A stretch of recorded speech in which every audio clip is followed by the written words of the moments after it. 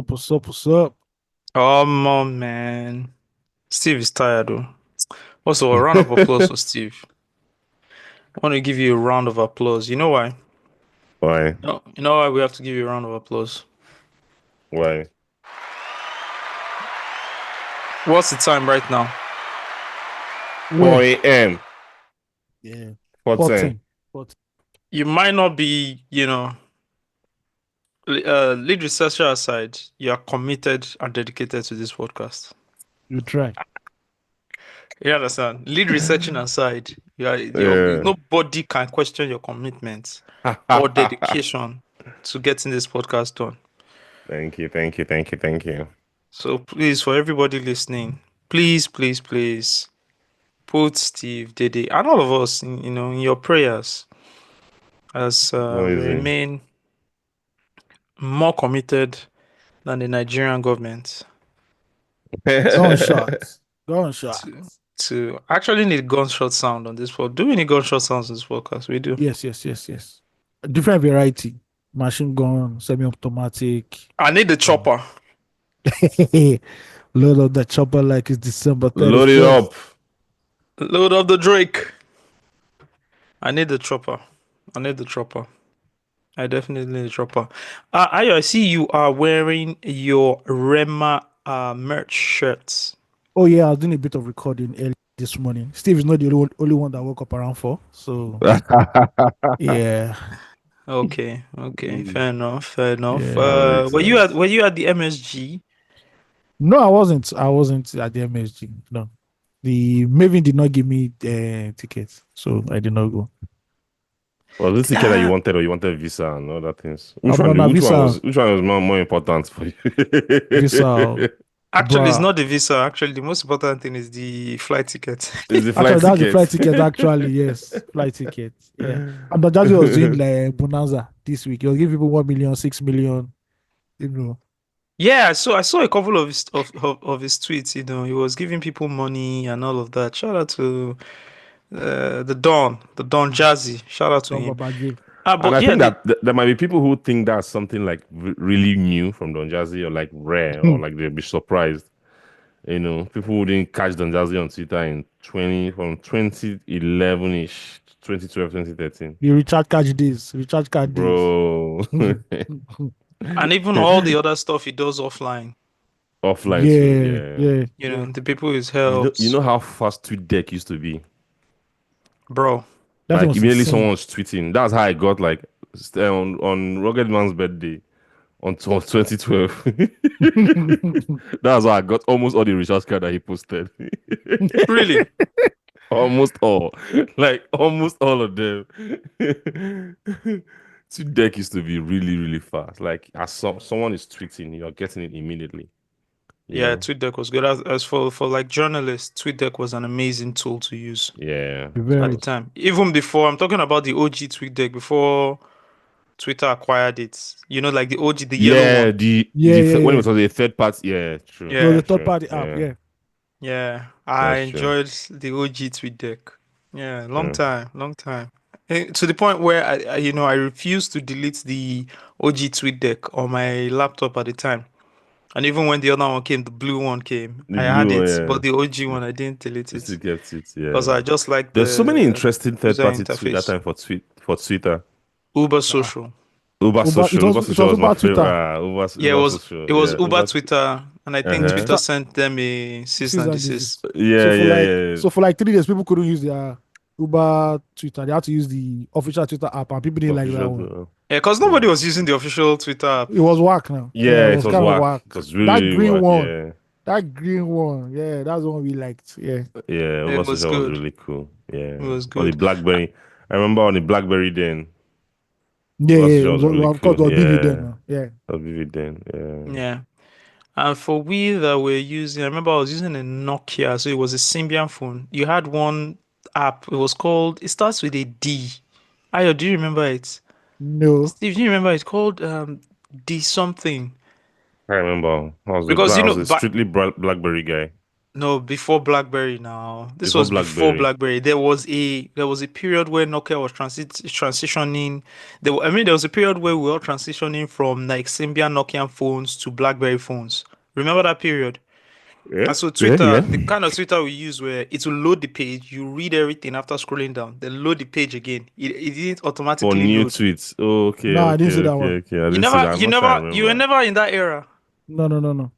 Ah man, we didn't have BlackBerry that time. Couldn't afford the BlackBerry. Then later on, I got a BlackBerry. Then I got the Uber Twitter, yada yada yada. Yeah, but that was so back to it was Rema's show yesterday, right? Yes, at the Was it MSG. Was yesterday it or yesterday? No, no, no. Friday? Friday, Friday. It was Friday. Yeah, MSG. Wow, that's huge, man. Yeah, That's 20K. huge. 20,000 people in New York came to see Mm-hmm. Rema. Yeah, Big, big man. big, big. These guys are global stars, man. Yeah, they are. You can't front on them anymore. They're actually big boys now. Yeah, it's happy to see. I'm happy to see it. I'm always happy to see stuff like that. Knowing where we're coming from, knowing how Nigerian music wasn't appreciated or even was respected. Even on the national level, I remember for a long time, right? People looked at other people as uncool if they were listening to only Nigerian music. Yeah, very, very uncool. And I know where this thing came from. Yeah, you will say, "Oh, Sagi, I started again," but it was the elite kids that made it look very uncool. Let's keep Yeah, it a buck. It's funny always enough, them now. funny enough, when I was in secondary school, the secondary school I went to, there are a lot of elite kids there, son of a senator, the Apapa. son of a general, a daughter of a general. And Yeah. when you want to play remedies during that free period, or that period after exams, but you've not Mm-hmm. closed, so you don't have Mm-hmm. anything to do for like 2 weeks. Now that period So was sweet past my brother. so we go bring deck. Person go bring deck come. So me, I go dub all the latest jams from Rapper. I'll bring the tapes. You know how to play after playing Nas and Genuine or Nas and Pop Daddy. You know how to play remedies or maintain. They'll be like, bro, no, no, no. There were only two groups that people allowed. That yes, these ones were ahead of that time. They're in Nigerian, and that was Tribesmen Tribesman. and Plantation Boys. Yes. Because the girls like Plantation Boys. If you wanted to dance with the babe would say, please play Plantation Boys. But after Tribesmen and Plantation Boys, who? What is a Rasky? What is a maintain? What is a remedies? I beg, I beg, I beg, I beg. Take that out. Take that To out. be Please. fair, I remember when I heard that, the Nigerian Broadcaster Commission or whatever it is that they go by. I remember when they wanted to make that rule of 80/20 or 70/30. Yeah, yeah, yeah. Nigerian content versus foreign content, and I knew that was going to apply to like Nigerian music. I was wondering, I'm like, who the hell is going to stay on radio listening to Nigerian music? Like that was the first thing that came to my Yeah, head. that's true. You Yeah, know, we and like didn't I have was enough really, songs. really, I won't say pissed, but I was like curious to see how that was going to work.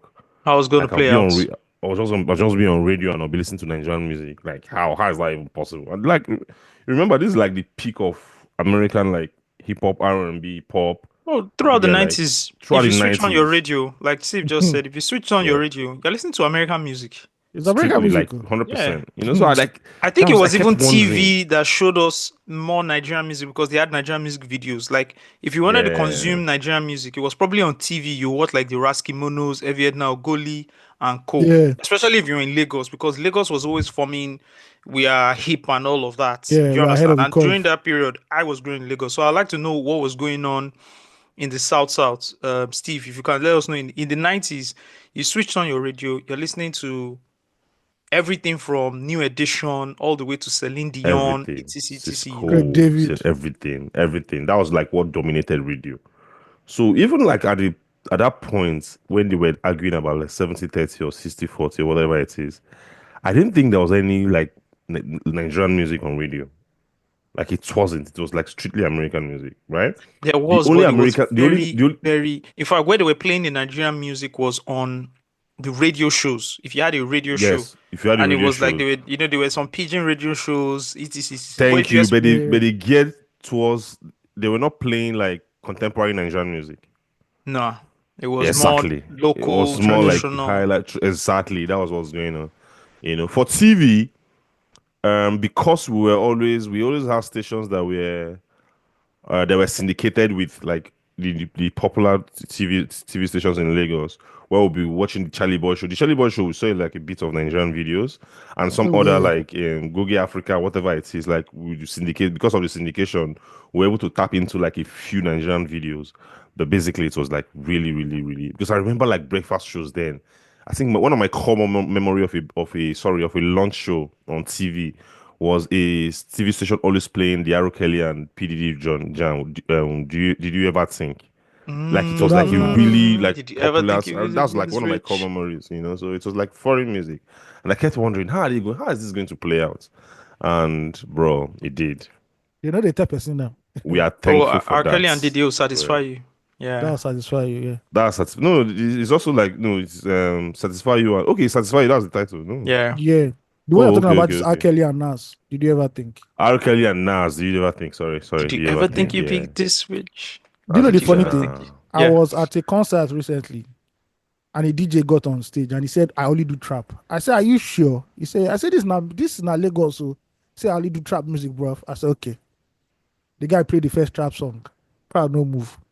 Play the second one, no move. Third one. By the fourth one, I said, bro, please just be going home. This is not why Really we're trap. here. Hmm. Bro, if you play 5 Yankee records at a go now in a show, crowd go they look and say, do you know where you are? Do Nothing you is know wrong where with you you. are? Oh, no. It's Yeah. crazy how we've evolved. Also, again, remember Yeah. Cool FM? Cool FM had a rep for not playing Nigerian music. Yeah. You They weren't go, hearing Nigerian music. you will see your CD in the dustbin before you leave. Before you leave the Yeah. premises, if It you don't was do the too dustbin. premium. Like you could go to any other as an upcoming artist that time. Well, we went along with artists to go and drop their stuff at I also worked at the label where I had to go and do the drop offs and all of that. Cool FM was Bro, it wasn't it even on your list. There was no was not point. your lead. Rhythm tried. Rhythm broke a few artists out, like Triswin and the rest. But you see, Bro, Cool FM, it's not only, I think HBK was the only artist they broke. yeah, it was And too after premium. it was It was too too premium. Who was the only artist? HBK HBK. is a folk singer Oh. back then. Oh, He was should I give you the concept of now that Ayo Please. has mentioned HBK, my God. Funny enough, I have his HBK. album. Oh. Guy, Steve, there was a guy called HBK. Anybody, this is the first social engineering in Nigerian music. Yeah. At least It's for the our first set that we know. Yes, Yeah. for our set. It's the first social engineering in Nigerian music. Everybody knew HBK, but had not heard his music. But if you're talking about music with your friend, oh, this person will try to say HBK, everybody just goes, man, HBK, that guy, oh my God. They placed him, HBK was before Asha. Yeah. You know the kind of like cult fame Asha has? HBK had it, but nobody had heard the music. Only a few people had heard the music, and I think it was playing mostly in Abuja, right? Yeah, I think it was an Abuja cat. Yeah, I think it was Yes. an Abuja guy. So it's like a tale, and it became almost like a folklore. Like, oh my God, HBK, oh that guy is too good. Oh more HBK, that's another level. More just leave him alone. But nobody had heard the music, and the music was not breaking. But everybody just kept going. HBK, oh more that guy. You know the funny thing they now told us? It Like, reminds me all of this- that Nigeria 0 India 99. Oh, but that exactly it, bro. This You know is the funny, wild. you now know the scam that they used to kill the whole thing. They now said, Yeah. HBK is too good for this country. He has to leave. Yes. Bro, my guy That's left. what I'm telling you. Till today, we never hear one. He came back. By the time he came back, scene don't change. Nobody will get that one. HBK. But I think his HBK. music is on Apple Music. He has Yeah, I heard he's gone to gospel now. He's doing gospel music. oh really? Yeah, Yeah. and he has some stuff on YouTube as well. But like this was the guy everybody thought was going to be the guy. Cool FM pushes the agenda hard. Like this, It in order was to show us crazy. that this is the level of music that we should be listening to in this country. And he's an But, I'm just checking his but to Instagram be now. He's fair, actually an elderly guy now. Yeah, you're right. He moved to gospel. I'm checking his IG Yeah. now. He's For real. old. He's grown older. Is Amazing. bro, this is like 20+ years now. He has to go on Yes. now. Yes. and to be you're fair right. too, like the quality at that time too is not something that you could be proud of. Bro, I ain't gonna lie, man. I heard some of those Yeah. old Afrobeat records. I'm like, bro, this mixing is wow. No, on the this production. mixing wasn't there, and all those things wasn't there. But you have to give credit because it was innovative. It was innovative, yeah. And you have Yeah. to accept innovation for what it is, knowing fully well that it's going to grow into something top quality. Better. Yeah. It's Yeah. like the Yeah. tech scene in Nigeria, right? When the tech scene first started in Nigeria, it was everywhere. The Mm-hmm. code bases were, you build into something and then those people become the front runners. Then other people learn from Now them, come and and then scale. Yeah. that's it. And today you have, amazing artists, but it was just built off the back of Bone this of these pioneer. guys. Yeah. Yeah, that started the business, So yeah, shout out to Rema again, Remy boy, Benny boys. We always flying the flag high. Wavy. And yeah, did he have any guest appearance? I saw a video of him. He put like caricatures of the big three, like I real haven't seen that life, video. Yeah, real but I life. heard yeah caricatures of the big three. Yeah, And he acknowledged them. I won't watch the video. But mm, according to what somebody Uh, told me, he acknowledged all the big three. Then he started himself there at number yeah. 2. Yeah. yeah, he I'm, has Fab I'm, guy. always, if you watch his interviews, he has always seen himself in that light, right? And but like most importantly, and something that you commend him for, he has never really tried to ruffle feathers with any of the like the traditional big three, right? even when he goes on his rants. Even when he goes on his run, he always acknowledges them, even in interviews. If you listen to his Breakfast Club interview, which is like very interesting, but at the same time, you could see like there's a hint of arrogance in yes, I'm him. Like he literally named an album him. Him. Yeah, Do him. you get? So that's something I really like about him, Him or and he is. And he's like I'm the one. he's like One he's or like I'm Okay, the something like that. one. he Like is. Yeah, I'm yeah, the he one. Yeah. is. Yeah. So yeah, I was like, when did it's this just guy drop him interesting. again? Is it me? Am I losing my? I'm sorry about that. Sorry If you don't about drop that. out, you don't know. You don't know. Yeah, but yeah, it's interesting to see. I'm happy for him though. Yeah, Yeah, some good happy stuff. for him. Some good stuff. Just since somebody who didn't try, like who didn't grow up in Lagos, it's always an interesting prospect for me. And Yeah. I've thought the same thing. Like when I saw Timaya broken, when I saw About Tim, MI, like Mudnai, like not growing up in Lagos and still having like a Mo actually still grew up being in an Lagos. influential pop culture figure is something that I'm always interested in. Shout out to Rema. Yeah, yeah, yeah. I think Timaya had like the hardest breaking from somebody outside of Lagos. And you know why you know why I'm very interested in that phenomenon, in like not being born in Lagos, and because there's this risk of us like being head up within the Lagos sound or within the Lagos influence The in bubble, terms yeah. of language, um, style, whatever it The is, for culture Culture. Afrobeat itself, to the culture itself, for Afrobeat to really stay fresh and innovative, we have to like vibrance. really, really always welcome sounds from and influences from outside. Yeah. That's what me and Osagi were here on this podcast, us talking about like Rema's album, because we understand the impact it's going to make.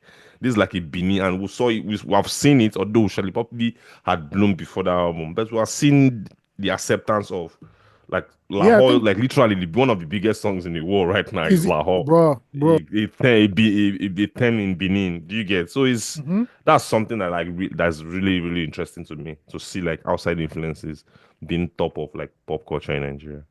Yeah, true. Mm. Facts. And if people don't know, right, for context, it was very difficult. It was difficult, extremely difficult to break as an artist in Lagos. Yep. Very, very, very, very. Trust me, I have tales, Yeah. nightmare stories of artists who came outside Lagos, tried to break in Lagos, and realized that this shit is spooky, dangerous, and almost, Hellish. Hellish. yeah, hellish. Yeah. And some went back, and some it broke them. It broke them. It broke their car. It broke their morale. I know an Yeah. artist that it broke so much that he never recovered from the hellish Hmm. behavior, The so to mental say. trauma. Yeah. Yeah, of trying to break as an artist in Lagos. And you know who it affects the most? There's a Oh, crop of artists, northern artists. yes. When they come to Lagos, they find the culture shock, the music True. industry, they find it True. jarring. Very, very Yeah. jarring. I I've think spoken to social a lot media of them. has kind of eased or at least shown them what Lagos looks like. And so they have their minds prepared when they, Yeah. come down to Lagos now. But before then, man, it was terrible. When you just had the soft cell magazines and And radio. the newspapers, Had yeah, no radio. idea how That is unprofessional true. Yeah. people in the Nigerian music industry based in Lagos behave. Unprofessional. I'm talking about people from radio to TV to The managers whole to whole execs. Very 360 unprofessional people. And people from North, everybody's up. I'm not saying everybody's upright, but there's a feeling you get from people who grew up is in J Town, KD. Very True. straight. yeah, Very straightforward, grounded. Yeah. Yes. grounded, polite. Like, oh, True. you're my guy, I'm your guy. True. They don't True. double talk. Like, this is what it Yeah. is, and this is what it is. Yes. It's funny you say that because I was reading your interview you did with LD in 2011, right? Osage did an interview with LD. Of on course, the it's net. always again here that Yeah, I was doing you for some Asagi that will research. do interview in 2011. Yeah. And the funny thing is that a lot of people think LD grew up in Lagos. He grew up in Kano. Is Yeah. it kind of KD? And he said, KD, Crocs. It's KD. It's KD. And he said when he wanted to study, and his father said you're not going abroad, he went to Unilag, and he found everything about Lagos so crazy. The fact that he went to Unilag, cultism. You go into the bedroom, you see Spyro Jara. The music culture at that time itself wasn't as the quality he expected wasn't the quality It itself. wasn't there. Yeah. And that what inspired him to like, fuck him, man. I got my guys here now. Maybe we'll do tribesmen and let's start popping off and everything. And that just shows you his own, like, LD now. LD is like your social guy, every guy. If LD could come to Lagos and say, oh, more, this It's town hard. is crazy. Yeah, it is. It's mad. And I've heard other stories from other rappers that like, on their first night in Lagos, they're like, bro, I don't think this town is for me at all. Some people left. People left. There's a Some rapper I people know. left. After he doesn't do more than 4 months or 5 months in Lagos. After that, he's like, bro, I'm going back to ABJ. I'm done. I'm done. It's not easy. I'm done. So I think It's about noisy. people like Timaya, who was, rough around the edges, and Rough. That's the nice way of saying it. Rough around the edges. I can That's a feel cool how, way of saying it. yeah, I can feel how It was from the swamps. people Of would the Niger try to. Delta. I mean, we heard the K Solo interview. We were in the K Solo interview when he was explaining how they started planning how they were going to rip him, not rip him, but like own him, and But those he were was his guys. outside. But those are And those were Southside people. guys, sir. Yeah, people he looked up to and all of that. So yeah, just shout out to Nigerian artists. A lot going on and all that. Talking about celebrating Nigerian artists. Are we going to talk about the edges of this podcast? Sorry. Just quickly, running Yeah, up down on the that line. issue, running up on that subject, and that's why like one of my most favorite line like in Nigerian, contemporary music is East Coast nigga. Now I'm banging in the West. Like that thing always rings in my head. That's not mine. No. That's not mine. that Fino is trying to explain to you how difficult this is. It's I've difficult. It's difficult, but I've done it. That line always rings in my head, especially when I see like an artist from another region trying to break into Lagos. Because I see a lot of Igbo rappers now trying to do that, from Enugu and stuff like that, and I see the moves, and I know how difficult it is, and I just wish them well. What's my your favorite line? Wait, I'll just say it verbatim the way he said it. It's from Timaya. I break into the Lagos market. I don't blow. All the way from Port Harcourt, I break into the Lagos market. I say, yeah. Talk that talk, my guy. It's not easy. It's not. It's not even the easy. Even the ones in Lagos, easy. There's a popular artist, I won't mention his name. He was blackballed because he signed to the wrong nigga. Even though he's Yoruba. Yeah. One of It's my mad. favorite Fino lines on that Ghost Mode record is same chick I used to tell you look like Genevieve. Now look me in the face asking me, you effing Genevieve? The real Genevieve. I love that line. It's not so hard, you niggas won't believe. I love I heard that this rumor. line. I heard this rumor that Genevieve sent out a warning that all these small boys that mentioned me in Nigerian. I know the Yeah, song. and Skills I know Skills the kept doing song. it. It was You know the Skills. song. It was this crazy song that had 3 artists that were about to blow up, and they just got the guy got the 3 artists on the song. What's the name of that song again? Emergency. Emergency, yeah. 3 of them were about to blow up at that time. Yeah. Somehow the song just came out very, very good. And Skills wanted to just drop his own Genevieve line, and things happened. Genevieve was not having it. Interesting. All right, man. Let's start the show. Are you guys ready to start the show? I think we don't start before. Okay, this one I thought speak. All right. We're good. Always. All right. All right. Mama ni tolu, skangali dedi. Mana baka se mani tolu. Oya mi tolu. Mama ni tolu, skangali dedi. Mana baka se mani tolu.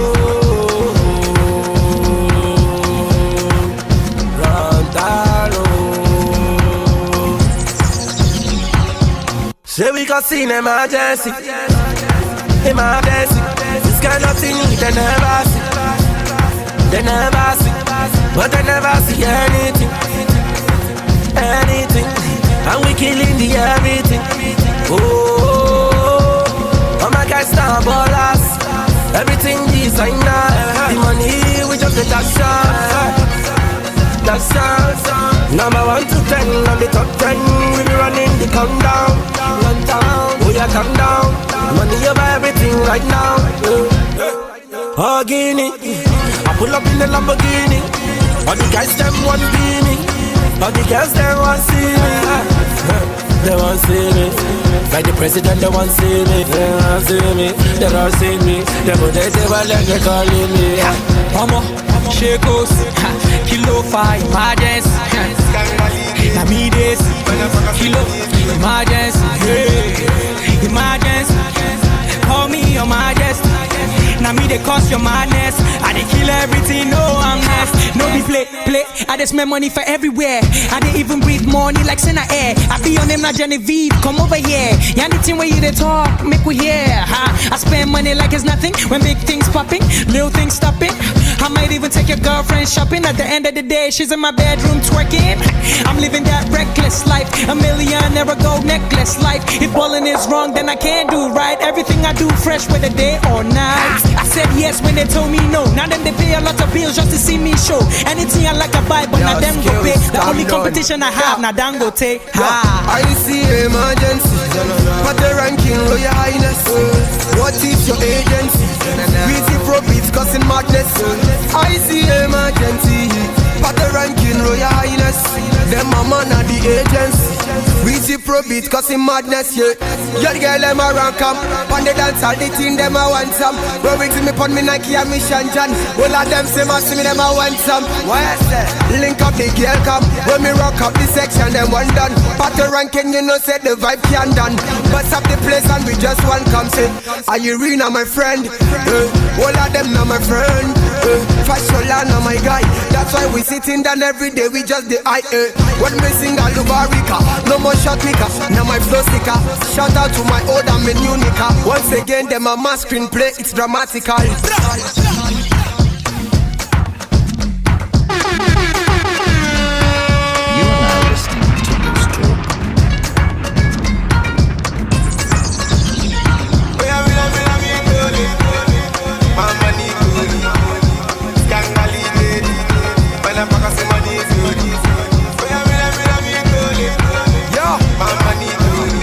Don't know this is another music production.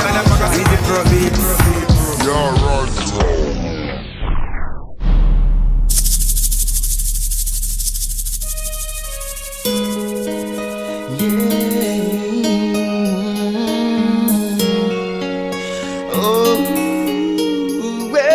You are now listening to Loose Talk.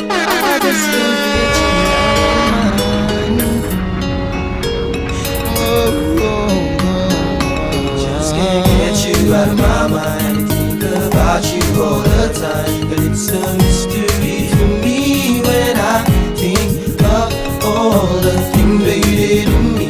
Baby, can't you see that you knock me off my feet, baby? Since the first time I met you, I knew that you had a place in my life, and that's true.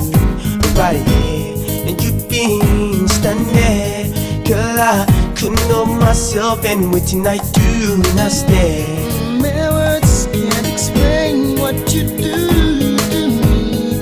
Oh no, I feel like say I fall deep inside an ocean, so deep, so blue and so pure.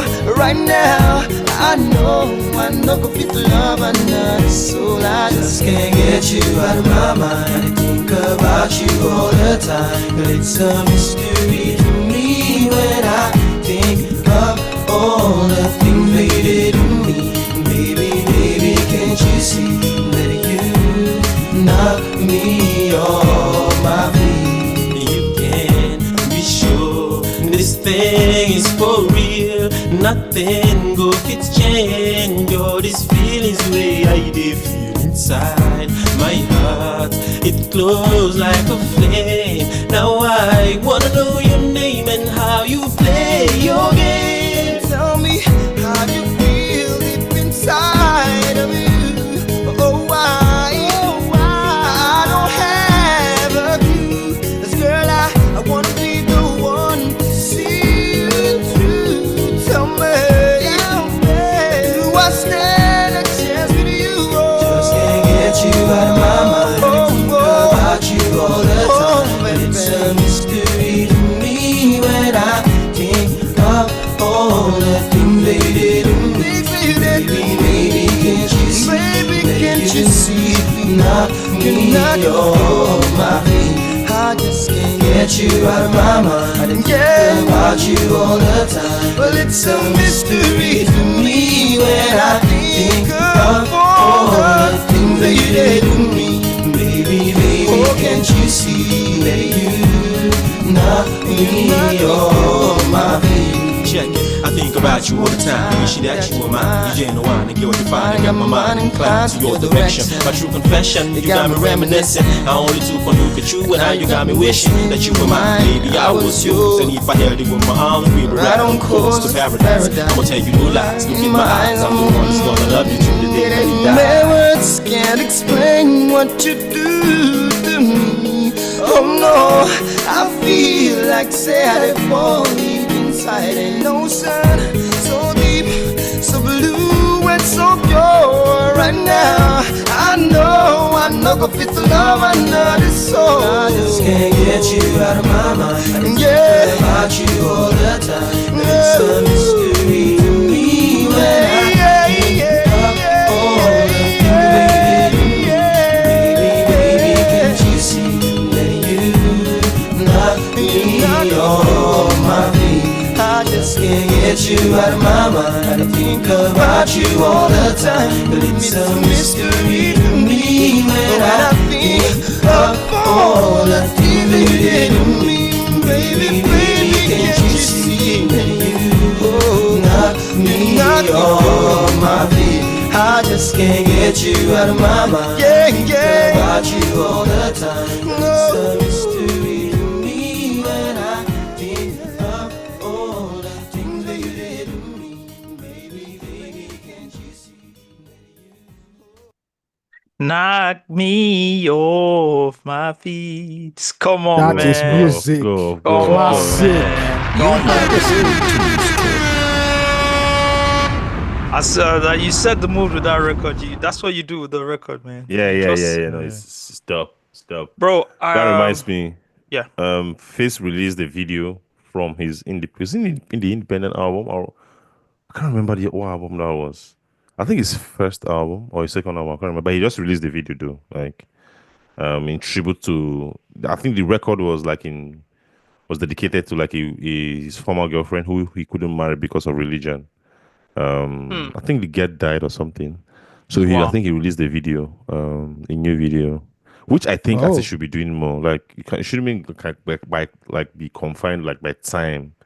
You know, if you feel that an old record that you've done needs a new video, I feel you should be able to just jump in and just deliver the video. It's 2025, like there are no rules, you know. So yeah, I just remembered. Yeah. All right, man. Shout out to Wheezy Pro for that record Emergency, where he collaborated with Runtown, Pato Rankin, and Scales. That record was number one record at the time it dropped. It was the heaviest record. Those Like boys were spazzing. it was the heaviest. All three verses were fire. I remember when that record dropped. It also dropped with a video. You know, that was early Runtown. That was Scales post EME, and that was Pato Rankin after he dropped. You know, the Alubarika record. So they were. What a record! Hungry. They were What a record. hungry. And I remember the performance at on the at the headies, right? I was at the headies that day. It was crazy performance. Weezy Pro came out in shorts, put on his Beats by Dre headphones on, and was on stage. Like that's how confident they were. It was a crazy performance as well. That record, the beats. Where's Weezy Pro? Where you at, man? Yeah, I won't hear Fantastic from him producer. in a while. Yeah. And then you guys heard "Knock Me Off" by the Plantation Boys. I think this is the first album people knew all the songs back to back, like the B sides, the A side Yeah. and B sides. It was You smoking so hot. like cousin. Remember that song? Your cousin. Everybody knew all the records of the singles and the non-singles. This was the first album in my era that everybody knew every song. Like you would you didn't even go to the function or the party. You're just hanging out at your guy's place. We played the tape. We never saw the CD of this album, by the way. It was only tape. It was tape. Yeah. I have the CD at home, but I bought it years after Later. as a collector's item. But nobody was playing the CD of this album. Everybody was playing the tape. The tape. Yeah, the tape. This is Locked. 1999, I believe. Yeah, Yes. 1999. That's Yeah, 99. so 1999, we didn't even have this to put in a disc, man. It was a tape. Oh, this is Tape, interesting. So would you say this is like our first official like Afrobeat classic? I was thinking about it. First Afrobeat classic, yeah, from the 99 era. From yeah. 99, of course. Yeah. Yeah. This is it. Damn, this is Yeah. interesting. What This a is way it. to usher out Every in- song slaps. into- Every song everything slaps. was. See, yeah. This album was a problem. Everything went. Two-Face is a problem. The name of the album, by the way, is Body and Soul.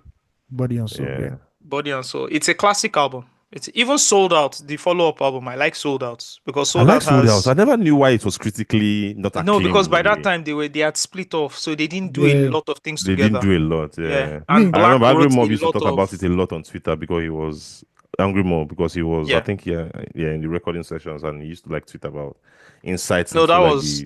I think that was Plan B. I Oh, think that I was Plan B. Yeah, when That's they came true. back together to do... Body and Soul. Which record is Body in and Body Soul and is Soul? I the- can't remember. The second Sold one, Out. Sold Out. Sold Out is the one that Yeah, came Sold out Out. shortly before Two-Face's solo. Yes. Sold Out Ah, is the bro, one I that don't- has... I don't have an idea of Can't Sold live Out. without Now your love. Yeah. For real?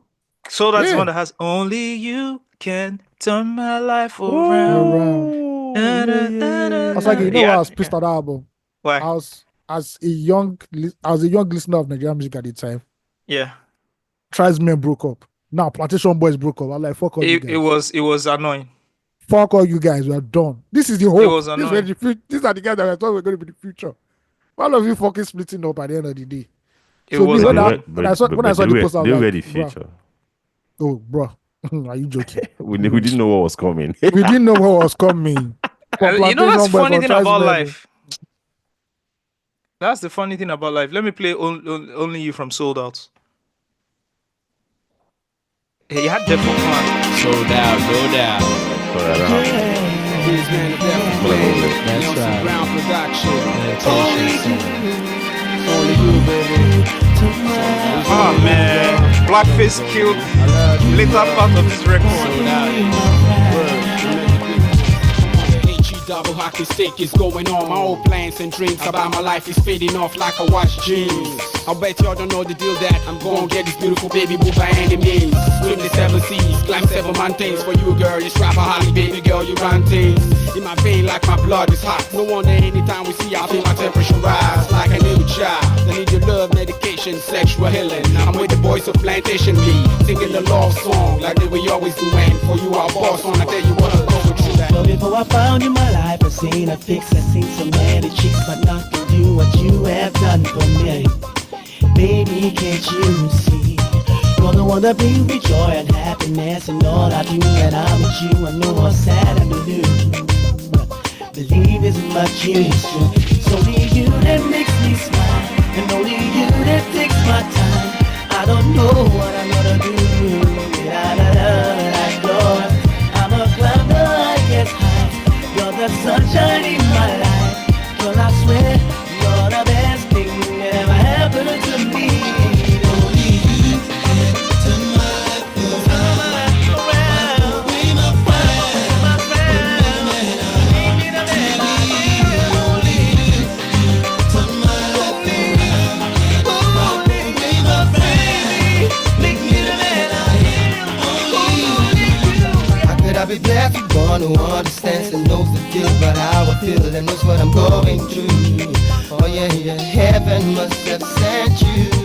Every time I solo look cries and fantasize, to my surprise look in your eyes and I see paradise. Me and you believe this much is true. I never feel this way before till this so quickly walk out through my door.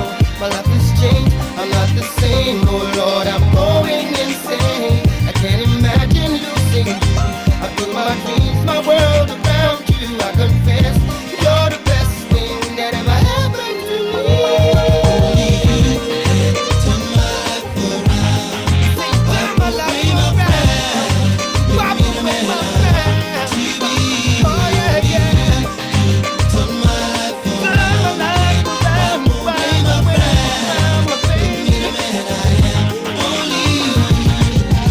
It's only you that makes me smile, and only you that takes my time, and only you that makes me feel the way I'm feeling it inside.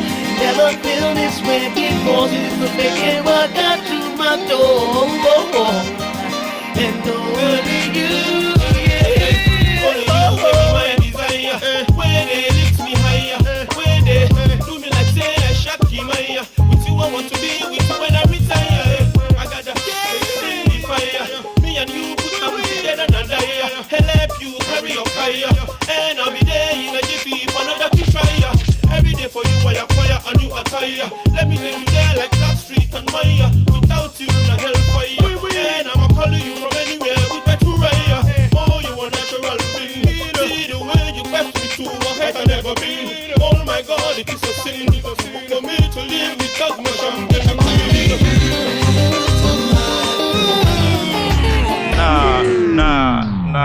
Nah, man, bro. Much respect to Blackface. Bro. This look at man. To be honest, not just the music, but like the messaging in the music. I think only a few people are writing in Afrobeats are writing in a way where you genuinely feel they mean what they say. Do you understand what I'm saying? Yeah, I agree. Like the game is the game. I'm not going to put blame on anybody. I'm just going to explain how like the game goes ahead and changes, right? But the introduction of like the Banj and like the Mohits, right? Era. Kind of quickened and fastened how the messaging. Let me say this. And that's what you're trying to say, but you don't. There was a moment. Yes, Yeah. there was a moment in Afrobeats where the messaging changed. Yeah. And from that moment on, it was never this anymore. It's the same way how R&B music changed in America, and the messaging was never the same anymore. Yeah. The tone changed. Yes. Yeah, I agree. I think when Mohits came, they made music more urgent. Very, very urgent, very, very fast. And they brought about this whole. So before the emergence of Don Jazzy, we listen to music and we enjoy, right? When Don Jazzy came, the instrumental now became an art piece on its own. You were consuming two things with Mohits: the song itself and the beat. You're like, oh, more Don Jazzy killed that beat. Oh. Did you hear that beat? Then you will not enjoy the music. And they now intensified the club culture. There was a club culture in Lagos already, but they now made it the centerpiece of their empire. And because they were so successful, the younger artists that were coming after them, Wiz, Davido, latch onto their philosophy and ran with it for a decade. And that's why we think, oh, Afrobeat is a little bit too dance oriented. No, if you actually go back to what Osage is saying, to what Plantation Boys, Two-Face, even P-Square, when they're doing their love ballads, everything was, there was no rush. Like, this is artistry. Let's deliver it the way it should be delivered. Moyes came out like, booty call. Have you heard the pace? Have you heard the tempo of booty call? It is so fast. Like, bro, come on. You know, I have a perfect example. What's that? We celebrated Dr. Sid's turning point recently, right? Yeah. Look at the love song like Something About You. Can you remember any lyrics from that song? Like, can you remember what he's saying? No, but you know it's a dope track though. Yeah. Do you understand what I'm saying? I think that's my criticism. I remember it being a criticism of Don Jazzy at a time that he was too fixated on like club hits. And it's You know, the melody. They became more fixated on the melody. Melody intensive. Like for the Dr. C record, I can remember him saying da da da da da da da da da da da da da. I can remember the melody, but I can't remember what he's saying. But a record like this record, we just listen to like Only You, right? Or One and Only. Baby girl, you're my one and only. And da. You remember that record now, Steve? It's Yeah, on the Sold Out album as well. We were talking about the lyrics of the song and we're still Yeah, enjoying it. But following the it. message was like the anchor point at that time. Same thing with even like early Two Face, right? Early P Square. The message was the anchor point, and then everything Yeah. from there. Temptation, true. This now I agree. temptation. I agree. you know. And I think that's why Wandeko stood out among them, because he was Yes, operating on a different level. He could play Absolutely. anywhere He you wanted had the to play. vocal ability. Yeah. Yeah. 100%, 100%. That's why Yeah. when they could do a record like Shenala used to go Didi, Yeah. and And it's that's a what and that's what Yeah. defined the band. I think the band was, I won't say affected, but like that's what like defined the band's career, because the band's like records like sounded like so in time, like so current and urgent, that Yeah. at the time you couldn't really say, oh, this guy is making like an evergreen record. Like he drops it, goes ahead of the future and drop again. Like that's how instant he coffee.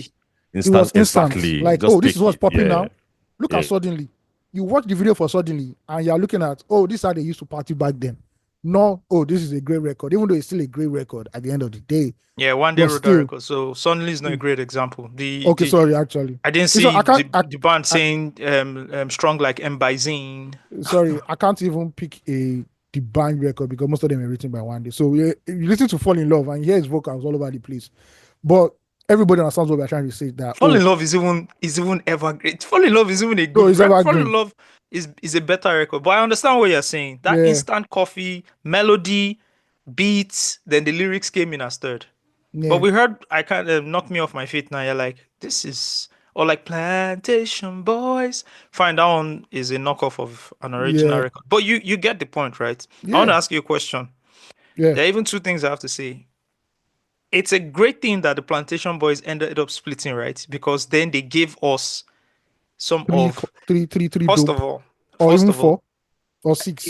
in terms of catalog, they gave us one of the best catalogs. If you put all their catalogs together, they No, gave their us some catalog- of the best. The catalog is stacked. You can't even you can't fuck with it. It's a problem. You can't Yeah. fuck with it. Like, bro, So we're there's a- glad they split up, right? Like we're Yes, not happy yeah. Tribesmen. Obviously. I'm not happy Tribesmen split it up because he gave me one freestyle album. He didn't give me any album from KB. Then he gave me underrated some really, lyricist. yeah. Then he gave me some really good LD albums. Yeah. But I feel like if Tribesmen were together and they went on to do you think that would have been a, not for career now, I'm being selfish, I'm just talking about like the music. Would it have been a better The quality stack of the of music? project. I think so. I want to I believe wonder so. how. Wait, Tribesmen released the project now, right? Yeah, the An group. EP. They have The- an album. The big picture. No, that's the group No. album from that Oh, track. Like, that's say- good. like Yeah, that's what I'm saying now. LAG's Yeah. finest. That's 3 tracks now. That's an bro. That's an No, EP. it's not 3 tracks, so it's like 8 tracks. They added more. LAG's The finest. first set that came out, the first version that came out was 3 tracks. 3 or 4. He had Asikolai. He had Plenty Nonsense. Nonsense. And He had no, Plenty Nonsense came after. He had Asikolai. Came out. Asikulaya Shake and Tribal Body. Max and Yeah. Tribal Max. Yeah. Oh, by the I way, think- it's the Asikolai. album is not anywhere online. It's almost there now. I hit up, L, like, what's up, man? And it's a long story, Sha, but hopefully they can. I'm actually going to hit up the person holding the project from being back online. And thank you. Yeah, because the person is my friend too. I'm going to hit him. Yo, Okay. free. Like, what up? Why is this project? Put this project back online. I'll Because go I download said that for you. every I will you download have it on it. YouTube. I'll download it on YouTube. Bro. No, I think YouTube just has a few. YouTube You doesn't only have have 3 everything. tracks. You only have 3 Yeah, I'm looking tracks. for everything. I have the track list. I need Bro. that album. LG's finest. Anyways, okay, so we're happy Plantation Boys split up, right? Because Plantation Boys gave us Face to Face, Grass to Grace, gave us Independence, gave us Ghetto Child. Oh, Ghetto Child. Oh, You see, that's that another alone that you classic. mentioned, if you don't know those albums, you don't know Afrobeats. I'm sorry. We can't start talking. You might know Two Face, but if you don't know those albums, Where- those first two albums, Where you did don't this know come Afrobeat. from? Where did I'm this not come letting from? you know. All these people that are always from like, yeah, I listen to Made in Lagos, Ashake's. No, don't tell me that one. Made If in you're Lagos not there, Afrobeats. if you're not there in Genesis chapter 1, verse 1, don't follow. We're not on the same level, my guy. But, Just dey but go. must you be there though? No, but you must respect. I'm not saying you have to be there. It's like but us I now. think to you be need to there now, go but back you must and Osage. listen. recognize. Must you go back Osage. and listen to those albums to become a But music critic in But you 2025? listen to Imatic. Obviously. When Imatic dropped, you didn't listen to it, but you went back to listen to Imatic. I listened to Ilmatic 10 years later, yes. You can see him. Because you know that at a level where you're talking rap, you hit a ceiling until you've listened to those albums and understand the quality. That's what we're I saying. know some people that went back to listen to those albums, but the problem that people have is they don't have the ear and the context to listen to it at the time it was released. Yeah, so they're using today's ear to listen to it. Yes, Which is wrong. Yes, you have to be a fan of the culture and understand what it was like at that Yeah. time for you to hear a record like we just heard Only You, right? It's not mixed properly. It's not. The vocals are everywhere, Yeah, clashing. Yeah. Yeah, but as a music lover in But if you listen to it 2025, within the context of the time that it came out, yes, Yeah. it's a great album. Yeah. You know. Are we sad that Pisco split up? I think No, they had because run they their were course. done. They were done, done, actually. yeah. They were They had done, run their actually. course, yeah. Yeah. They made sure they were done before the split, so it's They were fine. done, yeah. It's fine. And Thank you. And to prove that we were right, you can't point to anything they did after. I know they'll tell you After they who Reason broke with up. Me by. It's just a single, but That's a the African jam, Magic song. Anybody can write that. Anybody can write that song. You're right. Their catalog is stacked already before. They stacked already. They're What they do. solidified already. Yeah. Okay. I want to ask a question in terms of boy band. And I want to put a 3-member band because putting 2 people together, it's a boy band, but like three plus. Yeah, I want to go 3. 3 or more. Yeah. Style Plus versus Plantation Boys. You know, I've asked this question before. Is an Really? era. Yeah, I asked it on Twitter. A lot of for people real? say Star Plus. Yeah. And I understood that it was an era thing. Plantation Boys. Yeah. It's Plantation Boys. It's Plantation Boys. Now, It's not even a no. It's a well. You know what? It's a great conversation. You know what? I see a why people can fantastic pick Style. conversation. Yes, I feel why people can pick Style Plus because when we look in the context of Plantation Boys, we start looking at them individually. But if you look at Yes. Plantation Boys, I swear. it dropped 2 albums, right? Yeah. And the Yeah, 2 it's albums are if you look at it, the 2 albums are The Body and Soul and Sold Out. Although there was Sold Out. another album I Plan saw B. that what's his name? Dove Records, Nelson Brown put out. I think it's a collection of other songs, but officially, in fact, it's 3 albums. It's three They albums. dropped. Yeah, they have Plan B, the comeback album, right? That came back like 10 years later or something. So they have those 3 albums. Style Plus also have a stacked catalog. They have That yeah. Solid DPO. One of the best Yeah. EPs ever. that had Best the EP I've heard in EP. Nigeria. What's the name of the first single of the EP again? Not Olufumi or Runaway. Yeah, It's so one of those Olufumi. two. Thank you. No, Olufumi and Runaway. They were in the same thing. They were in the same EP. Bro, how do you come up with your debut with Olufumi and Runaway? How? It's crazy. It's crazy. So How? they have the Olufumi. Although that EP, when they dropped Expressions, they put everything in there. Yeah. Expressions has Why you go waste track? the Expression on CD has it, but the Expressions online doesn't have it. So I'm going to count it as 2 different projects. They have that Style Plus EP. I can't remember the name of the EP. Right? Thank God I found it. The name of the EP is Call My Name. Oh, So it had wow, I Call never My knew Name. that. Oh girl, would you call my my name? name. Oh more. They had Olufumi, they had Runaway, and they had Stay Alive. Stay Alive. That's the HIV one. Yeah. Yes. That's the HIV one. They Yeah. dropped a 4-pack and then they dropped the Olufumi remix that had the capo Yeah. rapping his ass off. And then they I dropped don't the know. instrumentals of everything. So they have that EP. They have Expressions. To me, Expressions is a top 5 R&B album. Nobody's touching it. Yeah. Expressions has Always on My Mind. Let me give you the intro of Always on My Mind. Oh. That's all I'm going to do. Jamix. That's all I'm going to do. It has Drives Me Crazy. Very Nigerian album. He has Don't Want to See You Again. He has Imagine That. He has Coming Home. He has Yabasira. He has Adiza. He has Okay, it's Mashi. it's type plus. It's type plus. Bro, it's Style Plus. It's type plus. Then we're going to now go to the other album that they have, the Back and Better album that has 4 years Yes, don't don't waka. waka. With the carry go. Oh, I'm sorry. It's Style Nobody Plus. I'm go sorry. solo. I think what kills Style Plus is that Tunde guy leaving. Yeah. And he was he was the best singer in that. I would say. No. He wasn't. I think if I'm going to wasn't. rank them, me personally, if I'm going to rank them, Shifi first, Zil second, Shifi. Tunde last. Shifi does a lot of work. Ah. Zil Yeah. was like the face. He would just come and do his own solo, KG Yeah. with high vocals, and disappear. Yeah. They were 3 fantastic writers, 3 fantastic singers. Guys, I'm sorry. I think I'm going with Style Plus on this one. I'm sorry. Osage, have you guys heard of the Millennium Tour? That Bow Wow. Yeah, the Bauer Omanion, did now. They do it every Three year. songs. Three songs. Yeah. If Nigeria was a sensible country, Plantation Boys and Star Plus Will will be be having Yeah. this annual thing, just R&B, and now invite Yeah. people like other R&B stars during that period too. Like Clench. Yeah. Yeah, all those guys.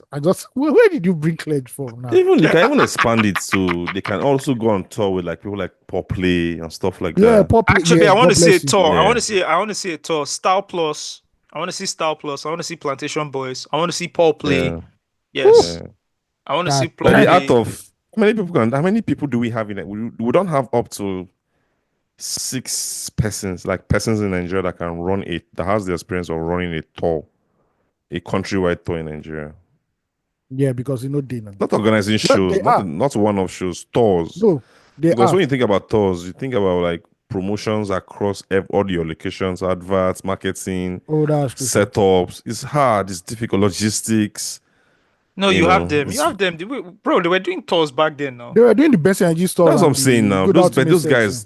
They No, were doing they it at that exist. time. The Are they still in experiential, the game? the experiential companies exist. Yes, now. They They exist now. Okay, Those well, guys still they see they. You go just shock you. They just do more political events these days. But then Yeah. Ah, man. You mentioned Paul Play. Can I please play Playground Anthem? Just a bit. Yeah. Come on now. Please. Thank sorry, you. before you do, people forget. Okay, there's a song that Poppy has called Happy Day. People forget about that record. You're That taking was- me back to Project One. That That's is his debut Light- album. That's the Project closest One. version of Lighthouse I've heard in my life. Ah, okay. Now I have to go and play Happy Day, but let me play this first. Yeah, you're killing me. I know.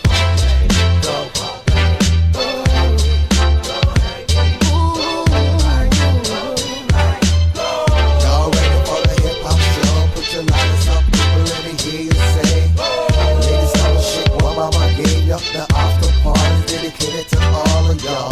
See the streets of the magazine, now baby, that's go do show. This is for real, yo. Playground, we got it locked down. From the east to the west, to the dirty south. Let them put your hands, know who we need to say, yo. Put the hands, not into what it is, cause they know we ain't taking no more prisoners, no more. Let's go, hey yo, welcome up to our show. Play your haters, lay low. Cause Playground, that's how we roll. Here we go, welcome up to our show. Play your haters, lay low. Cause Playground, that's how we roll. Come on, man. Happy Day. Hey, yo, Paul Play, where you going, man? It's my happy day, man. I'm out of play.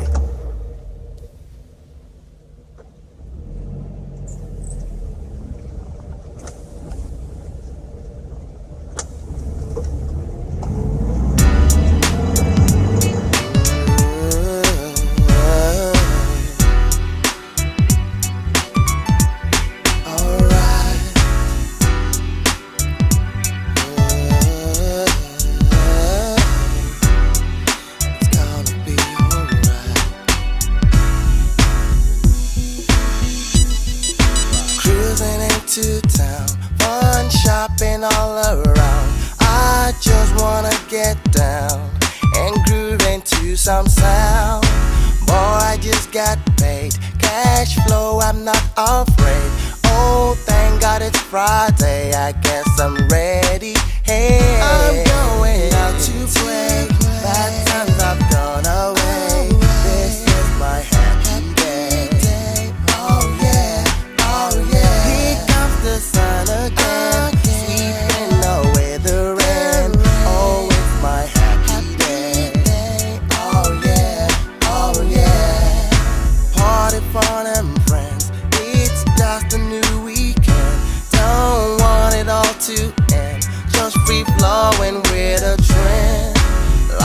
Ladies everywhere, I ain't going anywhere. Smiling faces here to share. I guess I'm ready. Hey, I'm going out to play. Bad times have gone away. This is my happy day. Oh yeah, oh yeah. Here comes the sun again, sweeping away the rain. Oh, it's my happy day. Oh yeah, oh yeah. I'm going Now, happy day, happy day. Thank God it's my happy day, happy day. Yo, happy day. I can feel it. Thank God it's my back to the roots now. Happy day, happy day. Thank God it's my happy day, happy day. One time. Bro, Can you hear Neola's vocals? crazy. Man, People that was don't do. 1999. That was my first. That's the first album I bought, by the way, guys. Oh, I bought the album too. Yeah, that's the You know first the funny thing? There's a song. tape. I don't have the Oh, CD. sorry. I have a CD of this It later, was but like tape, this but it's tape, tape, yeah, yeah. first one I bought with my money. Neola Shah. I call her a vampire. You know the Neola know the age. You see Neola Let me check her this ID time again. and Neola now. You did not know. No. But you know the funny thing about this album? There's a Yeah. song called Yes Oh. Yes Oh. Bro, Yes, why Oh. are you bringing this Calm down. album? Project One. Yeah. It's Let mad. me tell you, when they start ranking albums and people didn't even listen to Project. People No. of now, like people documenting now, even Don't like listen our to- generation, we don't call Project One because even for us, we're young. Project One is 1999. Nah, fresh off the books. Let me tell you how early Project One is. It's the 10th album Kenny's Music released. Just the 10th. Just the Bruh. 10th album Kenny's Music released. Project One. Project One had Millennium Dance. Don't forget Millennium Dance. I know Remember, the we're record going now. into like the Y2K era. Millennium Yeah. Dance. Let me just fuck you up a bit, Tayo. Millennium Dance.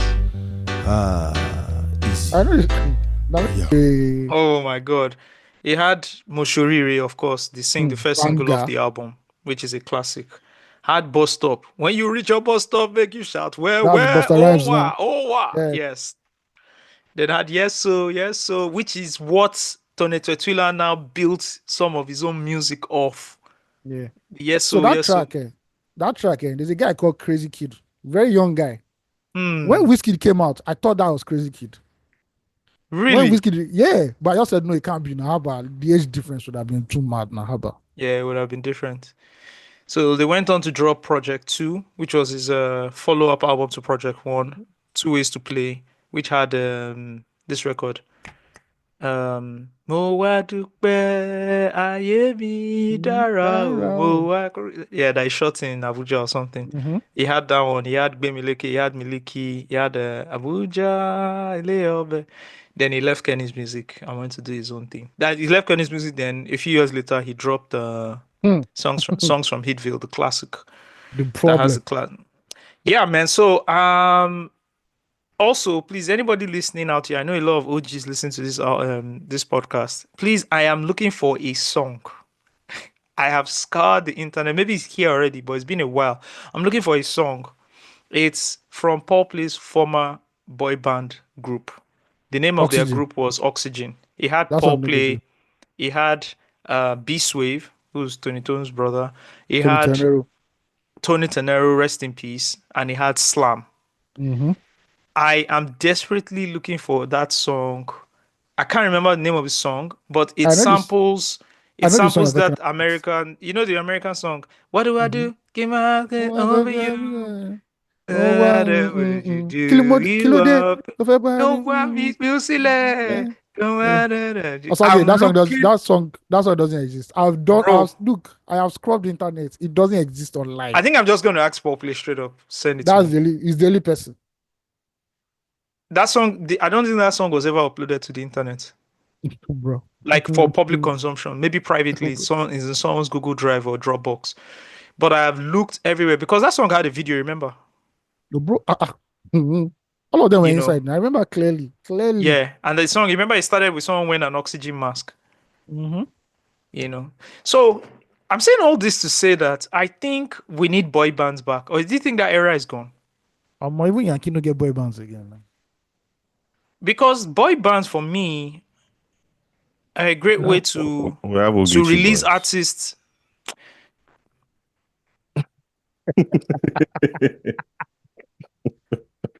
Steve just ruined everything. Let's just talk about No.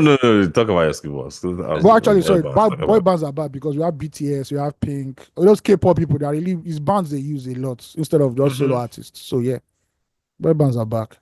Yeah, because I need boy. Do we need boy bands in Nigeria? In fact, this is a great time to have boy bands in Nigeria with the use of social media, with all the like fan law and fanning and all of that stuff. If you like Actually, Big Brother, you makes should like sense. boy bands. Yeah, actually makes sense. Actually, Do you understand? Give me a four man boy band, please. Girl maybe bands didn't that's even work in Nigeria. I don't know why. Desperate Chicks Day now. What do you mean? Okay, one album, boom. Which was not bad, right? Emetetu gave us one album, then gave us Ashionye. Yeah. Funny enough, yeah, the girls are showing. Yeah, that's true. Yeah, they were There's like the Kush. Destiny's Child of Kush was. existed. You see what I'm saying? Kush existed. Yeah, we need bands again, guys. We need bands because bands are also a very good place for artists to incubate themselves. Bro, that's the K-pop. That's the K-pop strategy. When you do like 5 or 6 albums, then you break off and start doing your own solo shit. So why don't we have more boy? Why aren't people signing bands again? Like put 2-3 people together, big, Is it that the songs are too short and then it's difficult for like all of them to deliver on the We're record? not thinking that way in Afrobeat. It's not just prevalent thought right now. Just get an artist signed, get a viral hit, and move on, collect your dollars. I mean, look at what they were able to do with the Migos. But bro, breaking bands are more expensive and hectic. Yes, now. Yeah, because that incubation where you go do before you even come out, the work But you have to is do. it really more expensive? It's not the same song. Okay, I'm not It's saying not the expensive. same. It's not the same stream farming. Stream farming you do. Please, we don't stream farm in Afrobeats. Do you understand? It's not the same PRU. I think it's just the hard work. I think nobody wants to just do it, or they've not thought in that direction. Yeah, because even for rappers, look at Ajaba hustlers exist. Yeah, nicely. Yeah. And you can say, okay, for KC Fresh were a 2-man band before one split off. Same thing with Aljabal Hustlers, right? Like, I want to see a 2-man, 3-man band again. What's going on? How many 2-man bands do we have now, apart from Aljabal Hustlers? Who do we have again?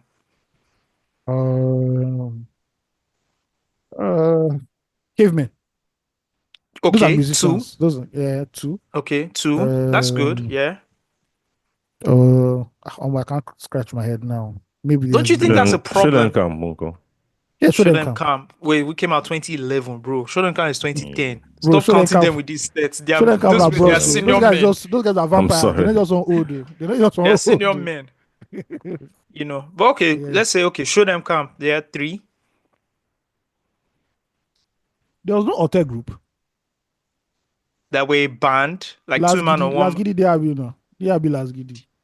Bro, do you know when those guys have been around? That's 2014. Those are brosses too, actually. They don't they don't grow old. That's their own problem. So I can't think of anybody again.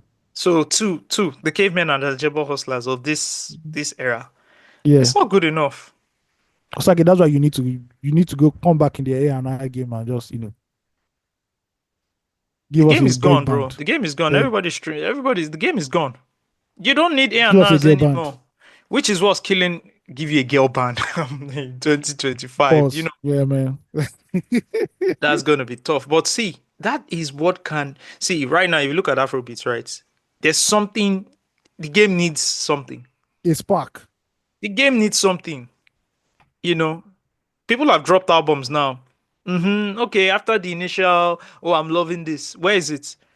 I was having a conversation with someone, and person told me that in the last 3 to 4 years, if we're being candid about it, after the initial hype about an album dropping, those albums are not exceptional. And even went ahead and mentioned as far as Victoni's album, to say, Victoni's album, we liked it when it dropped. I liked it when it dropped. But how many times have you gone back to bump those albums? Why is there a difference between how we were bumping, and I'm not even going to go back as far as what we're listening to, but like even the Shantizo album, right? The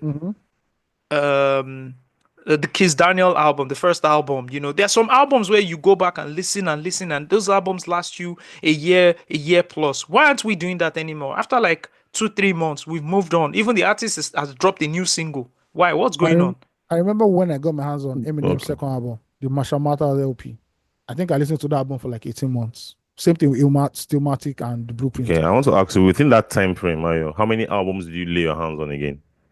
Yeah, so that's where I'm going to. Yeah. One, because the industry was more controlled then, they Mhm. weren't releasing as much albums. Two, how many things were fighting for your attention back then? I think that's the main TV, thing. radio. That's the Also, main do you know thing, it's so yeah. bad for me that I can't watch a film at a go without looking at my phone. If I'm And if you're on my laptop, and if you're watching it on the movie on your phone, it's worse. Forget you because pause. you Worse. stop, you pause. You go to Instagram, go to TikTok, you go to you fight. So, bro, by the I time you think do that's all the main that, thing. I don't think it's the yeah. availability of so much not. music. I don't think that's it. Because well, music it's is not. there. Yeah, music will always be there. But I think there's just Like too many things. I won't say availability of too much music. I'll say availability of media, because there's social media, Yes. there's Yeah, TV, that's there's it. phones, there's so Now, many things. if you're to- listening to I was thinking about it if you're yesterday. listening I'm to like, music, bro, right? If you're listening Yeah. to music now and you're on Twitter, to play a video, the music has to pause yes, for you to play the video. And To most of play the video. content were, and that's when I started realizing that most of the content on Twitter is just video content that we're watching. A lot of video content and even less tweets, or tweets that come with video content, because it That's pauses. Yeah, that's I'm why they listening designed it that when you watch a video, it just moves to the next one immediately. You don't even on Twitter, you don't know. And God help you, the algorithm that gives you a video you like. Before you know it, you're sucked in. So even on Instagram, they've started attaching audio to pictures. Oh yes. You people are in the bubble. You're not going anywhere, man. I think the music players have that. There's a very big problem that they have, and I think that's Music- what's slowing music consumption. Music industry is very slow to Yes. adapt to culture. And that is what brought us to streaming now. This streaming now. Mm. It was a stopgap for internet piracy. When people were already screaming that a music industry should go online immediately. They didn't listen. They were I still think very they're slow. very slow to adapt. You're right. They are very slow to adapt to technology. And it was Steve Jobs now that helped Steve them. Jobs he told all of them, fuck off, guys are coming to iTunes. And he was personally meeting, so some musicians were Record resisting. labels. He went to go and personally preach to the Beatles. The Beatles before did not believe in online this thing.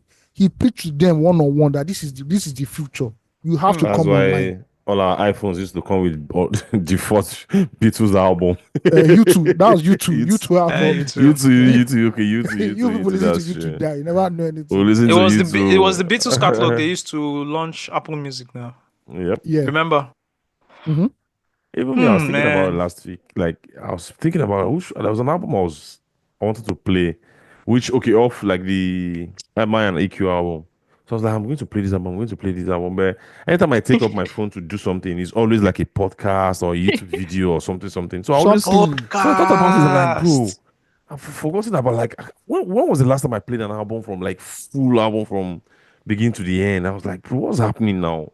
Do you get Bro. it? There's just too much to consume. Like, there's too much to consume. too much. just- Like me now, because I'm Yeah. very big listener of podcasts. I listen to more podcasts than I do music. that because music. Can you imagine? Imagine once that I'm 10 once years I'm you're ago. on the road, you put it on your headphone, you're going from train to tram to stop or whatever, right? Yeah. I'm listening to a podcast, and my podcast Yeah. come out every day. I have a sports podcast that comes out every day that reviews the matches the day before. I have to listen to it. Then I have my regular podcast that now come out, and I'm like, man, I haven't caught up on this one. New episode is out. Let me finish this one. So I don't even have time to listen to music. Yeah, I'm listening to it properly. You understand? Then when I even want to listen to music, I want to listen to the music that I'm used to already. Yeah. Thank you. Exactly. That's So the another time for problem me I to have. listen to new music, the new music has to arrest my attention so well That's why they will that spend I'm like, billions on okay, marketing. let me put this in my rotation. And that's why you see me when I come here, I'll talk about Tyler's album, because Yeah. the album is a new Entered. album. You enter your Yeah. space. Yeah. Sabrina Carpenter's album too. He entered my space and helped me like, no, you. And that's why I think for me, right, as an artist early on, if you are trying to break in, just start putting out projects. Stop saving anything to say, let me give you one or two things. Just put out projects, 7 track, 8 tracks, because I think that's what can really arrest people's attention. You know what makes it worse? Mm-hmm. I heard that Netflix sent a memo to people who are going to write series for them and stuff that the way they should write their scripts, they should write their scripts in the way that if the viewer is not watching the series but is listening, maybe he's typing something in his phone, the viewer can know what's happening immediately. He can understand what is going on without looking at your screen. That is crazy. So imagine now. So that's where they are designing movies now. So now I don't even have to watch the movie. I know that it's playing in my ear. I already know what's happening. Oh, this is the next thing that's happening. And I'm on Twitter tweeting. That is crazy. So your brain will split. So now when I'm watching a film, my phone has to be far away. I want to watch this episode from beginning to the end. No pausing, no watching anything. That's what I do to football matches at times. That's where you see the game is going on. You won't see me talk for a while until like maybe the 80th minute where I say, okay, let me pick up. Because I want to start watching the matches with proper context. You pick up your phone, you're checking tweets, the game is going on, then the commentator gets excited, then you quickly go to the screen and look. Yeah, no, that's not football. That's not football anymore. And that's what's going on a lot. So you say, oh, I watched the game, but did you really watch the game, or were you on social media half of the time? You are watching Pella, or you're watching this guy's stream. It's true. The phone thing is now like my own is getting so bad now that I have to make conscious effort to just like drop my phone like maybe in another room or somewhere else, so that I don't have to pick it up. That's things I do right now. Maybe if I want to focus on work, and I've been struggling with it because I'm telling myself that this phone does not have to be far from me to focus. Like I should be able to say I'm not touching my phone. Like I used to be very, very, when you it's addiction. When you just refuse help. Yeah, you say I can do it by myself. Now the phone can be here. I'll say I won't pick it. Talk I will still pick calm. See, you know what me? It's reflex. It's reflex. Yeah, you know, of course. It's reflex. But do you know when? Do you know when you realize the phone is not reflex? Delete the app from your phone. That's what I do at times. I just delete Twitter from my phone, so I don't have access to Twitter. Once I don't have access to Twitter, and Instagram is not my fake thing. Instagram is not my fix. Like I've gotten over, I think they messed up the UX of Instagram so much that the only time I open Instagram is once a day. Let me just see what is happening. You remember when you used to go to like a forum once a day and see what happened today? And also, to be honest, the curation I have on my Instagram is so unique that it's boring. It's a lot of Dutch stuff, no context Dutch and Dutch stuff, and maybe I don't have any, like, how you have like all these accounts on Twitter that feed you, like the One Jobless Boys and Co that feed you like Nigerian pop culture content back to back. I don't follow any of them on my Instagram, and my Instagram doesn't show me a lot of accounts that I don't follow. You've curated your algorithm very well. You've trained your so it's boring. Well.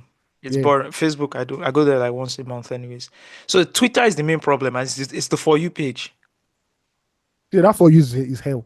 It's the For You page. So at times, if I know that I have to lock in on something, I just delete the app and say, okay, this week, I don't have anything to check out and I'm good. Or I know the periods I can be on Twitter is when I'm not doing anything. And I think, okay, let me hang here and see what is going on. Even when you go to the movies, right? You still you just carry your phone and be opening your. Why? It's very hard. It's very hard. I get it. I swear the phone thing. I have the phone thing no more. Delete the app, Steve. Just delete the app. Delete the app. Yeah, see, when you delete the app, put the phone beside you. All the apps, delete all of them that give you problem. Put the phone beside you. You won't pick the phone. At times, when we are arguing in the group and the group is on fire, I put it on mute 8 hours. Oh, me, I do that a lot. Then once I'm done with what I'm doing, I will then unmute it again. Like I said, we went in and everybody's going and something, but I know I want to join the conversation because but you want to do something else. You notice I always react late. Like everybody, I'll not be adding my own because he's on mute. I can't keep myself. There are too many things dragging from my attention. He's insane, Shao. He's insane. Look at me and Steve yesterday going in on the sports group. Then somebody was reading yesterday. Person will be distracted now. We'll be annoyed now. Like, why is waiting to worry this one? It's true, Shao. The phone, and again, some people put their phone on like they put the sound on. You be hearing ting or My own phone, I don't even know I've done it. The vibrate does not even vibrate well anymore. Nothing. Which is good for me. Which iPhone do you have? XX Max. They are phasing out your phone. That's why. Are you Shaggy serious? is still using that SS mask. So Bro, you change them this there's a year. time You change my it this iPhone year. 6, the No, volume just you know. dropped. Uh, Yeah, that's what iPhone don't, and it's been proven that when Apple wants to release a new phone, the old models will just start malfunctioning for some I'm reason. telling you, this my phone, right? I don't even feel it vibrate anymore. I just see that the messages are dead, and I just start checking. You know, if you see them again, they're telling But you to I up. like this phone. You know why I like this XX Max, guys? Look at how thin it is.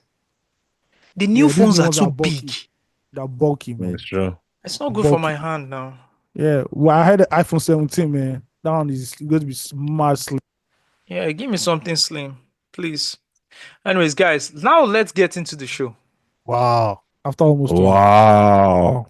Yeah, let's get into the show. Wow. There's so much to talk about. I It have feels so like many bookmarks as well. it feels like a Pentecostal service. Yeah, Now I have I'm some- about to preach. Bro, a pastor will preach for like 2 hours. And I said, today I The have 3 message is points. what? This I is like, divided into bro. 3 points. I'm like, what? I'm walking out. I'm walking out of the church. I can't do I say, it. Papa, I can't do this. Sorry. I can't do it. I want to read out Ruga's tweet. We're talking about boy bands and stuff, right? And I think, what Ruga and Benson did recently wasn't celebrated enough. Although people celebrated, but I don't think it was celebrated enough. He tweeted Yeah. on April 18, he said, 1 year ago, me and Benson dropped R&B. An amazing project, deserved most of the nominations, if not all, but it's fine. The snub didn't stop us from making the bag we made off that project and around the world and still making. God is the greatest. Nikuri. That's so passive aggressive. Yeah, I would like to see more stuff like this. I'd like to Okay. see more artists collaborate, do something together. So I just want to give a shout out to Blown Boy Rue and Benson for giving us R&B. Yeah, speaking about artists, nominations, and all of that, can we talk about the headies? We can't. Okay, so Are we disclaimer. starting with the headies? I just Off want the to say bat. disclaimer, just because we're in the whole music space. Like, let's get Oh, out of the yeah, way. yeah. Disclaimer: we can't talk about the headies guy. Ayo is a member of the academy. I used to be a member of the core academy. Was Yeah. Oh, yeah, was now. Yeah, was though. Thank you. I was a member of the core academy for like 5 years or so. Yeah. So it's hard to talk about Yeah. stuff because we are related to these people, so to Yeah, say. man. You know, That's where I started whereas- working. That's my first like proper job after NYC, guys. So happy. But hip hop world. Yeah, hip hop boss. So Yeah. bro. So Uncle We're tied Ayo is for like, life. is a big egg to us. So I watched the headies. I just want to give a shout out to everybody. I think my best performance was Magneto's. Shout out to everybody. Yeah, Magneto's cartel performance was my performance of the night. Actually, if you're in the hall, Magneto killed it. Magneto Yeah. killed it for everybody. People stood up. That I was like, After bro. matter, now who Yeah. Magneto is now the Magneto cartel. killed it. I think Yeah. that's like best performance that night anyway. Yeah, I want to give a shout out to Magneto, and yeah, that's basically it from me. Guys, what you saw is what you saw. You already know what happened already. There's no rehashing. I was on the phone with someone that all of us here on this podcast love, and she said something. Funny enough, what she said, we now went into a whole discussion about Nigeria, and now she was trying to tell me that there's hope for Nigeria, and I was trying to tell her there's no hope for Nigeria. I ended up sending her one of Max Solon's books to start reading as a debates. preface to our next conversation. Anyway, that's another thing. But there was something she said, and it made me understand why we keep making excuses for incompetence and stuff, right? Just generally. So we're talking about the headies, and she was like, she was there, Oh, she was? Huh? Yeah. I knows what I'm talking about. And Oh, okay. I said I watched it on YouTube, and I mentioned a couple of things that personally I didn't like. Just gave my opinion, and she was like, "I noticed you didn't talk about like, how great the stage was and the lighting was and all of that." And I said, "You're doing something fundamentally wrong, right? You are naming basic stuff that should be there. We don't need to praise these things." Do you understand? Like, we need to look at the flaws and fix the flaws and stop looking at the basics and saying, oh, they got the basics right. And that kind of just spun into a larger conversation about like Nigeria, right? Where we would say things like, oh man, Lagos, ugh, what a center of excellence.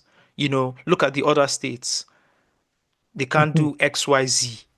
And then look at what Lagos is doing. There's a guy called Femi underscore of mainland, right? I don't know if you guys see his tweets on Twitter. Nah, You haven't seen his tweets? no, bro. My Twitter is blessed, bro. I Oh man, don't. I like your Twitter. I think I need to take your own curation. The guy put up something. He said, I've been to about 30 states in Nigeria, and Lagos was the last state I visited. It was a significant shift from what I saw in the other states. If you grew up in Lagos, it is easy to be dismissive of the work Tinubu, Fashola, Ambode, and Sanwo-Olu have done. Please take a road trip to Abuja from Lagos using the Jeba Mina route and ponder on the things you see. I have never thought the leadership in Lagos was perfect, but boy, they are heads and shoulders ahead of any state in this regard. And shout out to Adedayo on Twitter, friend of the show as well. He quoted the tweet and said, I don't know how it makes sense to compare Lagos to other states in Nigeria. It is as stupid as comparing Abuja to other states in Nigeria. Which kind of makes sense, right? No, they Yeah. know these things. It's just dishonesty. They know. Yeah, they know. That's my point. It's not as if they The don't thing know. is, you see this Lagos issue, I'm tired of rehashing it over and over again. And it's because people don't know their history, right? People think Lagos is just like every other 36 state. Like, have you studied the history of Lagos and why it is the way it is? Hmm. Do you think, oh, this thing just miraculously happened? That one day we just saw Tamil Bridge and we saw this and that, we saw that. Once again, Nigerians go into your history. I don't want to be like a broken record at the end of the day. But study your history and understand things. And this so-called development you have in Lagos, bro, I don't know how you people can see all this development, then go into some streets and you see gutter spilling, the environmental pollution in Lagos, bro, is this high at the end of the day. The Bro, so-called development, you are just sweeping under the rug. Lekki is a ghetto. Bro, there's no urban and town planning in Lagos. Apart from the colonial places, the colonial places that were done during the colonial period. Every other place done post 1960 is trash. It's trash. I can tell you that for real. You have a capital in Lagos that does not have street lights. Ikeja on that bridge. Bro, you dare not It's go dark. to that place at night. Farm. And you're telling me Lagos is the center. What are we excelling in, please? Is it nightclubs that give you poisonous drinks? Bro, tell me why. Bro. Overpriced. They're even charging you more to kill yourself. Cyprian Equence's book, it's one? like People of the City. This is a 1954 book that was talking about like how like the urbanization of Lagos, how it's different from like it's. So was there Tinubu and Sanwo-Olu and Fashola in 1954? Like what was the good work that they did in 1954 that made it happen? You people don't understand like the historical context of our advantage. They don't. They don't. You people are just like people. Like it's just the It's Why does he always start from 1999? By the way, I don't understand. Bro, why does Afrobeat start from 2011? Now the one with your brain. Now where your brain starts from now. Now where your brain starts from now. Okay, I agree. I think a lot of Tinubu is very big on media, and I think he did a lot of like documentation in the media from that 99 era. He did a lot of PR for himself. He's a PR guy. You all know that one. He's a PR guy. I also noticed that like a generation before, they don't talk about what happened before. It's almost like they sweep everything under the rug and just keep it moving. You mean like the older generation? Yeah. I think it's like, you know how people came back from Second World War and never spoke about, and Vietnam and never spoke about it? They just stare into the dark, to the abyss. Yeah.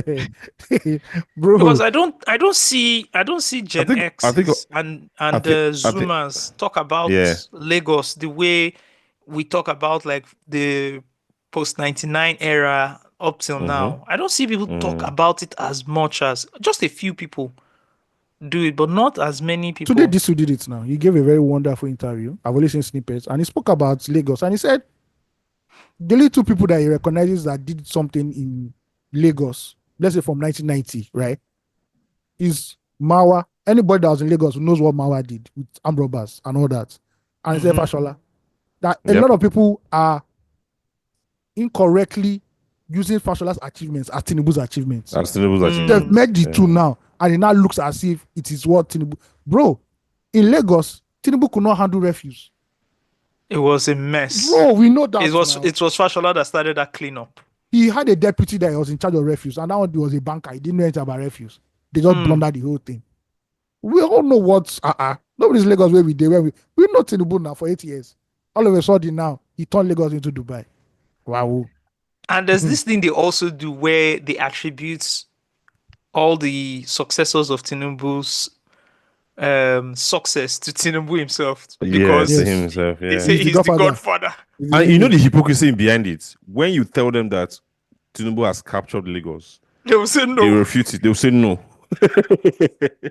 Bro, when you are tight on ideology, your brain doesn't function again. You just move up and down. God. The contradiction is just like the Tinubu construct any mass housing estate. That was Jakonde. Jakonde was the last governor that created a mass housing that still exists today. So what are we talking about? These guys are just doing fluffy projects that doesn't affect the common man in Lagos. So I beg. Even their train, forget. How many people they take the train? I'm not saying it's not a good initiative, because if it passes my own route, no more Uber. Now they are going to use go Carrigo Island. But I'm saying it's not as widespread or ingrained into the transportation network in the city. Ecosystem, yeah. And they're working on the waterways anyways. I know that one, yes. They bought bigger boats and all that stuff. And there's a new metro line they're about to construct, the third metro line in Lagos. I think that's a green line or something. That's good. That's good news. Are they ever going to do that Fort Mainland Bridge, the one from Ikorodu all the way to the island? I think the last year they said they were about to demolish. At least they'll use it to campaign for the next election. So they can't rush these things. Wait till you go use campaign for the next election. If you rush do everything in the first 4 years. But they've started already now. They started 2027 campaign already now. Yes. What I know is that they are about to give notices to the estate that they will have to demolish for Fort Mainland Bridge. There's one estate like this. Yeah. They're about to clear that place. But I don't know when. I just feel bad for those people.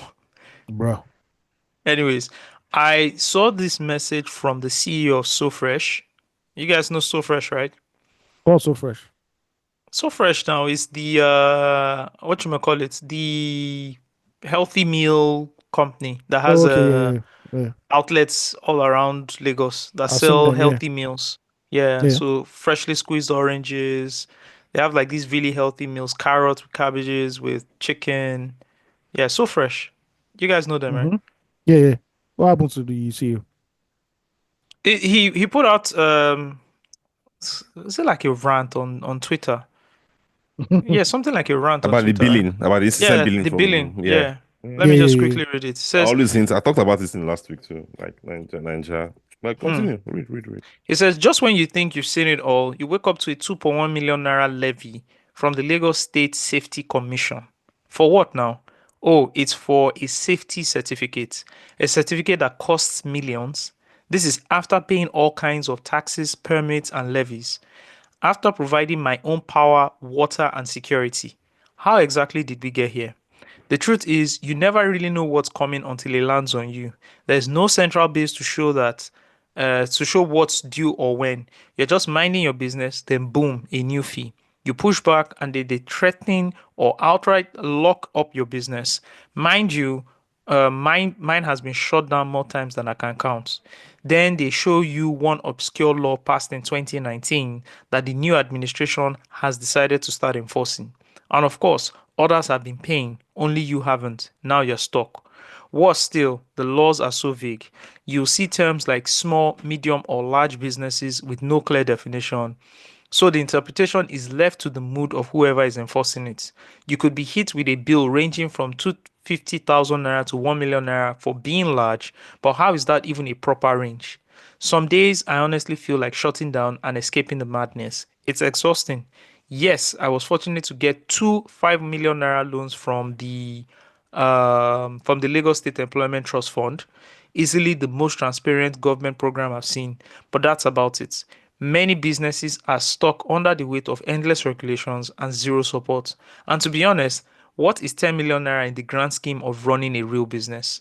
It's a toxic, parasitic relationship between government and business, and it's holding us all back, especially for visible, structured businesses. The billing never ends. Taxed, levied, fined, and bled dry. And what's worse, the playing field is not even, right? It's not even. I once told someone how much I pay the Lagos State Signage and Advertisement Agency for signage. He laughed, made fun of me, saying because he knew someone inside, he paid less than a tenth of what I was paying, and that he could help me do the same. Some don't pay at all because they are invisible to or have connections. Some pay far less for the same reason. Then there are people like us who pay the full price and carry the load just because we want to do things right.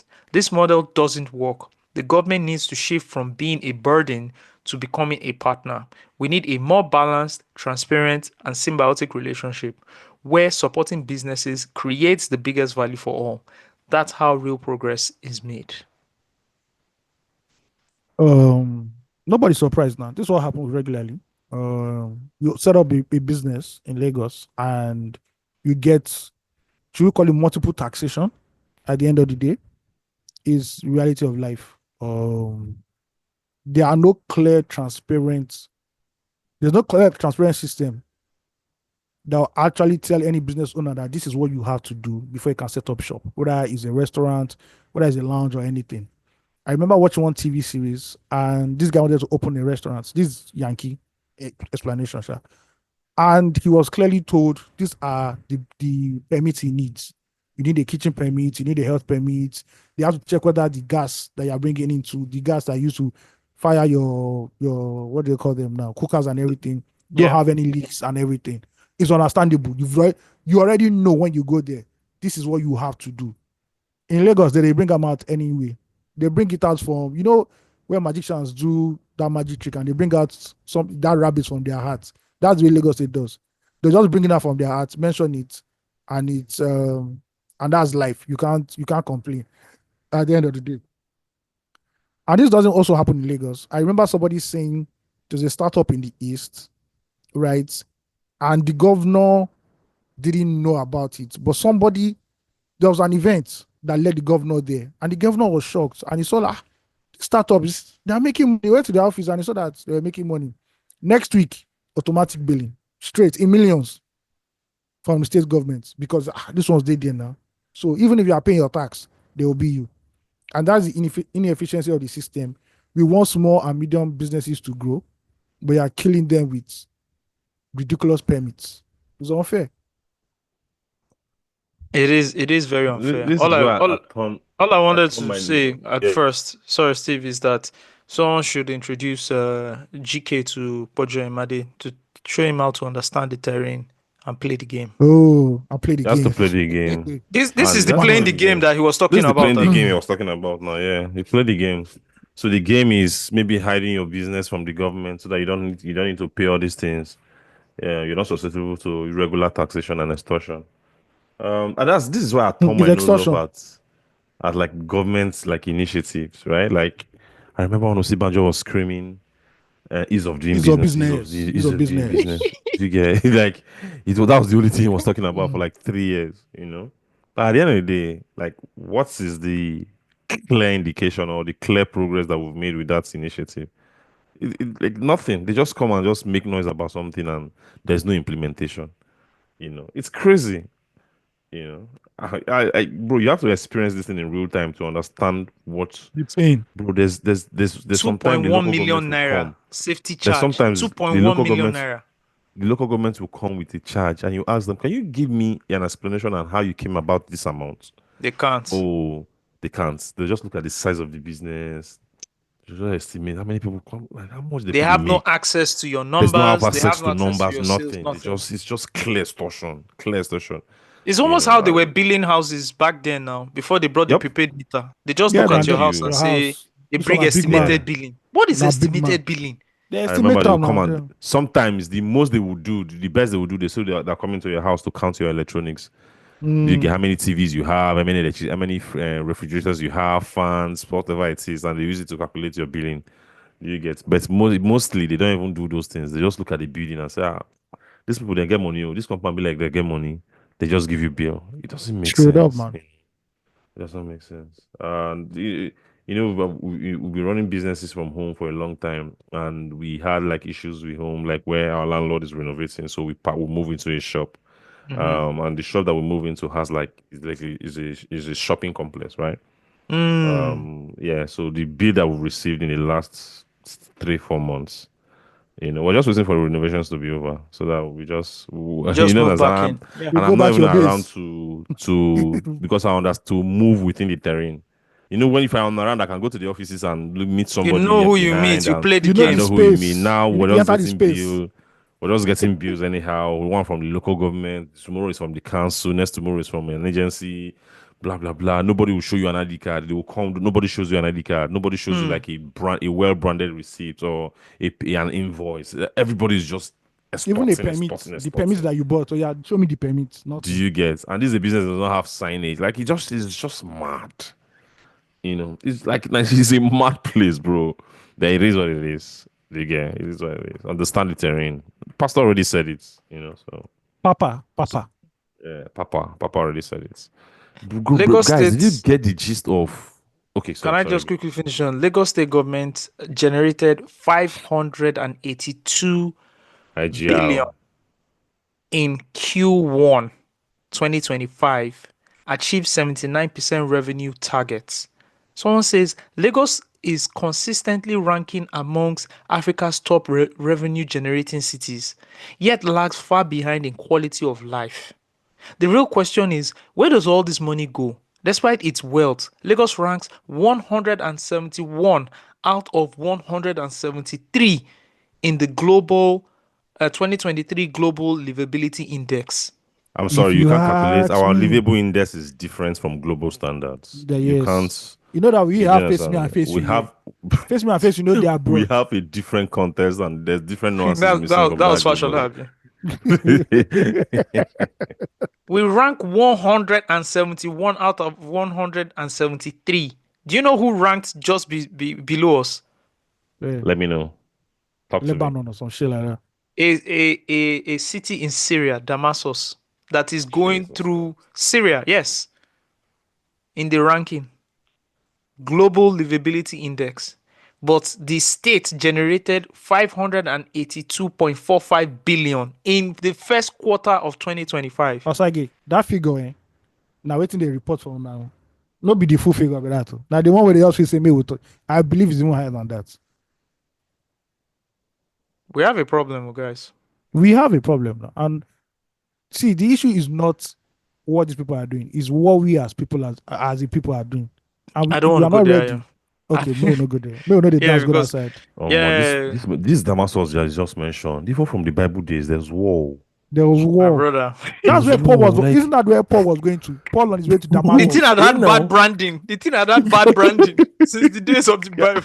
Paul was on his way to Jesus. Damascus to go and kill Christians. Was there ever peace? Oh, wow. Oh.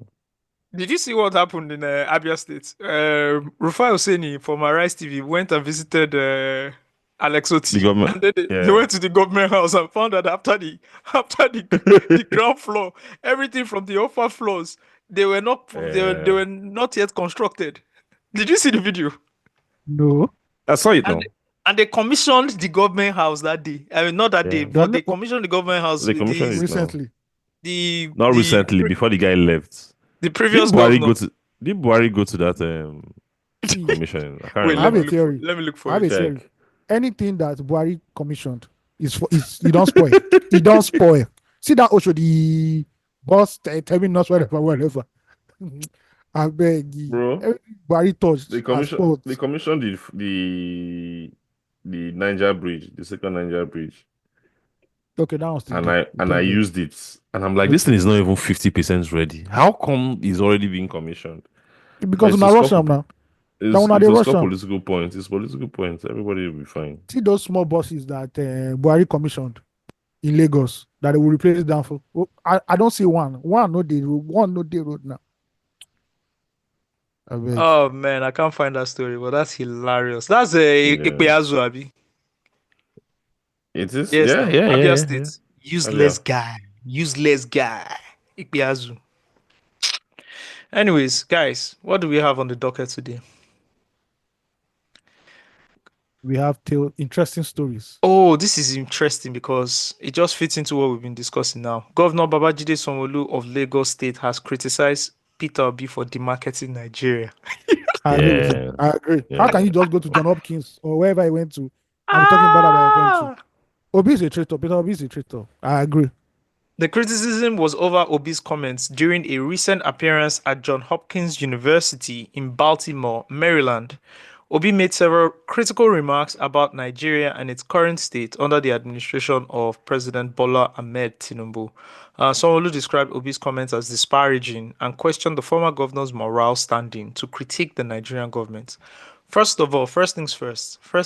Why is the governor of Lagos State taking this issue personal? I'm trying I to have a understand. theory. I have Should a I theory. should I give you the response? No, People are don't saying give me the response with context. Just give me a basic response. Like, why is the Lagos State governor He's getting? showing working. He's showing workings now. Yeah, okay, but let me continue from he You critiqued. know he was recently, according to reports, in a allegedly kerfuffle. suspected of helping Peter Obi. Did you get that When? gist? Oh, yes, bro. you are. The lady They that accused EFCC him of. There's arrested. an accusation leveled against him that's an associate. This is close associate who has now been arrested by the FCC. What's her name again? Achalugo or something. Aisha He said Achimogu. he said Achalugo. Achalugo. This guy's Aisha it's close. Achimogu. Aisha Achimogu is a close associate of Sanwo-Olu. okay. So there's like allegedly alleged. The street is saying that they traced some money from her account to Peter Obi's account, whatever it is, Yeah. that she might be funneling money to Peter Obi to help Peter Obi's campaign, right? And the thing touched Sanwo-Olu. In fact, the EFCC had to come out to say that her arrest, that the arrest of the Aisha woman is not connected to, it's not explicitly connected to Sanwo-Olu. That's how bad it got. Like EFCC had to respond. Are you Like, that's serious? saying on the streets. So Baba is just Also- showing working. So to come also, for don't forget publicly that- coming out Yeah. to denounce Peter Obi, our governor became a banger boy. It's Also, don't forget know. that allegedly, Obasa's troubles was spearheaded by yeah, their governor, allegedly. So now, yeah. to show that it's ultra Jagaban, allegedly, he has to start bringing banger boys tweets, man. Yeah. You know. Yeah. I Also, was- this has also become like a tired and predictable, like, how do I put it, trends of like individuals or like individuals in government or those who are like really connected with the ruling party. Do you get it? Always positioning themselves as the ultimate patriots, like they are the lovers of Nigeria than everyone else. Like they've weaponized patriotism to silence criticism. How are you telling Yeah. opposition? How are you questioning opposition for being an opposition? Like, where is that done? Like, I don't understand. So why you That's opposing true. us? You know? But Yes. normally, you have to understand, since they're already buying governors. So opposition no go there again in the next 1 year. Abi? Okay, So so they're just- Sanwo-Olu said when prominent Nigerians go overseas, they ought to project Nigeria positively. They do not have to do that for the government, but we all have a duty to market Nigeria on the global stage rather than demarket her. This is what true patriotism is about. I'm sorry, this is not what patriotism is question. about. I have a question. This is not patriotism. What do you? Oh my God! So Yes, I. so when you so he wants influential Nigerians to go out there and market to Nigeria. But does he know that embassies, these countries, they have embassies in Nigeria and they can see clearly what is happening in this country? And you think they don't give reports back to their country? They don't write. You think the US embassy now is not writing to Washington and say, "Oh, this week in Nigeria, this is what happened, this is what happened, this is what happened." You think that with that US embassy is waiting on Peter Obi to give them a report on what's happening? in the country? Peter Obi that people. Yeah, Peter Obi is the trusted source of everything that's happening in Nigeria. Okay. You Is he CNN? I'm trying to understand. Then Sanwo-Olu says, I find it somewhat ironic that a man like Mr. Obi, who did not build a single school or a standalone hospital throughout his 8-year tenure, as governor of Anambra or sustainably provide credit facilities would criticize the government of Nigeria, which is actively doing that. This is also a lie. Clearly, Blatant, like no contest. So how can you come into a state and 99.9% of the schools are all dilapidated and like in bad states, right? Like you now choose to build new ones. Does it make sense? it makes sense to governors who have done that. We've seen governors who have done that, who will be state universities or a state polytechnic, and maybe the state university they'll not pay the salary of the lecturers in years. Bro. Yes. So how are you measuring a governor's impact in education by the number of schools he built? Not by the fact that you put that in his statements. He put that in a statement. Not the fact that you under this guy's governance, his state was named not by his own index or by his own data gathering or by his own whatever. His state was consistently named as number one in education in terms of like the performances in examination, the standard pass of teaching. Rates. Do you understand? Like it was which are the index proper indicators. Do you get? These are the more thorough indicators to show the educational level in a state. Yep. But your governor actually thinks that building a school is more important. And then you now try to look at the psyche of the people that are actually leading us. But understand why a governor will say building schools is more important. Because to build a school, if a state government wants to build a school, you have to do what? You have to put out a contract for people to bid. Yeah. Who are the people that will not bid for this contract? Are your boys now? So I don't even want to look at it like that. I actually want to look at it that in this statement, the governor of Lagos State feels that to show progress in education in the state, you should have built a school. Mm-hmm. He is not trying to, do you understand? That is his own indicator. That is his main indicator to show progress of education in the state. It is by how many schools were built. Yeah. Shouldn't we all sit and look at him and say, do you actually believe this thing you're saying? Don't you think it's a problem? Exactly. Like, I'm not saying that alone, right? If I walked in and, I don't want to put too much blame on the media because we've already established that the media is broken. But that alone, I would love to see someone give me a thorough opinion article to show that the governor of the state does not understand how to qualify or measure the quality of education. Measure the performance, of education in Nigeria. In his reprimand of another governor, he's saying that he's neglecting the fact that the true indicators should be exam pass rate, exactly, and the performance. And then you're looking at how many physical schools you built. Bro, you have to be there to understand how dilapidated the buildings were, like the schools were. This guy went on a renovation camp, like Steve, he was just renovating schools. Steve, you get, You don't need to explain what this guy renovated, or what he did. I already see the answer with the indicators, the pass rate increasing. Do you understand? You can also say, "Oh, what has influenced this increase in pass rates?" That this school now ranks number 1 in the country. You can now tell me that they've increased the quality of care, they've increased the quality of pay for teaching. Do you understand? Those are all the contributing factors that will lead to that. This guy visited the whole schools in the states as a governor, like personally, the whole schools. You sure there was a gist where he took the numbers of their senior prefects.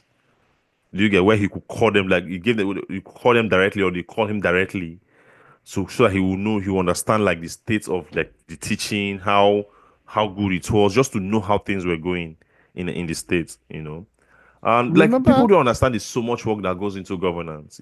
It's more than just building schools, because if you're talking about building schools and how many schools have you built? I play football in, like, there's a lot of public institutions, public schools around me. I play football in one. I know the states. I know you know the states. Play football in one. In one. Do you get, like, I know the state is in. They don't have proper benches. The roof. In Lagos State School. I want to play you this video of Peter Obi.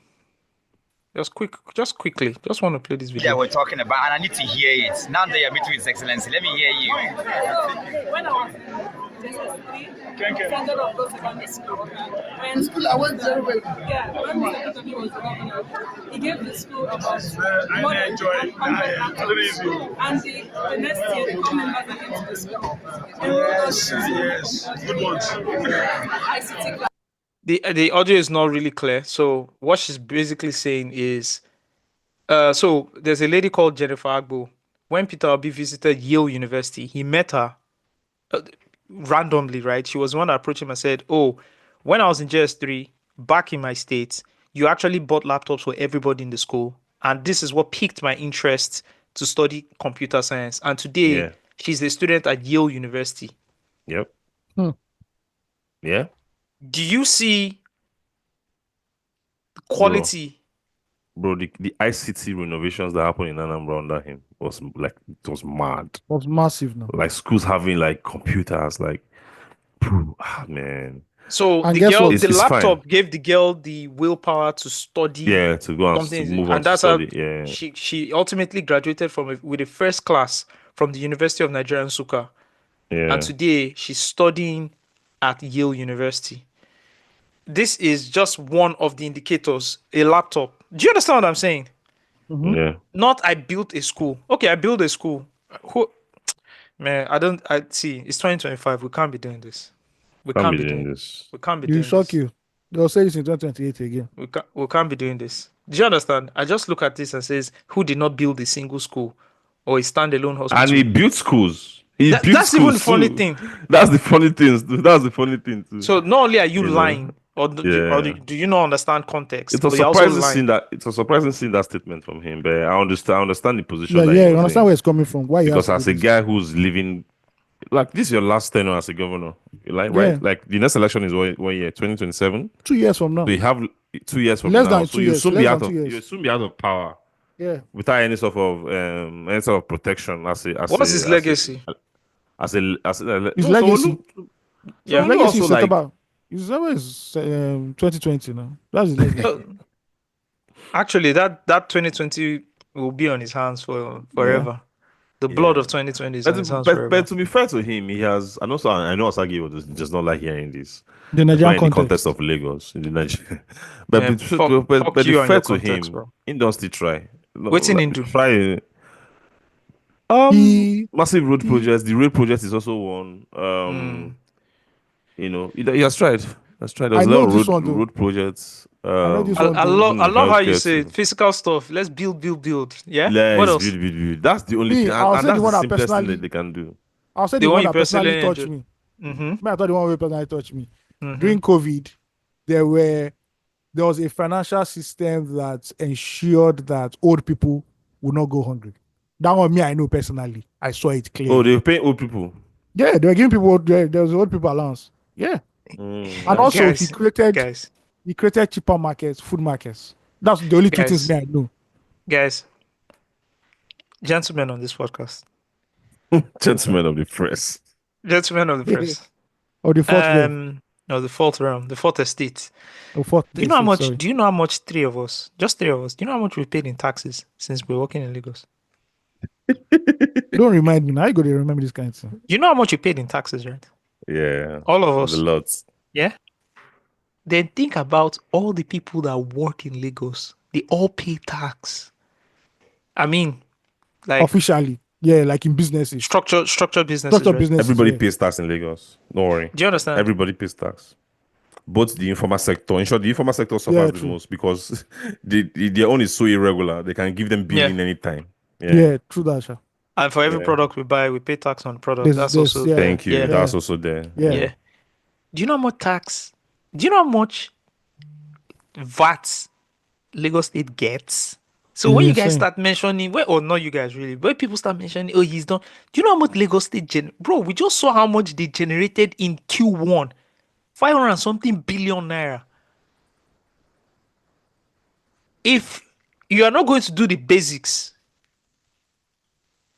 I'm not going to say. I'm not going. You know, nobody wants to get arrested on this podcast. Let's just move on. No, it's not about. I I understand what you're saying. I understand what you're saying, though. Bro, That maybe like it's not make enough. we know the. You see, let's go back. Okay. This is the same conversation I was having with that person that we know, right? I was trying to explain to her that this thing is not hard. This thing that we keep doing that the guy has tried. It's not hard. You don't have pipe bomb water to your house. It is a fundamental problem. Do you know that they can fix this problem? The pipe bomb water to everybody's houses. Do you know Of course, no. it? There's Do you no know problem it's that's not fixable. we started making some things that are possible look impossible, and then we're building systems on broken infrastructures because we somehow convinced ourselves that it's not possible. I don't think it's possible to build a sewage system anymore. I don't think it's possible. It's To possible. build a sewage system, I don't think it's possible. Bro, it's just to demolish Lagos now. It's possible. It's just us that are not Which ready. is not possible. Which I don't is think not you can possible, build I a know. sewage system in Lagos. I think it's too far gone. Bro, if you give the Chinese or Japanese, they'll find a solution. We are not just ready to look into You it. know that you know now you mentioned it actually when Bro, you said you tell Japanese and Japanese people Chinese. that you cannot be sewage in Lagos. They'll be laughing at you. I think it's a 10-year project to build sewage systems in Lagos. And the thing is that politically, we do not have that patience. Building a sewage system is not even like when I mean it's not possible. It's almost impossible. I won't say Yes. impossible, like, In a but like a Nigerian water context. system, It's is almost possible. impossible.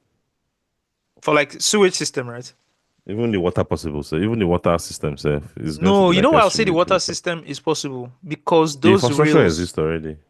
those rails exist. Mm. Like the pathways and all those rails exist. Yeah, exists. Yes, Yeah, they exist because it was already. something that was People are functional getting before. That water. over Yeah, they're the functional. years, yeah, it just stopped working. Yeah. So those pipes and all those things exist, right? So whether they are doing like replacement of pipes, but like those pathways exist. They will just do a lot of digging. But those pathways exist. Then there's a lot of extension into like new towns and new territories that didn't have it before.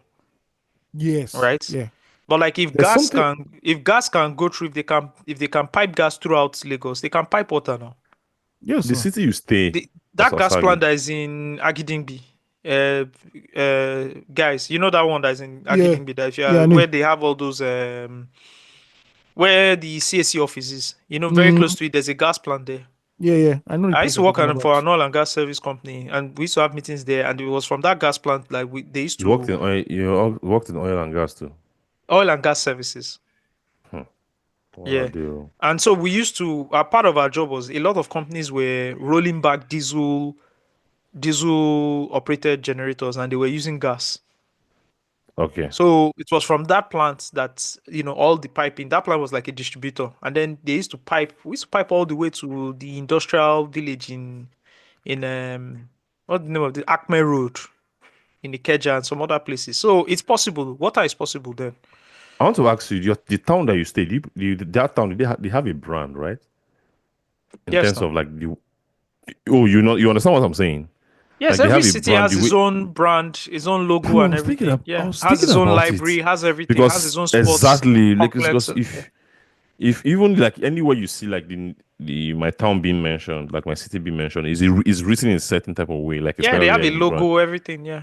brand. I was thinking about like that. What's the logo of Hardball? Like I was like, I know the logo of Agbo. I know the logo of Agbo. Oh, what's the logo? Steve's head. Pipeline. Busted pipeline.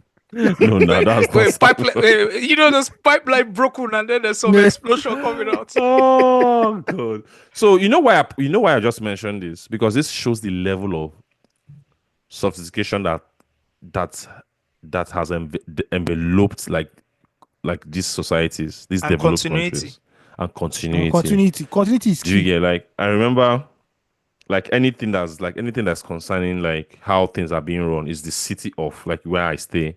Do There's you a get? council that, there's a irrespective of council who comes in and goes out, there's comes in, continuity. everything is running. There's Yes. continuity. Do you get? So that level of quality and sophistication, what we be able to carry these things that you're mentioning, pipe bomb water, sewage system, stuff like that. So the things that I think the only issue I even have with you is the fact of it being set up or built. That's not even the problem. Is it going to be running after 2 years? That's the main challenge that we have in Nigeria. Bro, Do you get? Like we had a governor. It's so. That's when he stubborn. came, was abusing his predecessor. Because his predecessor sacked him during his tenure. Yeah. Like in public events, you will mention his name. They'll be listing Yeah, names yeah. of Lagos State governors. You will skip Yeah, until and until everything. his boss approved, and Until that his was when boss approved. yeah. Yeah. I So remember when it's, they it's did it's this just mural interesting. on very close to a hotel. There's a mural yes, there, now right? that's what I'm Tinubu referring is to. there, Fashola is Everybody. there, Ambode is missing in the mural. And you're like, how does this make sense? They You know, almost wiped that man out of the history of Lagos. I'm telling And you, it would have been easy to wipe because he only did 4 years. bro, if he did It would 10 have been years, it's easy. easy to wipe. If you want to wipe Abi? somebody out, don't No be just for put them in Nigeria. any comms. In any Yeah, man. year. Yeah, Yeah. don't put them in Continuity is any a problem, comms. actually. It's a big It problem. is. Yeah. It is. It's Anyways, just, yeah. talking No, about someone thirdly, yeah. thirdly, for that Sanwo-Olu's point, Mm-hmm. his rant against Peter Obi I think it's just simple. Just go and listen to all Tinubu's speech pre 2015. I'm not sure Peter Obi has even said a quarter worth of do you get like of what Tinubu used to say about Goodluck Jonathan about Nigeria at that time.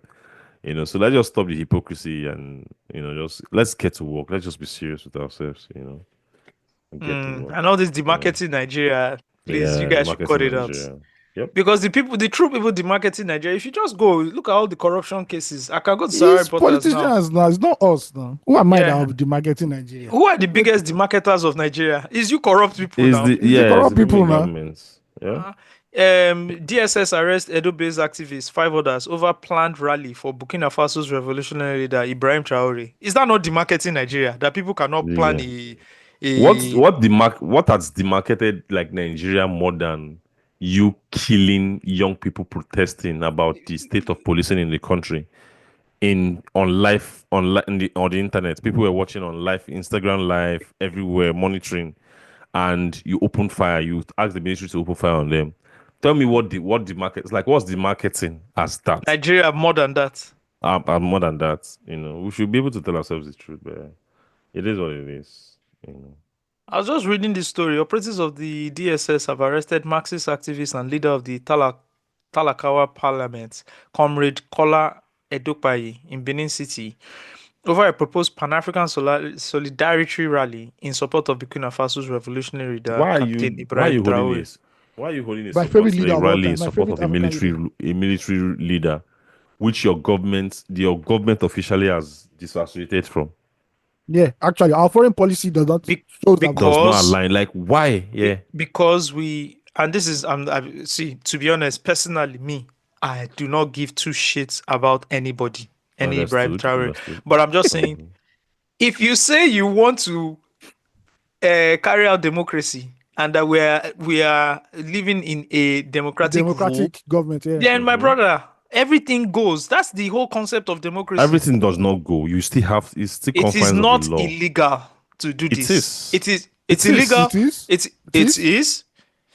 You are in support of something. You are about to congregate for something that your government officially has disassociated from. It is not illegal if the government it's illegal says gathering now. No, it is not. It is a support rally. So do you understand what I'm saying? It's a support can be frowned rally. upon, but I don't think you should be able to. I don't think you should arrest them. Even if your government does, that's the whole concept of democracy. No, you should be arrested and questioned so that they will understand the influence. That's not true. Because this is I think you should be questioned. I think you should be questioned. These people have not been tried to court and they've not been found guilty. They were arrested and the arrest was to question. If you're arrested, is to question you and to investigate the source. Because this is a country that's still also being careful not to be manipulated and not to go back to military regimes. Do you get? You have to investigate. Yes, but you can't say this is Nigeria that we are careful. Like, bro, we still have a young democracy. It's 1999, bro. It's young, so we are still navigating these early waters of democracy. And to ensure that we stay in democracy, we have to really also always stay on top of the game and investigate any source.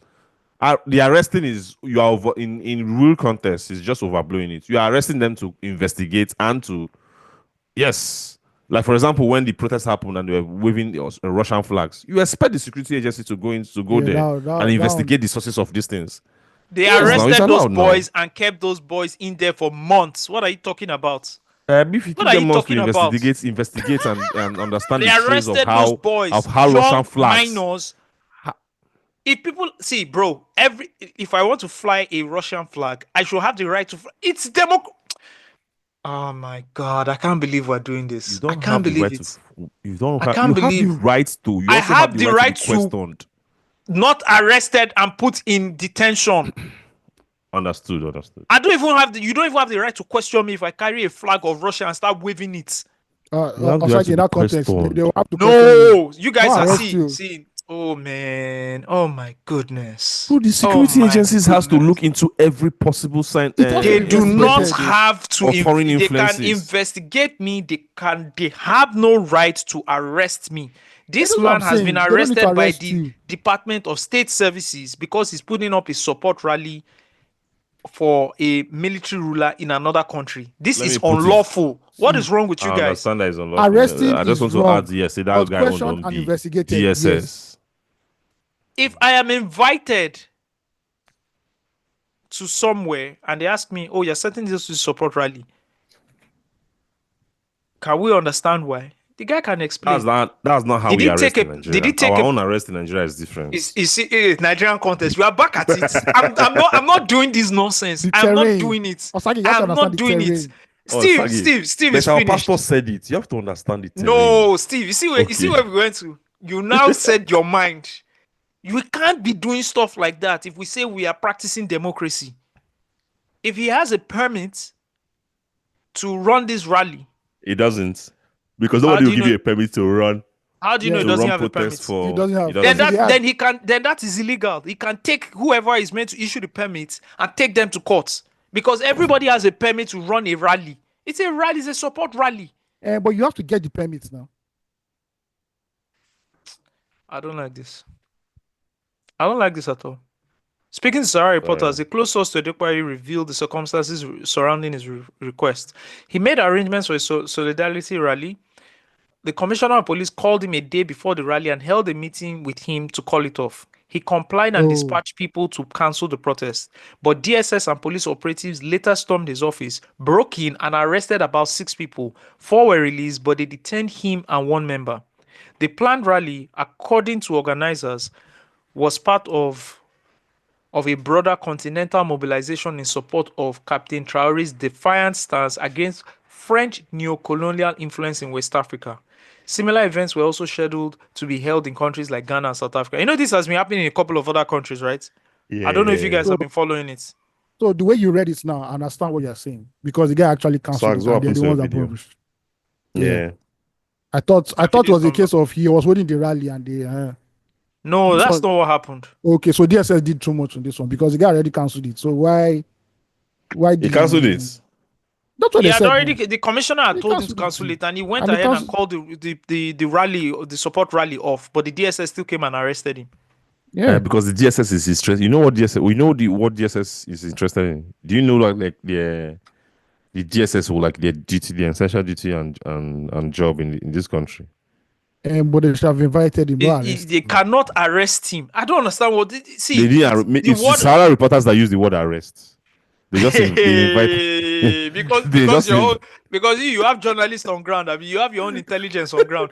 As they say, Yes. they are reporting that they arrested someone. Steve has It's put the Nigerian word contest. Nobody say they arrest him. They just carry They on don't and just arrest. arrest. They invited him. They invited him to. You are see, bro. Shed this thing that you have on your body. Shed it away. It's not I going should to shed the help. Nigerian in. I should shed the Nigerian in me. That's not what I'm asking you to shed. That's what you are No. doing. That's what you are saying. That's what you are doing now. Telling me not to apply Nigerian contest in anything is telling me to shed my Nigerianness. It's Don't worry. unacceptable. Keep it. Keep it. It's okay. Thank you. Keep it. Where is this? Yes. So a statement from the comrade Afis Lawal, TIB's Edo State Coordinator, right, says that freedom of thought, expression, and association are guaranteed under sections 38, 39, and 40 of the 1999 Constitution. His show or support for Captain Ibrahim Traore does not in any way justify his arrest. It's there in the Constitution.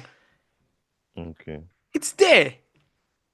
But it's you people that is using arrest. The DSS have not come out to officially say they arrested him. EFCC that carried a very dark man how many days ago? Have they come to say anything? What is wrong with this guy now? This country is wide. How can you hold someone They carried and the guy. everyone is just in the news and you don't release the statement They've still not 2 released days the after, statement today. 3 days after. His brother came out. Impunity. His brother came out and said they brought food for him. You know, first of all, they said they brought food for somebody in police arrest. I'm just like, why are they bringing food? What is going on? Why are we bringing food for people that are arrested? Because that's the first thing. Yeah, okay. Ayo, you're on mute if you're trying to talk. That's the first thing.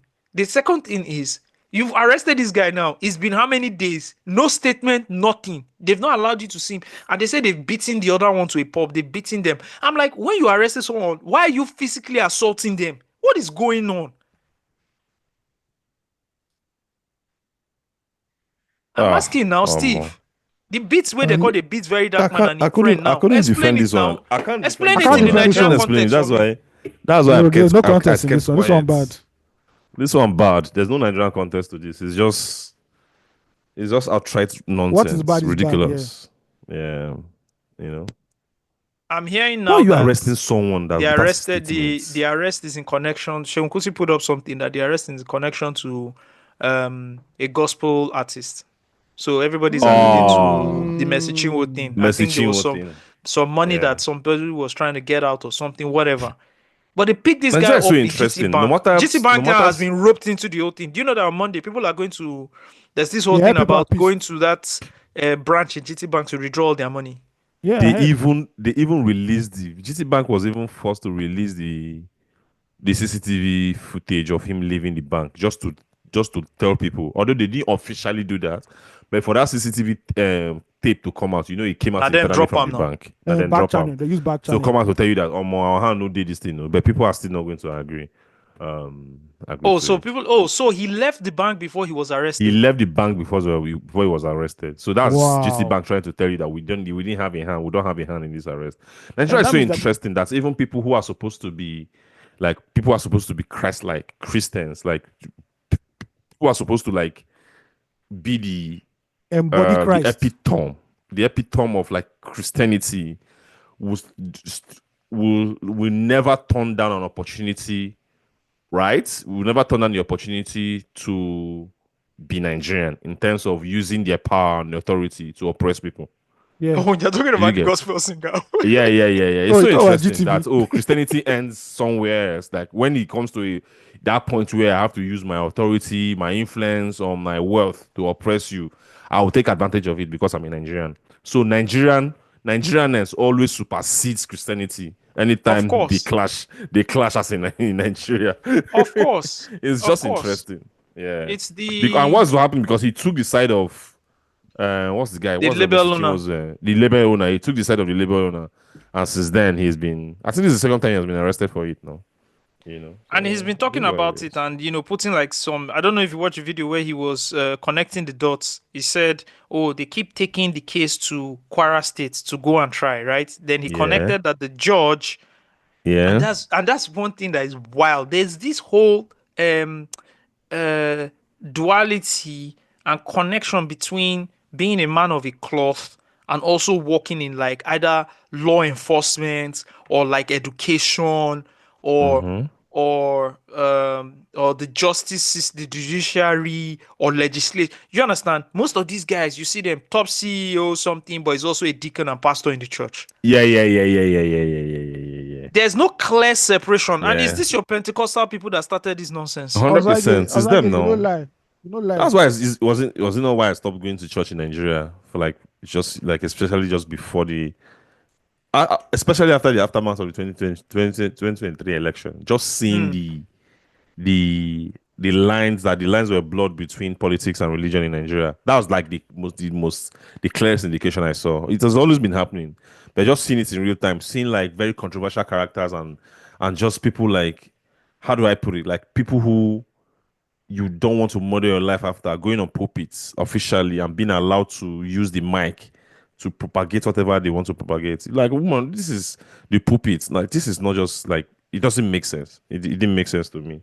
And that's why I stopped attending church in Nigeria. Who's that orange man governor in the south that is also a pastor, like full-time pastor? Oh, yeah, I remember that. Oh, that's is it not the Jude's governor?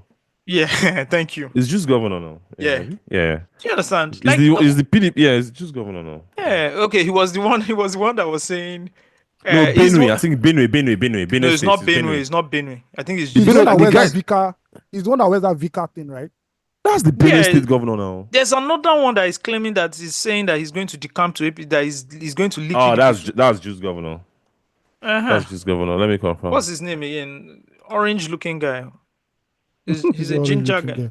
I'm just going to Google orange governor South. I can't be the only one that has called him that. Go shock you. What's his name? Is it Umo Eno Basi? I think he's the one. I think it's Is the one. it Akwa Ibom, right? Yes, Akwa Ibom. Thank you. He's the one. Africa. It's the one. Oh boy, is it? Yeah. This orange man. The guy is a full-time pastor. Oh, it's him. He's the pastor. And he's That's also a true. governor of the state. You see, Yes, Bank no. MD, also pastor. Yes, no. They're not going to do pastor work again. I don't understand. I don't get Anyways. it. He's an ordained apostle. Mm-hmm. All those fancy All titles. Nations Christian Ministry International in Eket. He has a church, I think, as a man. It's crazy, and you know why these guys that you just mentioned, this category of people you just mentioned, why they wield so much influence, because they're also rich. So people respect them already for being wealthy, and then they are now men of God. They're spiritually Omo. anointed. That's what you call 2FA. 2F. Double Do you rubber. understand? Because they Double are down with the a man of God. You don't talk bad about a man of God. No, Osagi, I'm not saying it right. Touch not my anointed. And You do my understand? prophet They to waste harm. so much influence. So one FA Christendom, another FA politics, Wealth. another FA Yeah. wealth. I'm telling you, They are covered in untouchable. all They are angles, basically from untouchable. all angles. Yeah, God damn it. Anyways, VDM. How do you pick up somebody? How does law enforcement pick up someone? Only the lawyer can get in touch with this person. They can't see this person. They've not put out a statement. Like, person is basically missing. To the point where Nigeria is so lawless. it's It's bro. insane. It's just insane. It's insane. And it's all like see, there's something that's happened now, right? Where the Nigerian police has been so bastardized, right? That they don't even jump into all like these high profile cases anymore. It's the EFCC that does this now. You know why? Yeah. Because this is from above. They don't want it to fuck up their own this thing. It don't pass their level, so they know they touch them. Do you understand what I'm saying? Before it was the police that would go and pick us on. Now Why it's is the police. EFCC mediating in such a case? In such a Do you understand? it's Like such- Economic why? and Crimes Commission, Financial and they Crimes pick, Commission, like why? yeah, why are they picking up this guy? So Like, you know the mentality is that once it involves money, it's EFCC. Whether fraud or no fraud, though, yes, it's economic, financial. No, don't worry. Now let's get out. God damn it. Anyways, That's how we Peter shall- Okoye has spent it's not Peter Jude. Paul Jude Okoye spent 3 Like 2 months. weeks. 3 months, yeah. It's he just when he spent came 3 back- months in detention, right? Yes. Steve, 3 did you see good that video? months. When he came back and his wife was When crying. he came back and met his family. Yeah, that was so his like wife was emotional. crying. So it's just crazy. And all these are for like personal like persecutions, like fallouts with people who can influence these things. Yeah, it's not for the common man. It's not like if the Crazy. common man was defrauded. Bro, it's crazy. The And that's what AFCC is security not is in looking Nigeria. into the refinery that failed. No. No. What's it I do- concern them? Concern Steve, do we even have that story on the docket? Yeah, I think After much they- hula balu, Nuru has been silent in the group in the last few weeks because there's been back-to-back F-ops from the FG that even he's looking at it like, man, this is bad. This is real bad. I don't have and I keep telling people, when you support government in Nigeria, irrespective of who is in power, they will embarrass you. It's always best to look at it from a neutral point of view. Praise when you need to praise and rebuke when you need to rebuke. Simple. But if you tilt yourself to one side, the politician worshiping in Nigeria it ends badly for people who do that. It does. Yeah. And So what's also the on the reply? other side, when you rebuke 100% too and don't see any context in anything you're doing, and always supporting another group of people, when your group of People will people not to believe enter, you. Yeah. what happens? You now have to Yeah. start praising. Then you lose Yeah. credibility. You lose credibility. You know, the pro PDP people or the pro APC people when PDP were in power. Now that Enacting APC came in anyhow. power and they are doing worse, they can't talk. Yeah. They can't Yes, talk. no. You've lost all credibility now. Mm-hmm. And that's why in 2023 election, they were not, especially online, they didn't have like they didn't hold any kind of like They didn't have their bites. opinions, they didn't have bites, yeah. You know, in public Their opinions opinion. didn't hold water because It didn't hold you're water. just coming from a failed, Yep. Another 8-year failed failed 8-year 8-year run. run. Yeah. Simon So Ekpa this will be extradited to Nigeria soon, guys. Yeah. All I can say is that his cellmate will be very surprised when he sees him there. In Amdekano. And together they have a heart-to-heart on the state of Biafra. An official makes of sense. an official of the Department of State Services has confirmed that plans are afoot to extradite Simon Ekpa, the self-proclaimed leader of the proscribed group, the Indigenous People of Biafra (IPOB), to face trial for supporting Nnamdi Kanu. The DSS official, simply identified as AAA, disclosed this while standing as a federal government witness in Kanu's ongoing trial, who is facing a treasonable felony charge. The witness Yeah. was part of the team that affected the iPod leader's arrest on October 15, 2015 at the Golden Tulip Hotel, Lagos. Wait, hold on. Hold on a minute. You're trying to tell me they picked up Simon Ekpa in Lagos? You're trying to tell me you are doing... No. The witness was part of the team that effected the iPod leader's arrest on Which iPod October leader? 15. It's Simon October 15 Ekpa. when? Wait, October 15 when? I trying to tell me this guy came to Lagos Is it after possible? doing all of that, then had the effrontery to get into Lagos again, like get into Nigeria, and wasn't thinking that they were going to pick him up. If you're going to do all this secession talk and all of that, I would not expect you to even come close to Nigeria at all. They even come near Africa. Anyways, No. He was arrested by the Finnish government. remember now? Yeah. Yeah? He wasn't So arrested in Nigeria. Is it Kanu they're talking about? Even Kanu was not arrested in Nigeria. He was arrested in So Kenya. I don't know. In Kenya Yeah, so now, I Abi. Mhm. This report is shaky. It gets Shaky. shaky. They move. I think what bothered me, the only thing that bothered me about like Okay. The report Simon also says in November 2024, the Finnish authorities arrested Ekpa alongside 4 associates on charges linked to terrorism. So I don't understand that line, but I was always like deeply troubled by someone like him being so volatile, like so reckless and incendiary, like how he was able to get away with it for such a long time. bro, Yeah. Shebi, I like, called this you guy- that day. I called Yes, Steve out no. of the blue. I'm like, who the hell is this Simon Ekpa guy? Because I just stumbled on the whole thing. I knew Nnamdi Kanu, of course, and what he was doing. He had already been arrested that time. But I went on this guy's Facebook page. I watched a couple Bro. of videos. God. He was being, bro. He crossed the line. Finnish He crossed the line. newspapers were profiling this guy in their We're newspapers. profiling him. Yeah. I'm like, who Like, is he this was guy? operating with so much impunity. And this is someone whose rhetoric like really clearly crossed the line from agitation to like outright incitement. Uprising. Yeah. Uprising. Is he not the Uprising, one? yes. Is he not the one that started the whole sit-at-home thing? Yes, now. Yes, That's he what was like the one now. this man was in Finland living peacefully Chilling. while the East was dealing with like sit-at-home Mondays, the influence of unknown gunmen, people losing their lives, properties being burnt. Like they've been no peace for several communities in the East of just like the rhetoric of one man. And he was just living freely. His children were going to school. Everything was just peaceful. He would do his broadcast from Finland. I'm like, bro, what is happening? People were donating to him. People were donating to him. Now Bro, the everybody support that guy that has from donated to diaspora. him, everybody that now donated to him, hey man, You finance a terrorist organization, so hey, you have to go in for it. Yeah. they pull up on you. No vex. It just scares me how the world operates with like so much.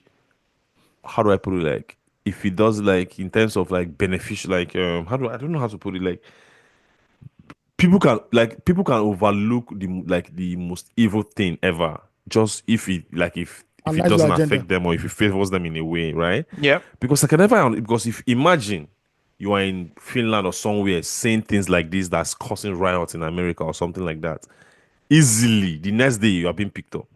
It's Bro, not even a Like conversation. it's not even a Navy conversation. SEAL, bro. That tracing Navy SEAL, everybody Black who has Ops. donated to you, that trying them like that, taking them to international crime. What was that place that they try Crimes like war court. crimes, Yeah, In The exactly. whatever Hague. it is? Yeah, Yeah, man. Hage that trying you there.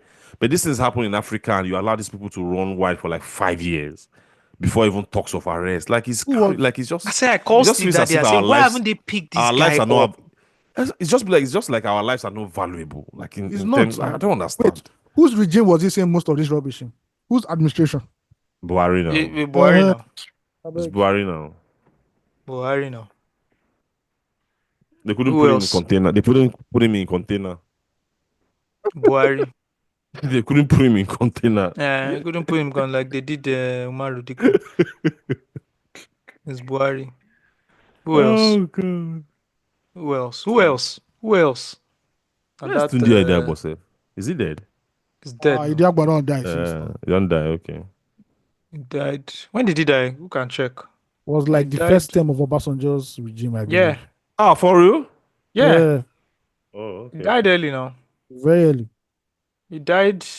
Yeah. He was in jail all that while. Babangida He was in Abacha. jail.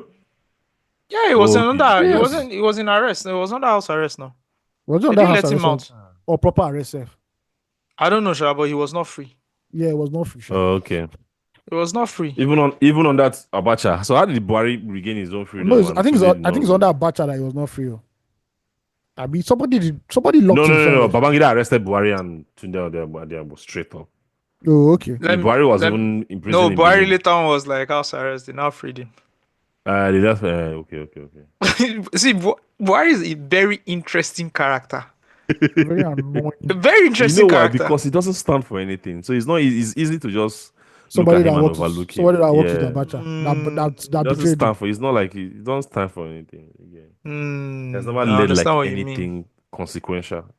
He has not made one understand? intellectual statement ever. He has never led anything. It's just they did Okay, a I'm coup saying and it said he'll here. become president. Yeah. After 20 months in power, the military government of Buhari was overthrown by Ibrahim Babangida on August 27, 1985. Idi Agbon was removed from his position of Chief of Staff, Supreme Headquarters, and he was placed under house arrest for 3 years. After his release, he retired to his hometown in Ilorin and lived in relative obscurity. Okay. Yeah. Okay. But no, he didn't say. I can't But be in prison. you know what is funny? What is funny is on March 24, 1999, Idi Agbon died under very suspicious circumstances. Yeah, I remember The timing then, of his death The timing of March 9. is Crazy. you understand? 1999. The timing of his death Crazy. is very funny. There's It's a story very, here, very the shocking funny. story of how Nigeria's de facto vice president Idi Agbon died at 56, and why Buhari burst in tears during his burial in Ilorin. Why was it Yeah. around that 99? 99 that he Well, died. didn't Idiagbo go to Abuja to Abuja to do what? go and I drink tea? can't remember. I can't remember. So somebody alluding to that. I can't remember. Because even the new government, the civilian government, hadn't taken over yet. Now they hadn't been sworn in. March, May. Yeah, it hadn't. He said Idi Agbon's death was dramatic, sudden, and utterly shocking. Many of his hometown folks still shiver today anytime they remember the late general. The brief illness that later took his life started on Sunday, 21st of March, but he braved it and traveled to Abuja on Monday, 22nd of March. By the time he returned to Ilorin on Tuesday, the stomach upset was still there. On the evening of Tuesday, 23rd of March, the stomach upset became so severe that he could not hold it anymore, even after taking some medication. He was prostrate and could not breathe properly, covered with sweat. The agony was visible. Alarmed family members rushed into the University of Ilorin Teaching Hospital, and doctors flew into action, battling to save his life, but all efforts seemed to be in vain.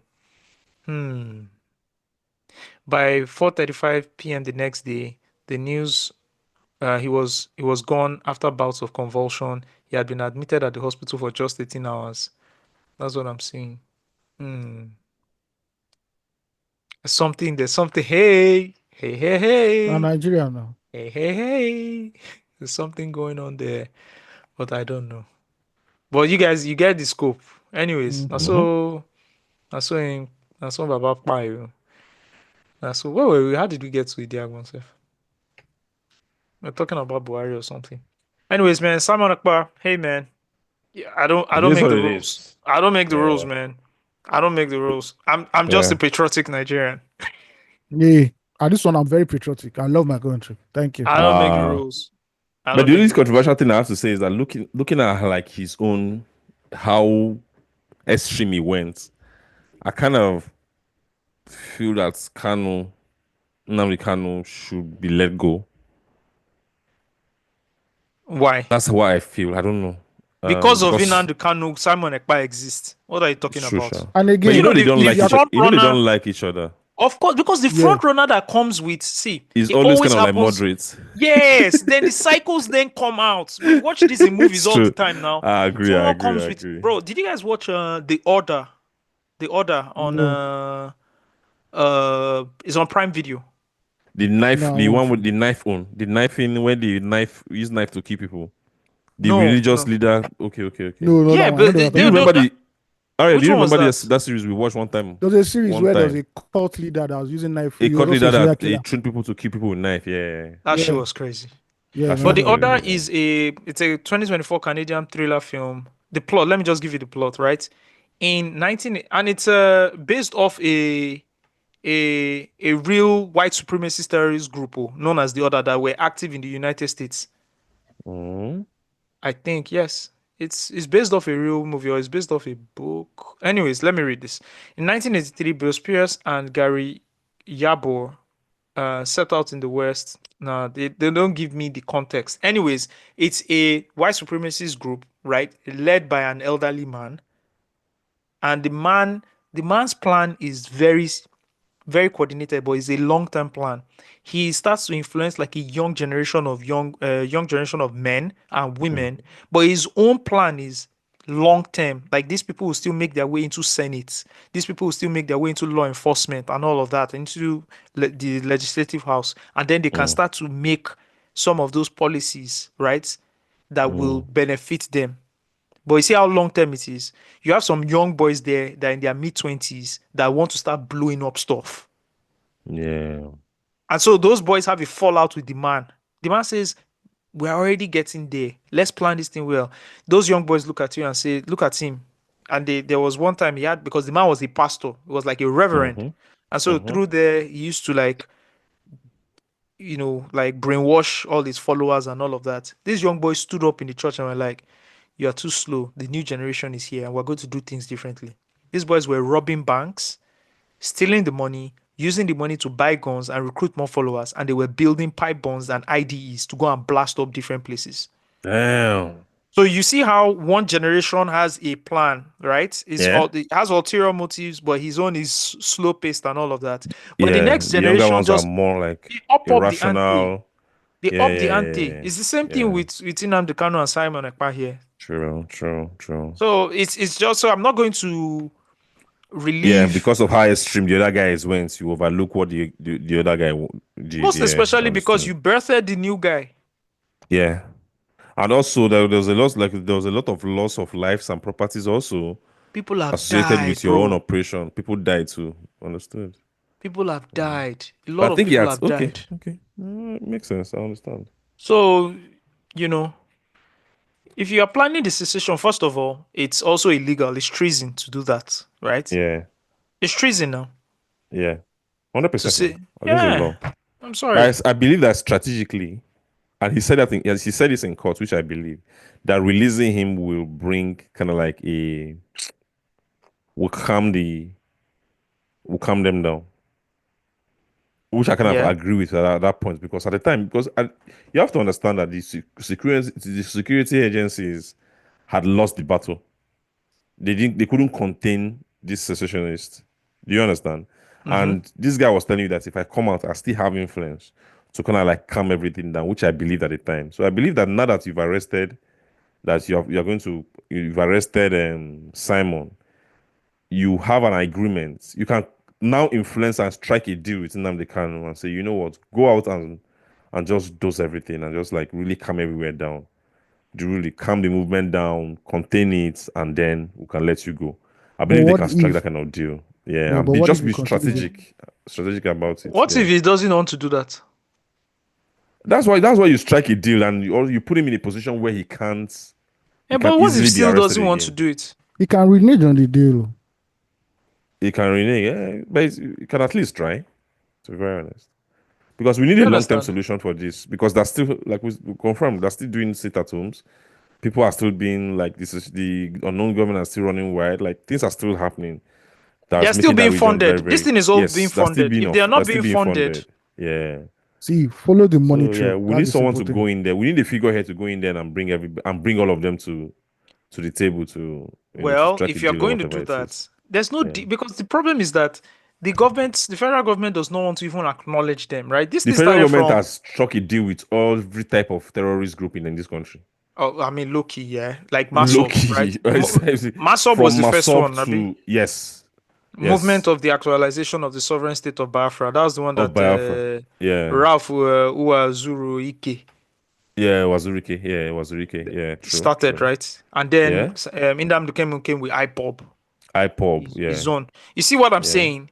Breakouts. Oh, we are not going to go Yeah. with Masob. We are going to go with our own. IPOB, yeah. So it says if you like in history, like secessionists have always like struck a deal from the guys in Port Harcourt, I've forgotten their name, to the guys in South, emancipation of South, whatever it is. To the guys in Catalonia, in Spain. In Spain, yeah. So, but I read a I report. was even talking from a Nigerian context because also we've had like, even if they're not secessionists, like the militants blowing up oil pipelines, they struck a deal. In short, they got the best deal where they under Yaradua. Do you guys remember that initiative? What do they call it Yes, again? now. I remember the men guys. Yeah. So those ones were there. So I believe that they can strike a deal because historically it has worked. Yeah, but see, the deal for like MEND is that you are not MEND. that is movement for the emancipation of the Niger Delta. Niger Delta, You guys are yes. not treating this place properly. We Well, need you yes. to start treating this place well. It's Yeah. You can strike a deal with them, say, okay, you know what, we're going to give you this amount of money so you guys can do it yourselves. Yeah. Right? It's different from Masob or IPOB. These ones, they want to leave Nigeria. How do you strike a deal with people that want to leave you? Which kind of deal do you want to strike to say, oh, okay, don't leave us. This is what we'll do. Their Don't leave me, don't leave me. Their own goal, right, is not to even Is to receive leave. money for reparations. Yeah, they want to their leave. own goal, I they agree. just want to go. Which is going to be very difficult because now if you say go, the South, I'm sure don't want to go anymore. Nigeria Don't is want to so go with them. complex. Reading those Wow. books, right, and just reading history on Nigeria is so complex that all of them don't fuck with each other. Everybody don't fuck with each other. Currently right now, Yeah. like there's a battle for ownership and everywhere in Nigeria. The way Yorubas are like on Twitter, especially from Twitter narratives, Yorubas are saying Igbo people are coming to take over, blah blah blah blah blah. The Shekiris are in worry, complaining that Ijos and Yorubos are coming to take over worry, that they own worry. There's this constant battle going on all across the country that you don't even know how The how country's too wide it's going to fragmented. go or how much how to be able to contain it. Do you get? So there's this trouble everywhere. Like it's hard to like figure out or think of a solution or think of a scenario Steve, where guess what? everybody is calm and living peacefully in accord and stuff like that. Well, Steve, guess what? Well, Our president is a mastermind. Don't worry. yeah, it's true. He's a strategist from a Nigerian context. No, to be honest, this is even beyond any president. No, this is beyond him. He's beyond any president. This is a The big country is too problem. complex. I saw someone using Indonesia as a success story in terms of like a country. I saw with you saw that thing too, right? I've not read about it. I'm going to like really sit down and read about it. That's what I want saw to it do. this morning, but I didn't saw mention it and I didn't read the tweets because because I also wanted to do do some a lot of research to see. Yeah. But if Indonesia can crack it, I think we can because complex, like in terms of tribal complexity, they also have it, right? But Do they have religious? Did they have religious complexity? And one is tribe and religion. You see those two things. Those two things. Yeah. I mean, Yeah. you are reading those books now, Soldiers of Fortune. You say, oh, so Yeah. the position became vacant, but to promote somebody there because the last person was a Was a Yoruba Christian Christian, or they Yoruba had to Christian. put You have to they had take to put a Muslim, a northern a northern Muslim, Muslim. Yeah. or the Not deputy a was Yoruba already a Muslim. northern Muslim, so they had to go and get a middle belt Christian, bro. Yes. Osage, it's so bad that this pope that passed away, he recommended a cardinal in one place in Southeast that he should be the cardinal there. The people in that area said no, that is not from there. That they cannot. They Southeast told Nigeria. the Pope. Yes, they told the Pope said Yeah. no. Crazy. Bro, the type of say no, he will not want. You understand? So how it's too complex. Too complex. Anyways, there have been an alleged student loan diversion of the student loan scheme. We're not talking about this refinery that failed after they pumped billions into it, right? We don't want to talk about that one. Maybe we'll just leave on like Yeah, I'll dig deep again. I'll see. Let's talk about that one next week. Yeah. Well, anyways, the federal government has summoned the vice chancellors to answer questions over alleged fraud in the student loan scheme. Yeah. Right, following the alleged diversion of funds meant for the student loan scheme, the federal government summoned vice chancellors. This follows a recent report about the 51 institutions that had illegally deducted funds meant for the student loans managed by NEL Fund. This prompted a swift intervention of the ICPC, that is the Independent Corrupt Practices and Other Related Offences Commission. What the name of an agency or whatever. Anyway, to initiate a comprehensive probe into the alleged discrepancies. Bruv, there is someone who then did this person's name is Deborah Tolu Kolawole Jensi. I don't know if you know her. The lady that, the journalist that writes for, ex-editorial board, Punch. She used to write for Punch. Yeah. Anyways, she did a deep dive into this NEL Fund thing. Bro, when I was done, my mouth was just open. Aghast. A freaking deep dive. Should I go into it? When NEL Fund was established, I was a bit skeptical because in Nigeria, there's always an avenue to cheat the system. However, NEL Fund changed my perspective about the system, and I'll offer my unbiased view and understanding about the whole matter. NEL Fund operates a contactless system. For application, a student can't just apply because they are in a public institution. Your institution must register with NEL Fund. During this process, the list of students, departments, and fees are uploaded. There is an adequate verification system. After the verification, the institution is cleared and uploaded to the NEL Fund portal. When your institution is uploaded, you can apply as a student. During application, a student has opportunity to either apply for both institutional and upkeep loans or decide to simply apply for institutional loan. Upkeep loan is paid directly to the account number provided by the student, 240,000 naira yearly. The institutional loan is paid to the institution. This is to ensure that students who want to cheat the system don't get the chance. Now, this is where it all goes down. When students apply for institutional loan, there is a bit of wait time, sometimes due to slow response from institution of the students applying, sometimes due to situations beyond the control of the fund. The fees don't get paid on time. Now, during this period, you have some students who decide to go source for their school fees. Now, you can't cancel the loan on the website of the fund for now.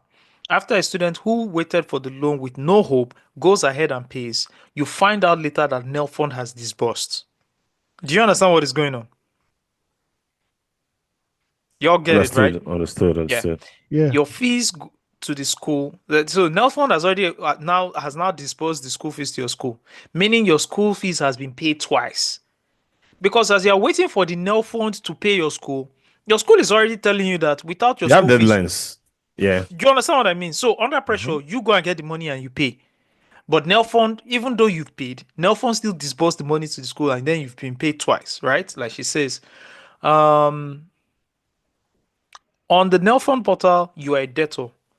The issue is now for the institution to provide your refund. But no, your school starts to give you story. No refund, No debt cancellation on the Nelfon site. Apart from that, some schools started charging processing fees.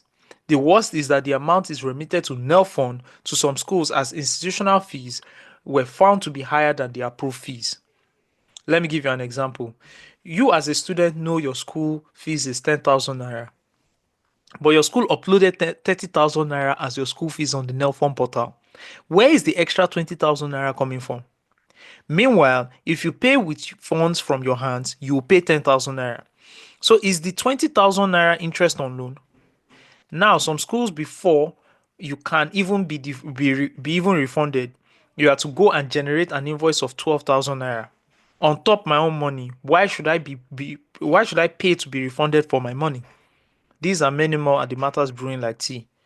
Anyways, this is from Deborah Tolu Kolawole, and she basically talks about everything education in Nigeria. She's done a really good job. She used to work at Punch. I thought she worked at Premium Times. I didn't know, but yeah, Punch, and she's always been on top of the matter. She even puts a screenshot, right? The school fees normally is 55,000, but the school uploaded 120,000 on the Nelfon portal. Where's the extra fees going to? And then there are screenshots of this happening. So what did they happen, guys? What did they occur? Nigeria is what to say? occurring. You know what I want to say, Because Osagi? when we think about corruption in Nigeria, Mm-hmm. we first our mind goes first straight to governance, like people in government, right? Like people in, and we've not really rationalized the concept of corruption being the default setting of Nigeria. Because these are not people in government; these are people from the different institutions taking advantage of a student scheme to steal money. This is just it. This is just Nigeria in this is Nigeria. Ayo. Yeah. All I want to say is that if professors are rigging elections for politicians, what do you expect them to do when they have these funds? These are the same people who rig elections now. Are we surprised? Should not be surprised. And these are the same people that cry out and say they want to go on strike. So you set up a fund now for students. Students no feel receive the money again. You can't still the overcharge. Why can't things just be done properly? Like what? Yeah. I think there's a tech problem too, though. There's a tech problem too here, Sha. See, that thing that we think there's a tech problem. Steve, there's no tech problem.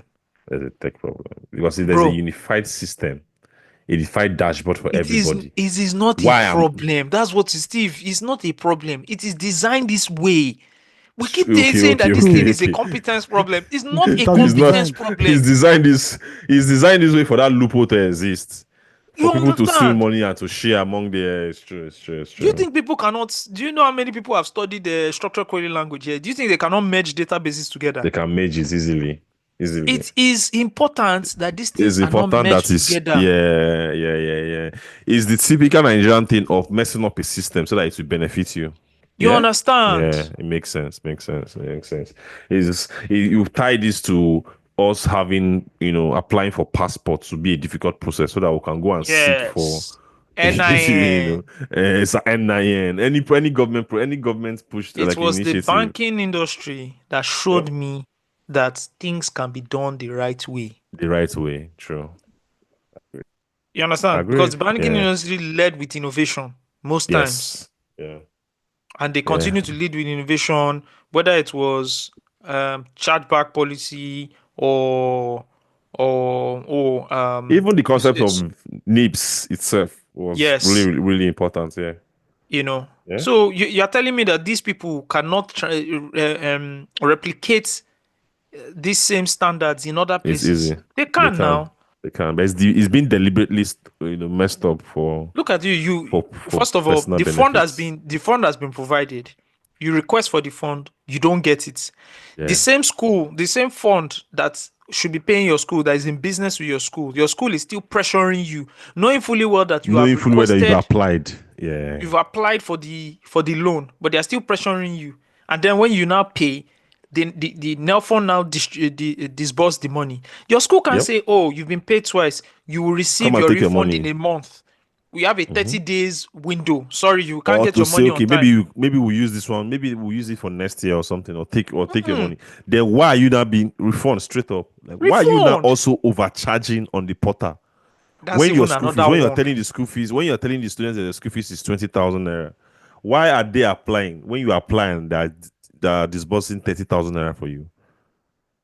Like there's so many. Yeah, it's been We've gotten designed to that the way. point where right now, like people are outrightly stealing money. People don't care anymore. You know, back then, people will find a way to get this thing done in the shadows and make sure it doesn't come to light. Now, people are just outrightly stealing money. And I understand why a lot of people now support people going into power. Is that when they do get in there, because they have the bed. It's the You see, this patronage. initiative to start with, like the student loan initiative, like I always say, anytime I see a government policy or initiative or something, a project, I first think of it as something that somebody thought of and came up with for their own personal benefits, including this one.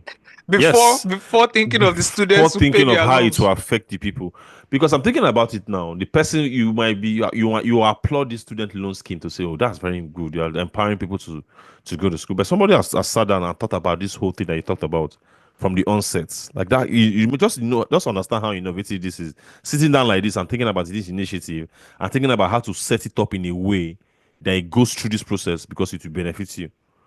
You see how high level and forward thinking these people are in corruption, not in governance and in solution, in offering solutions. It's crazy. It's crazy. So it's like this. Yeah? Steve, we need to start a podcast fund so that we can siphon money.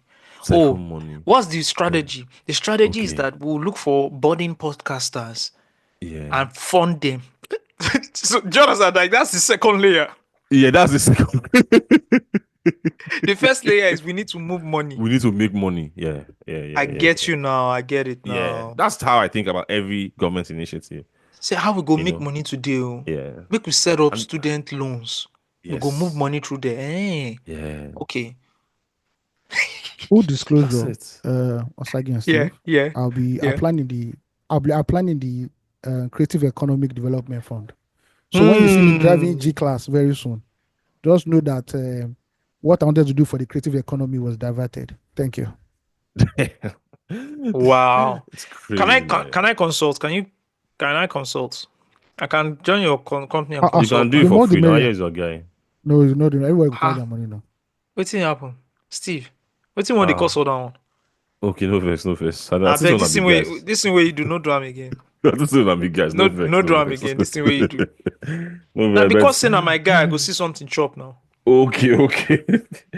It's crazy. And you know why things like this happen? Well, in the end, the cases get muddled. The cases get muddled, and we don't get a conclusive. Like we don't get to like a conclusive end in terms of this person is good. This person has been tried, and sent to jail for corruption, or because at the end of the day they're all in the same cohorts. It's the same people now. It's the same people. That's why we never get to an end, to a very satisfied end to say, oh, this is how this case ended. This and person this went thing to was jail. properly structured again. Exactly. No. You can never. How many cases have we gotten like that where in cases of high level corruption, you have seen like a lot of people being tried and investigated and sentenced? No way. And they're paying for their crimes. No, because all of them are in cohorts. At the end of the day, someone is submitting. At the end of the day, this money is this whole money that is getting stolen in this siphon in this process. A large part of it is getting to a main man. And the main man has all their backs. He has all their backs to say, oh, don't worry. And that's why I understand why a lot of these people, like I just said earlier, right? They dabble into politics and they support it's easily. And during those periods, they are on ground and they are supporting. And don't you find it how interesting that any new government comes, they have this grand idea on how to do things, abandoning the ones they met. Yes, abandoning it's the projects fresh. they met. It's always fresh. It's always fresh and ready to start. Fresh, a new project, a new thing, a new project, a new technology, a new ecosystem. They never take the previous one. They never take the previous one. No continuity, nothing. Even in the same political party. Yes. There's no continuity. Because even in the same political party, they're different, bro. In the political party, inside political party, no. In Yes, APC no. right now, you can see the difference. There's the northern faction. That's why Rufai was angry and came on a rise and said there's a Well, how did he put it again? There's area boy and there's something he mentioned. You can you remember? No, I can't remember. Omolabi. He said there's Is it- Omolabi and Is there's it area is boys. it Omolabi or Omoluabi? Omolabi. I don't know how to Yeah. pronounce Yeah. it. I'm sorry. There's area boys. Oh god, this is just interesting, man. Well, speaking about governors, let's just talk about that. Abia State's governor Alex Oti has repaid 72 billion naira of the 138 billion naira debts in the states, and plans on building a medical city that costs 1.3 billion dollars. Yeah. So yeah, the man, I've been critical of the man. People love him. Yeah, I've been yeah. a bit critical of him because he was going to build Yeah. a film village, and I was not happy about that. But Yeah. like first of all, how is Abia State in debt of 130 billion naira? People are not paying pension. How Government can will they not pay explain pension. it to you? How can they explain to you? Actually, I'm not surprised. You have to pay salaries. Your IGR is Yeah. very low. You don't have any. Then why is an IGR of somewhere like Abia very low? It's also because the government is not doing enough. Because if you empower the ecosystem enough in terms of the creative industry there, I mean creative, I mean the artisans and the people who do like the famous Aba markets, Aba made stuff. Like if it's empowered enough, right, you will generate enough to pay salaries and do everything else. Mm-hmm. You get, yeah. So it's interesting. Absolutely. I just remembered something now that we are talking about Abia State and all of that. I think Doc Neto and I having a conversation when he was here in Amsterdam, and we were talking about like ports and all of that. And he said some of these things that we talk about, right? Like why have these things been built and all of that it's not because they need to be built, it's necessities. Right? There are some realities that necessitate those things to exist. Okay, like all right, I'll give you an example. People keep saying, "Oh, why is there not a port in the south that is functioning Calabar and and working?" And all of yeah. that. He said, "What are they exporting?" Ports exist because the port in England started to exist because they created enough for the city and the states or the country or whatever, and then they needed to start moving things out, and that's how they started building the docking station, which transferred into a port. First? What will happen first? Is it having the means to export or having something to export first? You have to have something to export now. You build the port now. What are you exporting? It was a great question, and I saw it. I'm like, because this thing confuses me. This cases of something does not exist because something is not happening. What if that thing exists and it not force something to happen? A port cannot force you. A port cannot force you to now start building and creating. I was having a conversation with a fintech guy on Twitter. He's always about. So I just started following him about like 2 months ago, right? Mm-hmm. He's always like very loud about anybody building products concerning like cross-border payments across Africa. Mm-hmm. His own point is that there's not enough trade going on across Africa for you to build products on. Like you're going to suffer. So my own point is, isn't it important for there to be like those rates exist first to facilitate trades? Maybe the reason trades are not happening is because the rates does not exist. The financial rates does not exist to make payments. Because if I have to pay you from Nigeria to Ghana, I have to use USD. So that involves a foreign currency. You can't there's no direct rates from Ghana, Naira to cedis or Naira to Kenya shilling, right? Yeah. He's telling me that he keeps insisting that there's no need to build products around there because there's no use case for it. I'm like, the reason there's no use case is because it does not exist. Do you understand what I'm trying to say? I understand. So in that context, what do we do first? Is it to build the race or for the trades to exist first? Like the port you're talking about. Steve. Yes. Let's break it down to something very similar.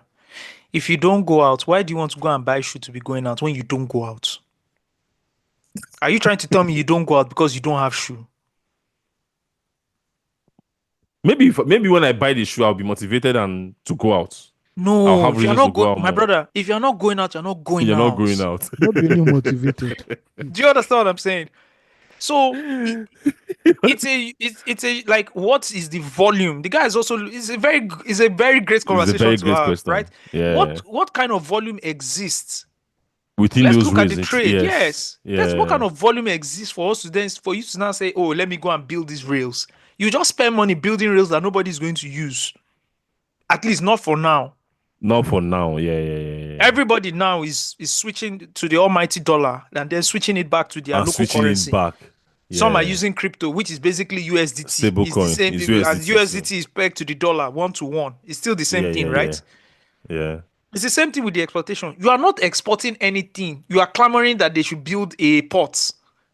When they build the port now, it will be empty. Same. How many people are flying out of which state did they go and build that airport? Was it Ebonyi State? How many people that they are now international using, airports. they are now using for praise and worship? How many people were flying out of that Ebonyi. place? That Okay, the governor at the time said, let me build an airplane. How many things were they moving out or moving in? So it's a great way to look at it. It's an interesting point for this port. So the Lagos, so the ports are not really basically for just importation, or it's for exports really. Exportation is the coconut importation.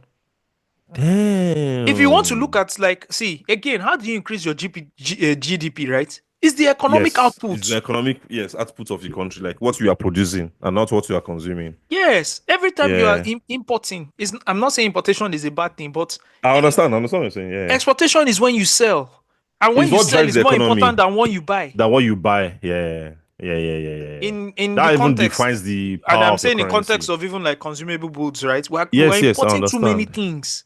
Too many things. That's our problem. We import Foreign too taste, much. foreign taste. Foreign taste, according to the governor. You understand? But I understand why. I mean, there's a context of why we're importing, but it's because we're not producing locally enough. Yeah.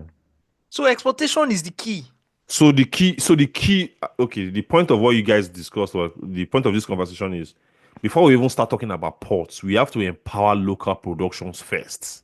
That to when an the extent port where is there's there, a need yes, for an to export. You can't export. say, okay, let's go and build ports. Yeah. That's why ports that's were interesting. built. That's what he was trying to say. That ports were built because people needed to move things People out of the country. move goods out of the country. Yeah. So if you look at this in like every other way of innovation in like Nigeria, right? Some things activities need to exist before some other things start existing.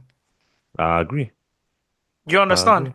So if you start jumping and start saying we're that trading, I wish this was the same thought process that every government or every leader in Nigeria like goes through before they set up like a project or waste money on anything. Like a comprehensive report of what is the benefit of these things that we want to manufacture or want to build. Right? Why am I building a full-fledged stadium in Akwa Ibom when I don't have a state league? Yes. I've not empowered the state league. In fact, that money for stadium, it will help me. Bro, I went to the park. I went to play football yesterday. You won't cry first. Bro, I won't cry. I just imagine where would they play ball. I won't cry. Just imagine you know what having. I think? Do you know what I think when I go through the stadium, the state, like all the small stadiums, small play parks. See, it's not even stadium, parks. It's not stadium. 11 on 11 parks. So yes, I just envision all of us that we used to play. That we used to play football. If we could play there, we could play there. And I don't just imagine us. I imagine the younger guys too. Yeah. Who needed a place to always converge to play football, right? And develop their skills physically, but they don't have the opportunity. That kind of place. Yeah. Instead of that stadium, can we build like playgrounds around the states? Where it can be like a community center where after school children can go and play, develop sports skills. Scouts can come there and watch and stuff like that. And this is how the Sunday League starts. This is how in all UK, your professional league clubs in England and in Premier League, these are they discover 5-year-olds, 6-year-olds, and they send them to their academies and to their school academies. And from there, the pipeline goes through. Do you get the talent pipeline passes through? Do you get? What is a stadium doing in Akwa Ibom? Steve, you're wrong. Because without that stadium, where Super Eagles go play? You have to think of these things. What benefit are you getting for Super Eagles playing? Where you are opening the pitch, when you are opening the gates for free every time the Super Eagles are playing. What is the state's business with building a stadium with hosting the Super Eagles? What's the state's business? It's a state. Do you understand? What is my business with it? I don't care about the Super Eagles. I don't care about the Super Eagles as a state. So they don't charge anybody. People can't afford to pay. Kini. If people pay, nobody will like. Only one section of this. One section of this. They won't feel a pain. They won't feel like tickets paying watchers, like because customers will not feel a section of that stadium. Isn't it? I've covered so many sports, football matches there now. God damn Even it. for free, it doesn't get filled up. Nigerians don't have time to love football. We've had this conversation. Yes. Yeah, no. Those days Some don't people pass. are surviving. Bro, anytime like an Arsenal, a Manchester United is playing a European game, and I look at the away station and see how many people that traveled. My brother, God. it fascinates me. Always blows my mind. It fascinates me Do you when they say, understand how it is that an the economy away is so crowd, empowered? the away crowd is 7,000. You know what fascinates me about that? It's not the attendance of 7,000 people in the stadium. It's the logistics of them It's leaving the their logistics house of 7,000 people leaving their house and the going to disposable France. income that they have. Two, how the logistics of it, that the 7,000 railway system or can whatever move. could contain that capacity of people. To move. It amazes They'll and go to a blows my hotel mind. and lodge or whatever it is. Like separate, bro, I think about it, I'm like, bro, my mind is blown. We don't have the luxury to love sports. That's why when they say Nigeria is a football-loving country, I would not laugh. Do you know what it is to love football? It's by listening to it on radio and watching TV. I'm watching TV. They can't even pay for subscription. They can't, bro. Like, come on, man. Oh. So back to this stadium thing. A clear example would be the money they use to build the stadium, build small sports centers, encourage secondary schools and primary schools, after school competition, pay the salaries and all of that. And then you see the effect of that in a decade or two. Thank you. Right? And then you can say, we have so many sports teams. We need to now build a mini stadium. Thank you for them. Because we now have a weekend league with under 15s. So we now need that stadium is like a port in Akwa Ibom. Yes. Where there's no airport, but there's a port. Yeah. Do you get? So think about the talent now as the exports for the stadium. You're not exporting anything. Because if you don't develop them, there's nobody playing in the stadium. You're right. It's locked do you know what sports community centers would do for this country? Bro. And this is just football we're talking about. This is just football we're talking about, And the centers can also be even extramural. There will be a place for academics, extramural lessons. People who cannot afford. Maybe they're not being taught well in secondary schools or something. You have private teachers or volunteers coming to community centers to teach young people about stuff. There's so many things that we can do. But I think we underestimate the level or the impact of training young people in certain fields. We underestimate it a lot. There's a lot of impact. I'm saying beyond school, just extracurricular activities. You put people in groups. I know what it did for me in the church. I know what it did for. There was a radio production project that I was opportunity to take part of, and Chris Idero was the one who trained us. 5 minutes documentary we had to do. And the thing lasted for 3 weeks. They paid us well, everything. We came from the University of Portsmouth. And it was a very nice project initiative. And it trained some of us. And some of these people went on to become movie makers, editors, different things. Just a 3-week project. Bro. It inspired so many people, including myself. Bro. And today, guess what? I do podcasting. Do you understand? Exactly. These things inspire people. There are some projects. If you give me a project like that for young impact people. the youth. Yeah, impact the youth. So we're talking about sports. There's beyond sports. There's science. Beyond sports. So when someone says, they want to do AI something, I'm like, you don't get it. I need people, young people, learning Scratch, like kids. How do we start from a young level, right? My kids use something called Code Monkey. Yeah. There's a subscription for it and everything, and they are learning the basics of.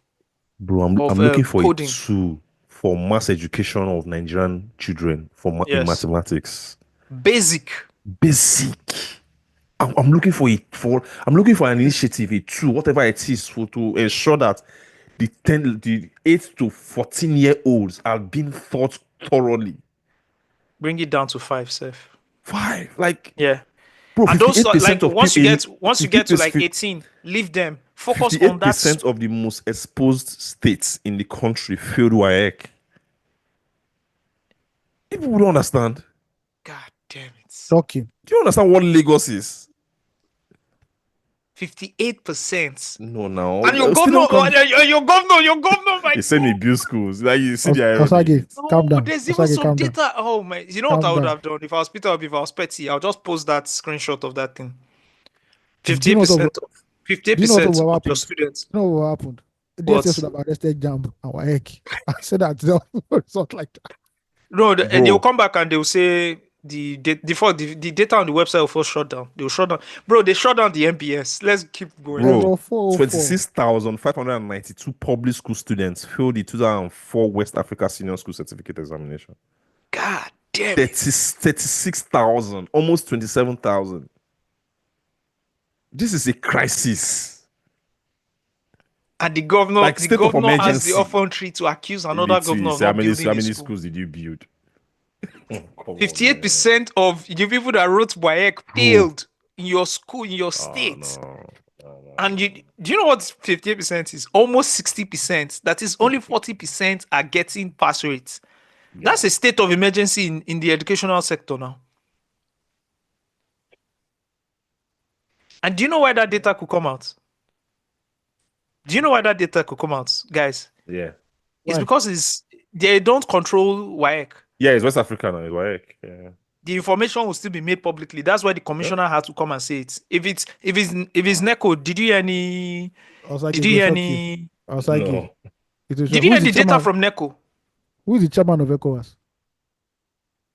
No, that information will come out. Okay. You can't control WAEC now. Okay. No, but there's NECO as well now. There's NECO GCE now, Abi. Yeah, there's no good GC. There's no good The one for like individuals. Yeah. Yes. WAEC Let is me for see. schools, yeah. Let me see if they put out anything. Let me see. Let me go to their news, latest news. Nothing, because you have it for WAEC. Where is the NECO numbers? NECO has GCE now. There's NECO GCE. So where are the NECO numbers? Yeah. I remember writing NECO GCE. They still exist now, right? So where are the NECO numbers? NECO self no even sign a serious exam, so Our exams. Exactly. They have it. They have the SSC internal. They have the SSC external. The external is the GCE that we write, right? Yes. And then they have the BECE, they have the NCEE, and then they have gifted. Let me click on SSCE internal. Senior School Certificate Examination internal is the examination conducted for candidates in their final year of secondary school. That's one of them. Then the second one is the external, which is the examination taken by candidates in their last stage of secondary school education. Is in two categories. One is for candidates in the third and final year of secondary school, and the other one is this is the external. This is the GCE. Where are the data? I don't see any data here. So these ones, they won't release the numbers, but WAEC had to release the numbers. That's what we know. So that's also another problem. We manage and hide all these things. yeah. All right, man. Meta threatens to shut down Facebook, Instagram in Nigeria, and WhatsApp in Nigeria over $290 million fine. I read this story. There's even another story. I think I read it on. I read a reaction to this story. Actually, I wish we saw that report. From the FCC. Which was what? Oh, okay. But they were reacting to Meta's. So reports, Meta Platforms, the parent company of Facebook, Instagram, and WhatsApp, have threatened to restrict access to both platforms in Nigeria following an unresolved dispute over regulatory fines totaling over $290 million. The tech giant's legal challenge to the penalties was dismissed by the Abuja High Court, which has ordered the company to settle the fines by the end of June. While WhatsApp remains unaffected. WhatsApp remains unaffected. WhatsApp, that's the savior. WhatsApp. But it's Instagram. I'm thinking about the businesses, Nigerian businesses, bro. No, me. See, if I'm WhatsApp, if I'm Meta, I'm taking WhatsApp out. Oh, yeah, let's ball. Let's dance. No, let's ball. Who gets to suffer more? How much is being generated from all these platforms from Nigeria? Let's keep it a buck. How much is being generated from people that are running ads on Facebook? From a global perspective, from a global perspective, are we paying for their servers that they use? No. Let's keep it a buck now. Yeah. We're not generating that kind of money now. So while WhatsApp remains unaffected, the potential removal of Facebook and Instagram has raised alarm amongst millions of Nigerian users and small businesses who depend heavily on these platforms. The fine stems from a series of rulings by the Nigerian regulatory bodies throughout 2023. The Federal Competition and Consumer Protection Commission (FCCPC) imposed the most significant penalty, 220 million, accusing Meta of anti-competitive practices. Now, this is where I want to read what these anti-competitive practices are. It's just a shakedown. Okay.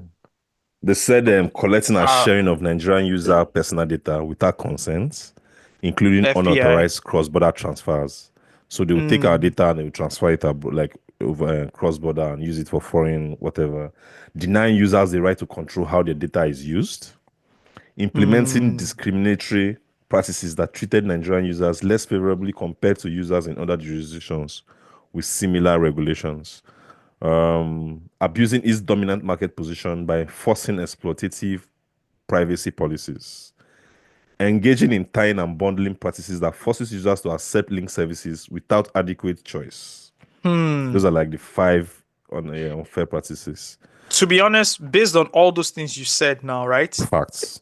As a country, if those are your Yes. ground rules and you say that these things are unfair, you are Yes. actually going to get fined. You have the I'm right. okay with it. Yeah. Yes. The FCCPC here, they are doing their job, and their Yeah, job yeah, is yeah. to what? Is To protect our data. Yeah. The integrity even if of I cannot, even if I data. cannot protect bloggers who do genuine reviews over tomato paste, at least I will protect you people against The corrupt sovereignty. practices from Yes. digital And platforms. I think also, to be very honest, I'm always skeptical about things like this because in my head, this is just a shakedown, right? Like typical Nigerian thing.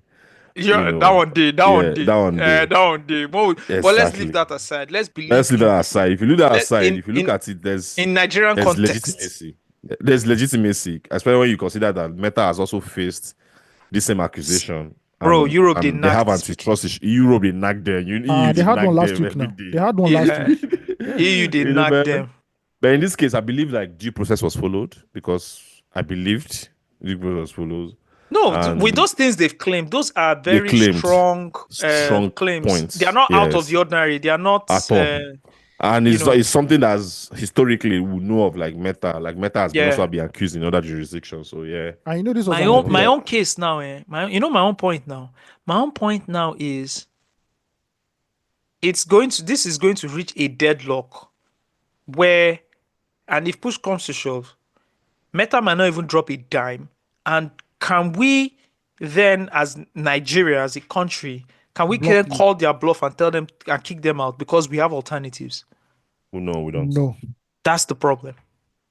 Well, That's the they big might bring problem. back- they might bring But back China this guy. can say, and I know it's not easy because I'm saying, oh, you're saying China, you didn't. What about other European countries? But that's why, again, there are two things here. EU can find these guys and they will pay because they can't Because leave of how much they generate from EU. Thank as a you. market. Economic Thank importance you. of the The European Economic importance. and relevance. Yeah. What's the worst thing That's that they true. did with Canada? You people cannot read news at news. We can't read news. Yeah. articles. News From no Facebook news and Instagram. platforms on News platforms on Facebook and I know. Instagram. Facebook included. Yes, I'm Yes, sir. sure Facebook. Instagram, I'm seeing it every time. I've never because we hardly go on. We rarely Even- go on Facebook now, so I don't know. But let me check. Even articles Yeah. on I know I can't BBC. follow Post Nigerian. Like I can't see On Instagram. Post Nigerian post If on you're Instagram. if but you're let a me news check. platform, Canadians cannot consume your content in Canada. Yeah, in Yeah. Canada. Yeah. Because Including there the was that BBC. whole thing of, including BBC, because there was that whole thing of the news platforms in Canada are suffering from the news Yes. consumption This one. on social media. Yeah. So yes, they now said, people in Canada cannot see this content. Post Nigeria Facebook. oh, so Facebook as well. You see, Facebook that's as a well, country that is yeah. looking out for their news platforms and saying, Exactly. you social media guys are not going to cannibalize these news platforms because Our economy. feeds, our news Our media consumption. economy. Yeah. yeah, because Yeah. the media economy, we have these people have staff. These people, then there's also the concept of the kind of news they also want to deliver. Allow the And citizens to They read. believe, yes, yeah. and Yeah. they did what? They reached a deadlock there. And Facebook did what? They shut off their news platforms. They shut off the news platforms. Yeah. So what can Nigeria do in this case? If Facebook says do your worst, NTA Yeah. will launch your app now. Hard now. what can Nigeria do? Can we kick out Facebook and Instagram? It's going to be Do a we have problem. number one? Do we have alternatives? Number two, can Facebook afford to leave us when they do the maths and check their P&L? Can they afford to turn it off in Nigeria? When we blocked Twitter from Nigeria for what, over a year? It's over a year. It was like 6 months. Was it 6 months or 8 months? Maybe Okay, 6 to for 8 that months. period, did Twitter as a business suffer? Did they feel the heat? Nope. Nope. Well. When Elon Musk came in, what did he do to the African team? He fired all of them immediately. Everybody shut it down because the guy could don't look. He could have looked if they had looked at the in-house numbers to say, you know what, why is there an office there when we've not gotten anything from there? Oh, yeah, everyone, Shut it let's down. go. Shut it down. Yeah. So that's where we are. That's where we are as a country. That we don't have any economic. There's no economic relevance and importance. Value. And I think our we only don't even relevance like cultural also. So culture money. but I can't Soft power. envisage Soft power. soft power. I can't envisage Soft. a situation where Facebook and Instagram are not working in Nigeria. I think they'll come to a compromise. Bro, do you know Both like the parties will small come to- businesses are going to suffer? The influencers are going to suffer. Like it's Bro, just too much. It's hard to say something on Twitter. Bro, It's very Twitter hard. is you're even looking at the small businesses. I'm even looking at the content creator side. the content creators, yeah, those influencers ones too. will- That's what I'm saying now. The content creation side. I have a theory. They'll Yeah. compromise. They all go to TikTok. No, they'll compromise Yeah. because somebody needs to win 2027 election. Oh, that's true. They need And social you need to galvanize. media. You need to galvanize. young Yeah, people because too. if you do So, it, people will hate the government in power. It's true. No, it's not even hate. Yeah. We need to just put out our rhetoric. yeah, That's what I'm saying. So- Like even without I think I think it's better to control rhetoric if there's no social media self for them, especially for the government in power. Actually, Yes. Yeah, that's true, sir. actually, Yeah. banning everything because is good. they control the internal new media. You're That's right. good, sir. Yeah. But I think you're they'll come to a right, you're right. compromise. But I think Oh, in you're terms right. of sentiments, not like really having like anti-government sentiments, because this is what young people do in Nigeria now. Like social media, like Instagram. Let me tell you, bro, Nigeria, especially women in Nigeria, Instagram is building like businesses for Nigerian women and like influencers, content creators. So it will be very, very difficult for them. I hope this doesn't even happen at all, for my own sake. I don't think it will. Oh yeah, I don't think pray it so. will. Yeah, I don't think it will. Ayo But I too. don't Ayo, see- you, I Ayo, don't- your biggest audience is Instagram, Abi. No, it's TikTok. Oh. Instagram the close. It's TikTok now. No, yes, 10K on TikTok, 9K. But I'm saying plus. but Instagram has like the more Yeah, it's more soft reputable power. for me. Yeah, It's yeah, more reputable for you. That's what I'm for me. saying. Yeah, it's more definitely, reputable. Definitely, nobody But knows. dude, me. Nobody the knows me on numbers will always TikTok. be TikTok. TikTok is numbers. They have Guess what? numbers. When I say, "Oh, Nigeria's number one pop culture creator," some people on TikTok be like, "Who are you? We don't know you." But Instagram, Yeah, exactly. nobody ever asks me Instagram, because everybody they know knows me. exactly. Yeah, Man, you have And the- 10,000 and the- followers on TikTok. This is And the big, thing about man. TikTok is that your content can be consumed by anybody in any Anybody. timeline, in any. And you No can just matter how enter you your- like, it's everywhere. Like TikTok spreads your content everywhere. Instagram, it remains in an algorithm. yeah, It remains in a space. Do you understand what I'm Mhm. saying? Yeah. But you can't control what you watch on TikTok. Like everything You can't, comes and it's mad. Shout out to. I'm looking at your TikTok. I'm going to watch all your. I mean, I watch them on Instagram anyways, but this It's is the very same nice thing. collection. It's I like the same thing. way TikTok desktop. You know me, I'm an old school guy. I'm checking you out on desktop, my brother. Desktop, me too. They yeah. check out my desktop too. You know Well, me, I'm but, old school. yeah. But to be very honest, I think I spend an equal. I would say I spend an equal time between maybe my mobile like slightly edges like desktop, but I'm always on seats. I'm always on my computer, so All right, man. I got it. Where are we? I saw this very nice. I said nice, very funny story. Someone mistakenly sent 800,000 naira to a wrong account number. All right, Jesus and Christ. then the bank she put it out. It was she sent it from a Union Bank to a GT Bank account.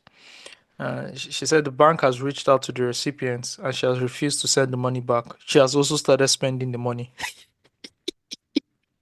That's a miracle. Miracle You for the understand? month of So May. for every time we say, "Oh, politicians, oh, our leaders," you received 800,000 naira Naija. that is not your money. You didn't call your bank immediately. That's also another problem. Like reaching your people bank get is mind, also though.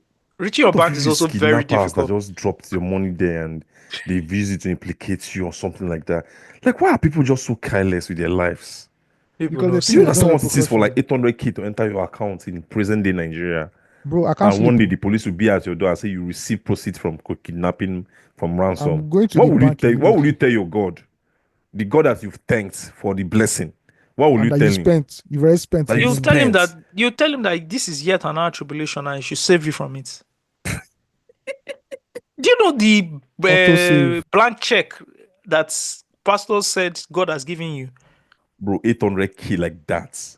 No Mhm. question, not. I can understand 30k, I 20k cannot because it's understand 1,000 naira, Steve. no, you know why I can understand it, because maybe it's part or like, because maybe in like in the regular accounts there will be 20k, 10k, 1k, so it's easy to get lost to say, oh, I thought it was money. It's easy to explain that, but in an account, how many accounts, like in an account, like you just get 800k, it's obviously something, especially Steve, for like a normal like a regular Nigerian. Steve, Okay. if I receive 1,000 naira from somebody that didn't come from bank and there was a narration there, I am calling the bank immediately to tell them I why did I understand. receive it? I'm I saying don't that. see the fact I'm that you are saying understanding a certain amount is the same thing as understanding no, another no. I'm not amount. saying it's right for you to spend the 20k. I'm saying if police comes to arrest you, it's easier to explain that. Oh, I've had all like that same day I received like 20k 4 5 times. So like I missed it up. I didn't know. It's easy to explain. I'm talking about when they arrest you. But 800k, where do you even start What from? if this person receives 4 5 times 800k? Okay, maybe. Do you see this concept you're doing this Nigerian? You see, we need. I'm not saying it's right to Nigerian We need to spend concept. give. 1,000 I know. naira. I'm not saying you I'm are right. saying when Please. I'm when talking you to get Ayo, into Steve. trouble. I'm talking to Ayo, Steve. Please just hold on a minute. All right. Ayo, we need to give Steve electroconvulsive therapy. Yeah, We yeah. need to shock his brain to just To reset reset it it. a bit. Do you understand? No. Because That's why when Pastor Boji was talking about understand the terrain, I understand what he was talking about. Like now maybe the terrain. Now make the thing pay me. oh my god, This country is wild. bro, bro, bro. 800k, you just But am do like you that. understand the implication of just receiving money and just going to spend it? What are you even spending it on? I Like, said did you plan? they called. You don't understand? They called the person that saw your money. The person Say don't they refused. spend them. The person refused. First Like, of you all, know, I'm not we'll even not have. sending. They I'm will not even now. sending the money back. I'm just going to the police station to make a report first. Yes. You know me now. Go Me, to Yeah. the I lose ID card and I go to police station. You know me now. I don't want Yeah. wahala for this. I don't want wahala for Nigeria. Oh. The Bro, problem one of about that police where you go inside that money, they go one chop up. They go That's one my. They won't chop am. That's why me personally, I won't go to the Nigerian police. I'm heading back to my bank. I'm to going the to my bank, bank. yeah, to say I say I yes, I received this received an amount. inflow. Yeah, it's true. Yes. It's Please true. take this inflow out of my account or Out of my contact account. or contact Yes. this person. Or contact Because this person and all they need to do is contact the bank. They'll contact the person's blah blah blah. You can do the refund. but You do you know understand? that criminal in criminal prosecution, if there's anything like you are still in play. But if you go to the police to say, see oh, Well, normal that's when police, you are. yes, but in the Yes, Nigerian but in Nigerian context, Not Alagbo. Nigerian police. You know why I'm not going to the Nigerian police will Nigerian tell you to police? go and It's withdraw not. that money and keep it with them first. Yes, Do you know I'm not? Do you know I'm not going to the Nigerian police? It's not because I Yeah. fear my life or I can get arrested. It is because I know the original owner of that money will not get the full 800k because Maybe I've I don't 200 involved the care, like Nigerian bro. police. At this point, I don't care about the original owner. I care about my own safety and me not being roped into something that I didn't sign up for. That's what Before I they go care and block about. your accounts, that Before I go you and were block my account, doing. and bro, in short, thinking about it from the top of my head, I'll just go to the police station with my phone and say, see, I'm coming here to state a report. I was on my own and I got an alert of 800k. I don't know where it came from. I'm going to my bank now. I'm just laying a report. Police will now say, go to your bank and do this. I want to go to the police first to make a report to say this is what happened. You know what? So You're that, absolutely right. yeah, so that when it happens, they say, okay, he came to us to tell us. So, do you get? Because Yeah, Nigerian police you're can be right. very funny. Yeah, it's You're very right. funny. Just imagine the way this country has gone. How kidnappers are just like really everywhere, and you are receiving money, or how like just for basic fraud, it's just happening, and someone just send 800k to your account, and you go use it, you go shop, you go spend them. People get mad. People they mad, yeah, it's crazy. To be very honest, it's Crazy. People get mind. Have you guys been following this story of the Nigerian Association of Nigerian Students president alleging that he was beaten, recorded naked on the... I don't know how to put this. And everything was orchestrated by the son of the president. The first son. Orchestrated. Yes. I don't know how many. I haven't gone into. No, it's the one we know now. Is the official first son of the country, Abi? I'm just saying. So if we have first lady, don't we have first son? I don't know. That's what I'm saying. I don't too. see, guys. There's first daughter too. Okay. Let me just say this. Okay, you don't know their position. I stopped trying to understand someone's history when I didn't see primary school there. It's true. No primary So from I just left. I just stopped. You just left it. Say, okay, anyhow, anything goes. Okay. So I didn't read the biography. I don't know how many children. Okay, you don't know the place. Okay. I get it. Anyway, this is a very wild story. I don't know how true the story is and everything, but you guys can check. There's a whole video about it. Let me just play part of it. I was invited to Lagos to meet with Sheyi. I met with Sheyi and the Minister for Youth. The Minister for Youth, when he saw me, he hugged me in Lagos. We talked, and I was to be offered 100 million naira. But the thing is, it's not all about money. There are things which I stand for. You cannot ask me to begin to promote a president who has not done something for me to say he has done it. If he does something good, I will promote him. We will support him as the president and commander-in-chief. But where he is, you cannot say I should keep quiet. I won't do that. That we couldn't settle. And they felt that I'm being stubborn not to accept money and to come to Lagos without accepting money and going back. So they planned my abduction, and on the 15th, I was abducted. Of April, I was abducted, stripped naked, beaten seriously, in collaboration with the MD of NTA. The MD of NTA, I was packaged to NTA to make involuntary statement that I am no longer, that I have renounced my position as NAN's president. I did that to gain my freedom, but immediately I released a press statement that I was forced, it was under duress, and because I was naked, I was beaten. They claimed that they will share the video. That Sheikh told them that they can share the video, nothing will happen. And that even if they kill me, he will order. That was the word Ladoja used. It is Ladoja that is telling me this. That he will instruct, yes, he will instruct the Inspector General of Police to cover it up. And if he doesn't do that, that he will go. So I now asked, even this morning when somebody was telling me that, you know who Sheyi is, I say, yes, Sheyi is an ordinary citizen like myself. He's not occupying any official position. I told them yesterday, I made it clear, that even if I'm coming to this hall and I'll be shot, I'll still come to this hall. At the end, today, the inauguration is concluded and I'm the NAN's president. I want Nigerians to know what has happened and that we are not going to give up and that Sheyi can do anything he wants to do. He's already in this hotel. This inauguration wouldn't have held. You can see the organization is not correct. See the way the things was hardly done. Told the MC, quickly start. Don't do no protocol. Do the inauguration as long as though they will be arresting or killing the NAN's president now, who controls over 40 million Aluta forces. So I want to, for the want of time, I don't want to take much of our time, but I've told you in brief. So we cannot say, the most important thing which my government, which we want to do as leaders of NANS, is that we will fight the cultists. We will take away cultism from NANS, the touts from NANS. They are just a bunch of touts and criminal elements. When politicians want to do anything, they recruit them to do all of these things, and that is what we have come to fight. I need your support for us to be able to do this, because without you supporting me, supporting our leadership, there's no way we'll be able to achieve this, because these people have gone far. They have no shame. I want to say, finally, that Sheyi Tinubu is a very bad example to the Nigerian youths.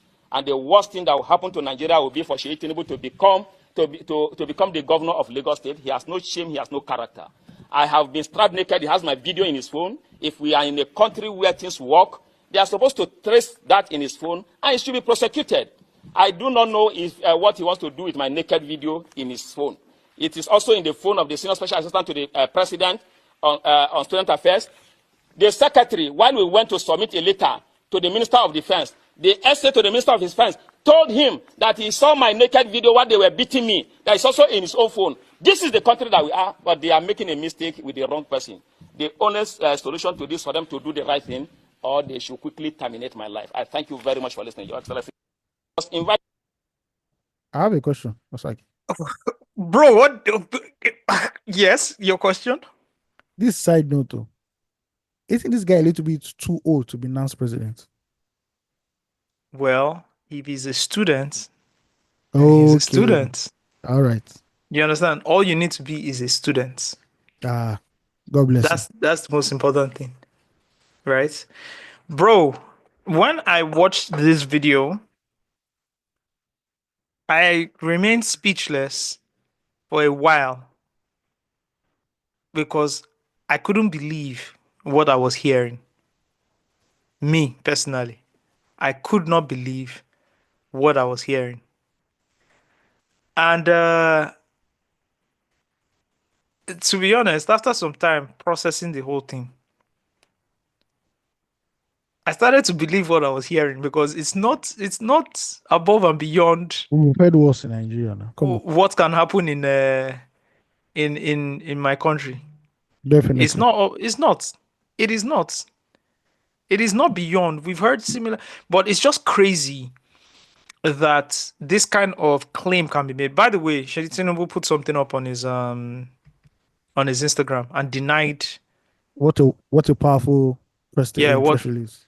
What they he just put something up on Instagram with his picture, right? And he denied what the NAN's president claimed, right? Yeah. The allegations the NAN's president has claimed. He denied it. He denied it. So just to put that as well. But even an accusation like this is wild. Yeah, very wild. Guys, it's unbelievable. I don't know what's going on, guys. Nigeria Then there's a factional NAN's youth president, by the way. Obviously, there has to I be. would like for you to also hear him speak on this matter. On Tuesday, telling the manager, because I asked him, I said, how do you know that? Did you see him? He said, yes.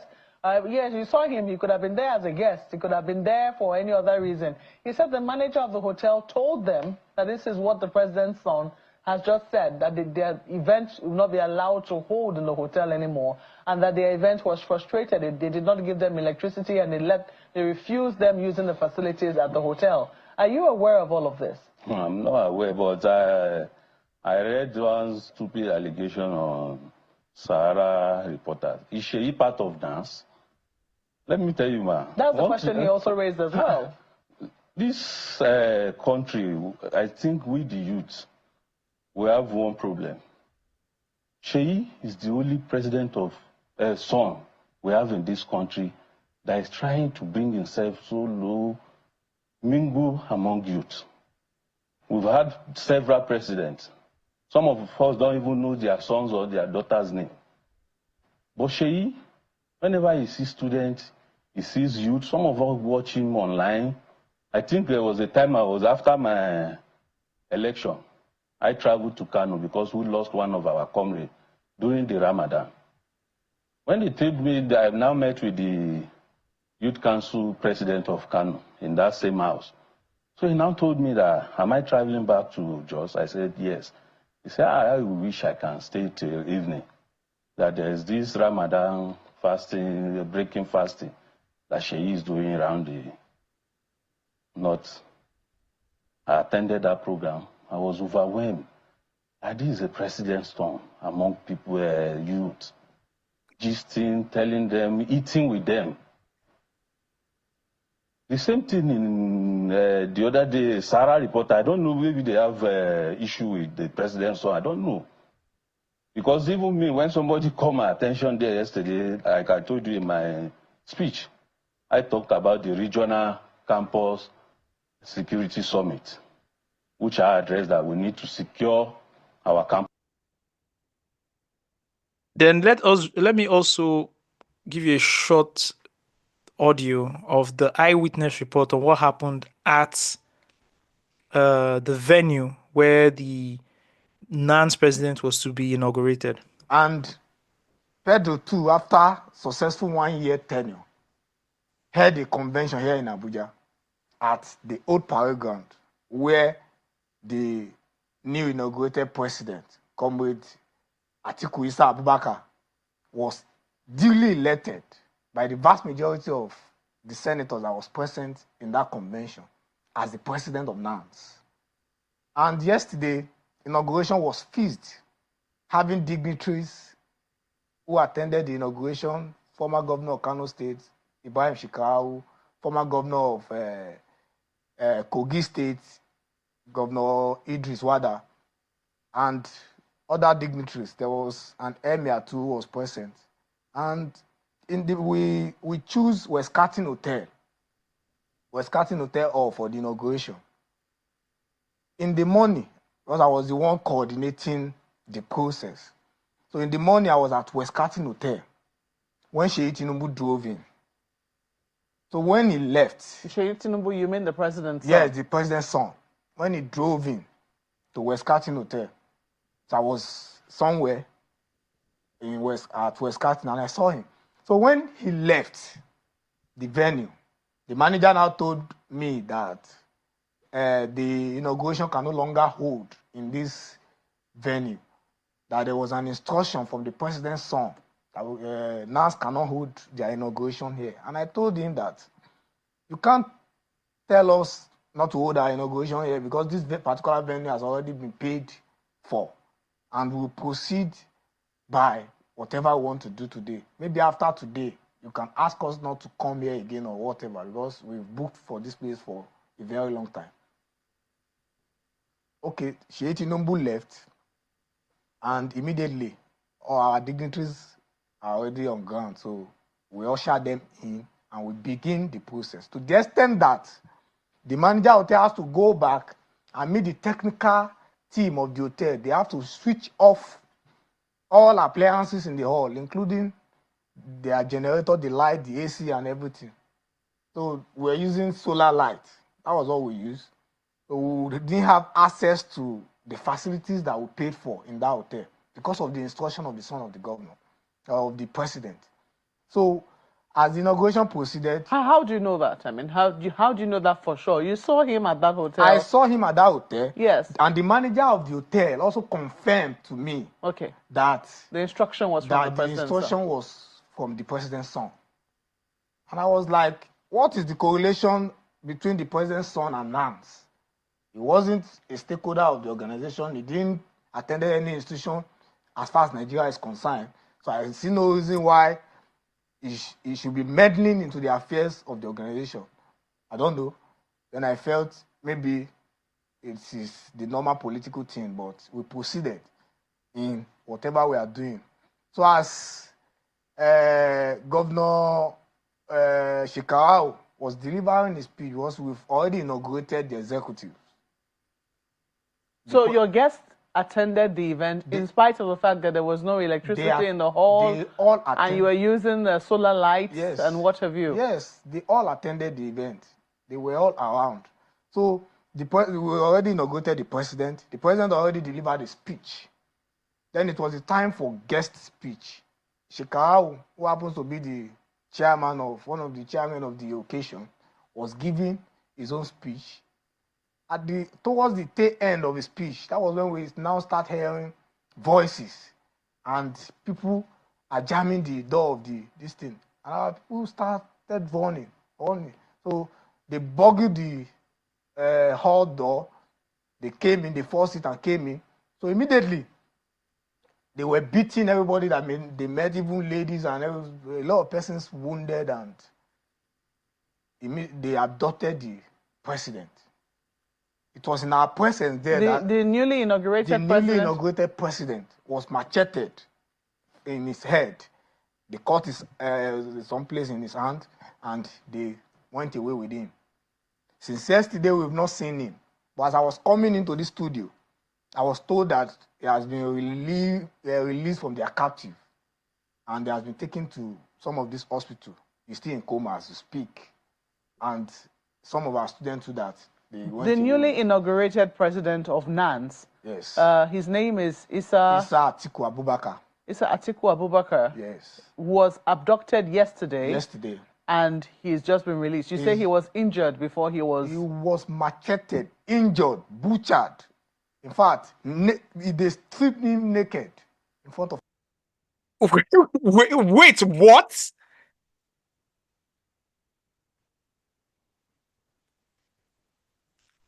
Wait, are you just saying this? Bro. He said it now. He said it in the No, video. I heard from I mixed up the Nas is timeline. another. Oh, okay. So I haven't watched this video. I just kept it for us to play. I knew he was corroborating from the text, and he was corroborating the story around what happened at the event in the hall. Do you understand? But apparently that video is even later after. So this is the initial event that took place before Yeah. then we heard from the announced president, the first video I played when he probably did his own inauguration again or something. Bro, what is like? Nas historically is another body of work entirely. Like, No, bro, It's an this is not Nan's issue. oh, I know, but it's always been a group that has a lot of drama. But I understand the shade. Every university, SUG down to department as well. They had drama. Yeah, I understand what you're saying, bro. Yeah, if the Why president to make wild? Why is the son of the president moving like this? And nobody's going to come out to make a false accusation of this gravity, of this magnitude, against like the son of the president. So I believe them. Guys, we're seeing these things happen, man. 2027 elections. Why? Please, if you're involved in elections, if you're involved like elections promoting, if you have like candidates, everything, please, I pray, especially if you're in the opposition party, I beg of you, if you don't understand the terrain, know how to move, because people are going to die at that 2027 elections. That is small. People are going to be missed. They are going to miss. Bro, did you hear what this guy said? Just what this guy narrated. What is going on? And nobody is saying anything. Why is nobody saying anything? Because nobody nobody's wants to sleep the SSL. Everybody's scared now. Oh, do you want to say anything? Me, I cannot say anything. The best you can do is there are two things you do in Nigeria. Either you are aligned with the power. If you're not aligned, like two things you can do in Nigeria to thrive. You align with the power and you benefit from it, or you stay on your own side and just be hustling on your own. But by the time you start like talking about it, start intruding, and like putting your hands into like as an opposition or a fierce they opposition, take you out. They take you out. It's risky. It's a very risky proposition, and that's why like a lot of people just give up on. That's why like Nigeria as a contest, as a project, a lot of people have given up on Nigeria and just like really just riding with the wave and see where it gets them. Do you get? Yeah. South Bro, States. we heard what happened. Who are these people that then came in, macheted this guy and abducted him? Who are they? Who are they answering to? Yeah, man. Why are they recording this guy naked and beating him? I saw the pic. Did you see the pictures of the bruises? No, I didn't see it. Oh, you didn't see it? Black eye? It's online. Bro, check it. It's online. He's not going to come out and fake and falsify this kind of like claims, especially against the son of the president. Like if you imagine if you claim that and it's not true. Do you know exactly? You're going to be picked up immediately now because that's Even the response kind of even let me know that what the guy is saying is there's a lot of truth to it. Even Shaitunu's response just let me know that there's a lot of truth to it. His post on Instagram. Oh, more. Yeah, that's Nigeria, man. You align or you stay on your own path. Not disturbing anybody and just maybe finding your own way, hustling, getting your own money and stuff like that. That's understand the terrain, guys. So yeah, that's it. And that's why your favorite pastor can just be on his own side, just running his own thing without intruding or without like really, how do I put it? Like without actively participating in. Because he too is aligned himself. He too is aligned, Anyways, a few days before this whole thing came out, the Christian Association of Nigeria, representing the 19 states and the Federal Capital Territory, expressed concern over what it describes as media blackmail directed at Tinubu, the son of the president. In a statement issued by Reverend John Joseph Hayab, the chairman of CAN in the region, The organization emphasized the need for responsible journalism and cautioned against the spread of unverified information. Just because Sheyi is Tinubu's son, he should not become a subject or object of media blackmail and propaganda to destroy him. There will be life after his father's administration is over. He further highlighted the detrimental effects of disseminating false information, blah, blah, blah. The Christian Association of Nigeria. I'm trying to understand why the Christian Association of Nigeria is putting out a press statement backing the president's son. Like, here. what's even their own business? How did they even connect? Like, what's in concern them? Sorry, is this the national body or just a state chapter? No. Should be. The Christian Association of Nigeria, representing 19 states and the Federal Capital Territory, put out, and it was the president of Canada put out this statement. I'm trying to figure out why the connection. Like, how did they get into the whole issue? Like, into the whole conversation? Nan itself, like Khan itself. What is is concern Khan? Like, so that's two my own bodies now, point. Nan and Khan. Yeah. No, I understand the Nan parts because like how influential they are in like politics in Nigeria. My own is like, why is Khan coming out? Like, how are they coming out to just make a statement like that? You know, as like for in support of Sheyi Tinubu. How is that connect? What's the connection? What connected them? What even led to them being part of the conversation? Do you understand my question? The question I'm asking. Bro, I don't know why the Christian Association of Nigeria is putting out a statement saying that people should stop blackmailing the president's son. Is that the issue? It's not part of a statement though, where they made reference to. It is It's the main. It's a statement. It's a standalone statement. Yeah. What is saying? State capture. That's how it Bro, That's how bro, it's, that's how it, that's, bro, that's it. Bro, that's it. Yeah, when you hear it, That's it's not a it. joke. This is it in real time. Real time, baby. Real time, baby. There's a story I want us to talk about next week, right? Of there's a prayer group in Nigeria that is linked to disappearance of young businesswomen. Businesswomen on Instagram. Yeah. Bro, when I said the scammers are out, I wasn't joking. Group. It's what? It's a Christian cult. It's not. It's a cult. That's how it's a Christian moves. cult. That's they take over your business. You hand over your business to them. They leave their families from your family, and you disappear. Bro, when I said the scammers are out, I was not just talking about these other guys that we're talking about. I'm saying everybody is out now. Evil is out. Evil is out, and everybody is operating on that level. And all you need to do is pay your taxes to the boogeyman. That's it. And you can run your game. Evil is out now. Everybody now is doing what they want to do. Nobody's cautioning anybody, nothing like that again. Yep. Just pay your taxes to the boogeyman. We'll touch on this story like next week. It's a lot. Yeah. I want to quickly touch on this thing that the food court did. You guys know food court now. Food court is the how would you describe them? Food delivery business that not food delivery business actually. They're running like food delivery, but they're a restaurant that delivers food to your house. They have like several kitchens or several mini restaurants under the restaurant, but they all control the restaurants, right? And then you can purchase food there depending on the kind of food you want, but each kind of food is branded with their own mini restaurant, right? Do you understand what I'm saying, guys? A bit different from Chowdeck.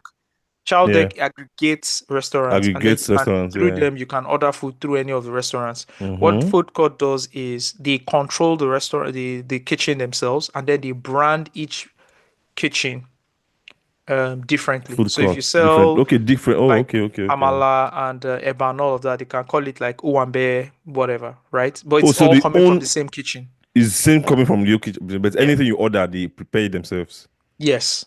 They are not aggregating restaurants. They're not aggregating. Oh, I used to think they were aggregators. Yeah, but haven't you noticed that all the restaurants don't exist offline?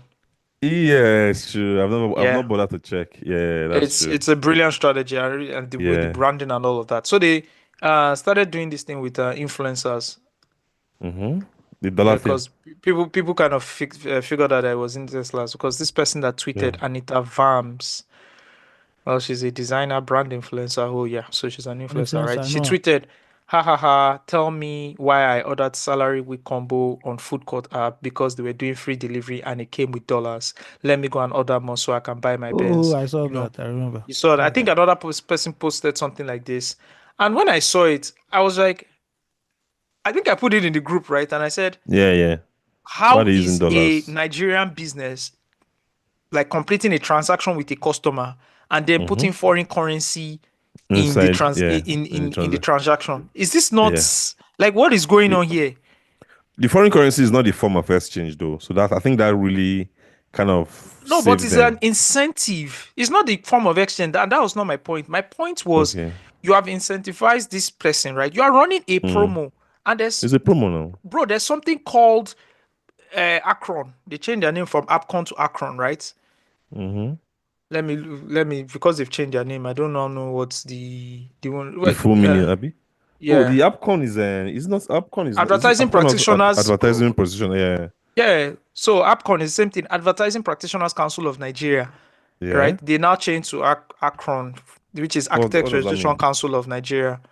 Okay. It's the APCON Akron. They changed it because they wanted to like encapsulate more. But I don't know. Yeah. Anyways, I'm To going to call it capture APCON. more. Yeah. Okay. Right? They are the Advertising Practitioners Council for Nigeria. Now, if you want to run any promo, right? And I Any learned this ad. when I was running when I started working in marketing, right? If you want Is to it not run any any ad ad, or any? Is it not any ad? promo, not ad, promo. Because when you now run a promo, you now run an advert for the promo. Ad for the promo. But it's the promo itself, right? FCCPC comes in when your promo is hurting the consumer. Yeah. So the promo itself is not what AppCon is in. The AppCon is the advertisement of the promo. So you are right, Steve. Yeah, is that You understand? Because if you run your promo and you don't advertise it, you don't exactly. And if it's hurting the customer, the consumer, it's FCCPC that will come it's and pick you. FCCP that will come and. But to run the ad, you have to run what you call it takes there are a number of required days. You can run an accelerated one, or you can run you can take the number of days. I think it's 90 days. I can't remember. I used to do this for a living, right? But you have to send it to them. They have to read through it, understand it. Where are we running? Usually we used to run billboard and radio, right? And TV. Billboard and radio. Yeah, that was me. But now there's this gray area with the online thing, because this has been posted online. Although AppCon now has been putting out communication that they want to start approving any ad that is running online ads. Yeah, they send it to businesses. It has been very unsuccessful because you can't control it. They don't have the framework to control it yet. Yes. Fantastic. You understand? However, you are running a promo, right? And this is clearly a promo. There's no ad. There's no ad here. No, the ad here is the influencer that has put it out. It's brand influencing. Okay. Okay. You know what? I'm going to remove AppCon. I'm going to face FCCPC. Are we okay now? So how is this affecting the consumer? Bro, a lawyer put this out. He said the lawyer and me wondering if food courts got vetting from approval from AppCon or sales promo approval from FCCPC and consumer sales promo approval from the Lagos Gaming Authority. Business person in me is wondering why one activity should trigger any, not to mention so many approvals. How are you putting a foreign currency and incentivizing customers to come and buy your products and they can possibly get what you might call it? Money. This is gaming now. This is gaming. This has gone into Lotto now. It's playing in the space of Lotto. That if I buy your food, you can possibly give me money. What does that do? It incentivizes more customers to go and buy your food. It is a promo. So it's unfair practices. It's unfair. Are you saying it's unfair practice? 100%. Oh, okay. You've used a brand influencer to put this out right now. First of all, you will even have to first prove that you and the brand influencer are not in cahoots. Yes. And then you now incentivize them by giving them foreign currency. Is it the foreign currency that you have problem with, or because they're incentivizing financially? If they put 1,000 naira, I have a problem. but you also put foreign currency. There Okay, are because there's some something that rules. as a business person, like vendors on Instagram will do it. Maybe they're doing sales or something, or maybe they just appreciating customers. You order something from them and they add one other product for you. That thing has to be registered with the FCCPC because the trade that has gone on there, you have put a promo on it. It's because they are small time people, small time. That's where Pojo Emade will come and say you are under the radar. You understand But a the terrain. company that is registered with the Corporate Affairs Commission, doing this is going to get you in trouble. For real, I never knew that. It's going to get you. See, Steve, come and buy one sweet for me. You give me money, I give you the sweet. That is a business transaction. You understand? And you pay a tax for it, right? Yeah. Everything is already set up. Now, come and buy one sweet for me, and I'll give you 2 sweets. You have to get a sense of some sort of approval from the FCCPC before you run. I can't run before like you run the ad. You have to go and get the approval from AppCon that you are running that ad. Do you understand what I'm saying? Understood. Yeah. Now you are buying food from me. I'm selling food to you. I'm giving you cash. Yeah. The dollar thing is just wild to me. The dollar thing as a Nigerian business, the dollar thing is also stupid. It's stupid because how much is I can see from the picture here, it's $1. How many $1? 1, 2, 3, 4, 5, 6, 7, 8, 9, probably $10, right? Just give the person the Naira equivalent. Yeah. And by the way, for a tech-enabled company like this, I know you're running a promo or whatever, and this might incentivize people or whatever. But why can't you just give the person the damn freaking cash back into their app? Into the app or into their wallets, yeah. Do you understand? Because the app has a wallet. In the ecosystem, yeah. Everything stays within the ecosystem. Which you still have to go and meet the FCCPC and get. Okay. To get approval. But doesn't that make more sense? It makes more sense. Do you think Nigerians are so superficial that you put $1 notes, 10 $1 notes, and this is what is going to get people? And this is what is going to catch people to come and buy. As a Nigerian business, what are you trying to say? That the dollar will soon go up? Oh? I'm trying to understand how, like, who the rationale behind, who came up with the campaign, yeah. But as a marketing team, when you've been told that you're not creative, when you are doing the normal thing, and you're told that you're not creative, you come up with like wide concepts like this, So these are people just trying to do the work, my guy. I know they didn't do it properly, but you can still applaud the efforts. They don't have one chance. From the Nigerian contest, Sagi is going to kill me. From the Nigerian POV.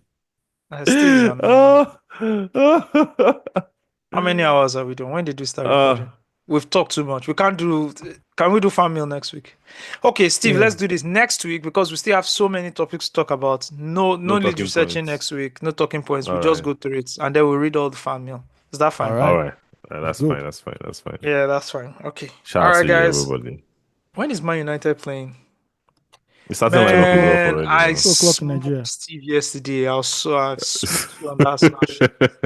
This guy wanted me. This guy. Do you know how that? I was replying you too now. That Arsenal ball paid me yesterday because I'm just went and started your fool guys only to lose to Bournemouth. Like what is going on when you have PSG? Who are the fool guys? Why is Odegaard? Why is Rice playing yesterday? Because he's scared that the other guys are catching up now in terms of Champions League places. You don't understand. And then you now lost. That's the annoying thing. It's fine. It's football. Anybody can lose in football now. Why can't they lose? It's sad. It's sad. You're now 3 points, just 3 points ahead of City, who had a horrible season. Let's just keep it moving. Arsenal also have had a horrible season now. Why are you asking us if Arsenal has not had a horrible season? How did you have a horrible season? How did you have a horrible season? Explain to me. It's a horrible season now. We didn't compete. Arsenal didn't compete for the league properly. Like as of January, they've gave up on the league. And so everybody that does not win the league has a horrible season. How about that? No, it's not everybody that came because into the season with expectations to win the league. You have removed the context. Arsenal has this expectation to win the league. And so how did you have it? What caused your horrible season? Injuries now. Which injuries? Bro, it's injuries now. What are you saying? Which I injuries thought it was now? referees. No, now can't be. It's injuries. No It's problem. injuries. No problem. Basically, No problem. It's not, No problem. have you ever heard me say it's referees that caused this thing? Arsenal has always been refereed differently from even last season when they almost won it. So this season is not different. No So problem. it's not so. a. Chevy PSG on Wednesday. What happened? No, me. I'm supporting Arsenal now. Okay. Oh. It's Arsenal I'm supporting now. Not PSG. Arsenal is not going to. Arsenal is not getting to the Champions League final. So no trophies, nothing Yeah. again in Nothing. your fifth season. Yeah, but we won trophies before now. We won FA Cup before now. But I tricked him and he actually jammed. Measly ass FA Cup 5 years ago. Wow. Yeah. Wow. Everybody's time will come. Everybody's time will come is wild. 20 It years will without the league, and you guys said everybody's time will It's come. not Ateta's fault now. Is it Ateta's fault that will stay 20 years without a league? Is it Arteta's fault that in 5 years you've not won any trophies? Yes, it is his fault now. Okay, no problem. He made a lot of mistakes as a rookie manager. Yeah, it's his fault. No problem. Is it going to be my fault before? It's his fault now. But that will not make me to abandon him because he made mistakes. Loyalty. I'm loyal to the game. Which that the loyalty will stop if best? Tottenham wins a trophy this season. I think Tottenham should win this. I think man, we don't. You are mad. You're very. You can't hate me. You can't hate me more than you love your club. What's wrong with you? Iron, I never go fight too. What's wrong with these people now? Also, don't you see these people? Don't you see how these people act on the football group? Their hate for a certain type of people, for a certain club or the fan base, supersedes their love for their own club. I'm shocked. At this point, yeah. This is insane. Me personally, I'm shocked. This is hate watch premium. It's You need insane. to subscribe to this. I'm shocked. Imagine somebody saying, I usually win things in my second season and he ends up winning it. I'm going to personally cry. No, Oh, that's God. crazy. If imagine, see, you know how much I don't want Tottenham to win that, like United has to win. I'm praying that Bodo Glimt beats them in that second leg. Thank you. Which I think they can And because they can. Yeah. This is such a crazy team. Bodo I think Glimt, they are the ones that kicked out Lazio now. Lazio, Galatasaray once, I think, or so. I Yeah. can't remember. So I'm just praying. I think they can. Was it Galatasaray or Fenerbahce? I think it was Fenerbahce. Because if Tottenham, although another reason why I was calculating it from time to say, okay, let them meet in the final, Man U win. Tottenham has beaten Man U twice this season. See, You again, can't beat somebody EPL, three we don't times. do well. We don't do in 3 EPL. times. No, Huh? we don't also do well in the EPL. So I don't want an EPL team. I understand, but you can't Give beat me someone Bodo 3 times. You can't beat someone 3 times in a season. I'm sorry. my brother, just You give me can't. Bodo Glimt. Just give me Bodo Glimt. I beg. No, Allah. I don't want that Bodo Glimt. I know say we go flog them. Collect cup. Okay, oh. So Now we did. Champions League, final, Europa League final. You no go flog anybody. Oh. No, be like Na flogging, final. flogging. You go. Okay. We go win. You go Make beat I just them. go win. Okay, at least Diego Maguire did the team, so no wala. Maguire Dino. Maguire Dino on the wings. A day. Almost he dribbling. I fear. That defender should go and kill himself. I like. Oh, the guy was good. But shout out to like there's certain there's also a certain luck. I was thinking about it yesterday when I was talking about how I thought Arsenal was going to win a Europa League in 2017 and then Atletico Madrid dropped from the Champions League all of a sudden. I'm like, this is not immediately Atletico Madrid dropped from that Champions League. I knew something was going to happen. I'm like, this is not the year to drop down, and they eventually went on to win it. And I'm so glad they've changed the rules.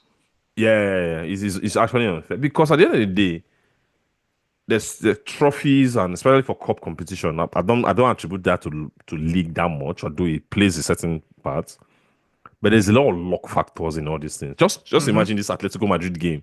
No, the Atletico Bilbao game that you were so scared of. Just in first, second, 4th minute goal, red card, penalty, blah blah blah. Boom, boom, boom. 0. Do you get like it's not a This is not a performance testament. Yeah, it's not a true testament of how good or the state of the team. It's just bam, bam, bam, bam.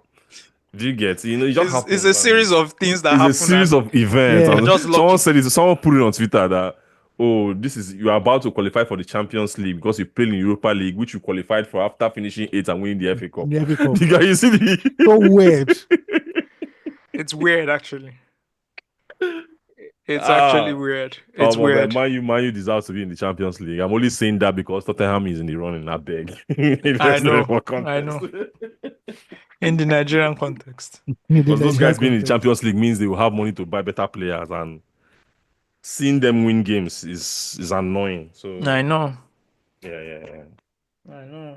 You guys are going to do the Guard of Honor for Liverpool, I mean. Standard. No. That's why I'm rushing to watch the Chelsea game. The Chelsea game will start early so that we'll see them do the Guard of Honor. Wait, do they do the Guard of Honor once? They do it only once, right? No, they do it every game. No. Everybody that plays them from now to the end of the season. Okay. Like, have we played our second? Have we played our second game? We've played now. You drew 2-2, Abi, something like that. Okay, we're not doing any damn Guard of Honor. Yeah, but it's the choice. So like, it's not a must. It's not written anywhere that you must do a Guard of Honor. Okay, so it's the team. It's just a gentleman thing, yeah. But the Premier League is everybody will do it. Everybody will do it. I said that he's going to do it already. I want it. I want him to do it and put that photo in the dressing room for next season. Yeah, so nothing where he never do. He play Liverpool. He never do. You never walk alone. He buy dog. He don't do it. That man don't tire. He pickpocket their phones. He carry them go Dubai. Not only did Dubai trip help them that year. All right, let us do some This Week in History. Let us talk about This Week in History. Who's ready for it? Let's go. Okay, This Week in History, Umar Musa Yar'Adua dies. On May 5, 2010, Umaru Musa Yar'Adua became the first elected president to die in office. The former lecturer served as the governor of Katsina State for 2 terms before becoming president in 2007. Known for his modest style and reformist stance, he launched a 7-point agenda and brokered amnesty with the Niger Delta militants. Interestingly, Steve had mentioned this earlier in the pod. Yeah. His tenure was overshadowed by illness, and he died nearly 3 years in office. He was 58. Also very young, 58.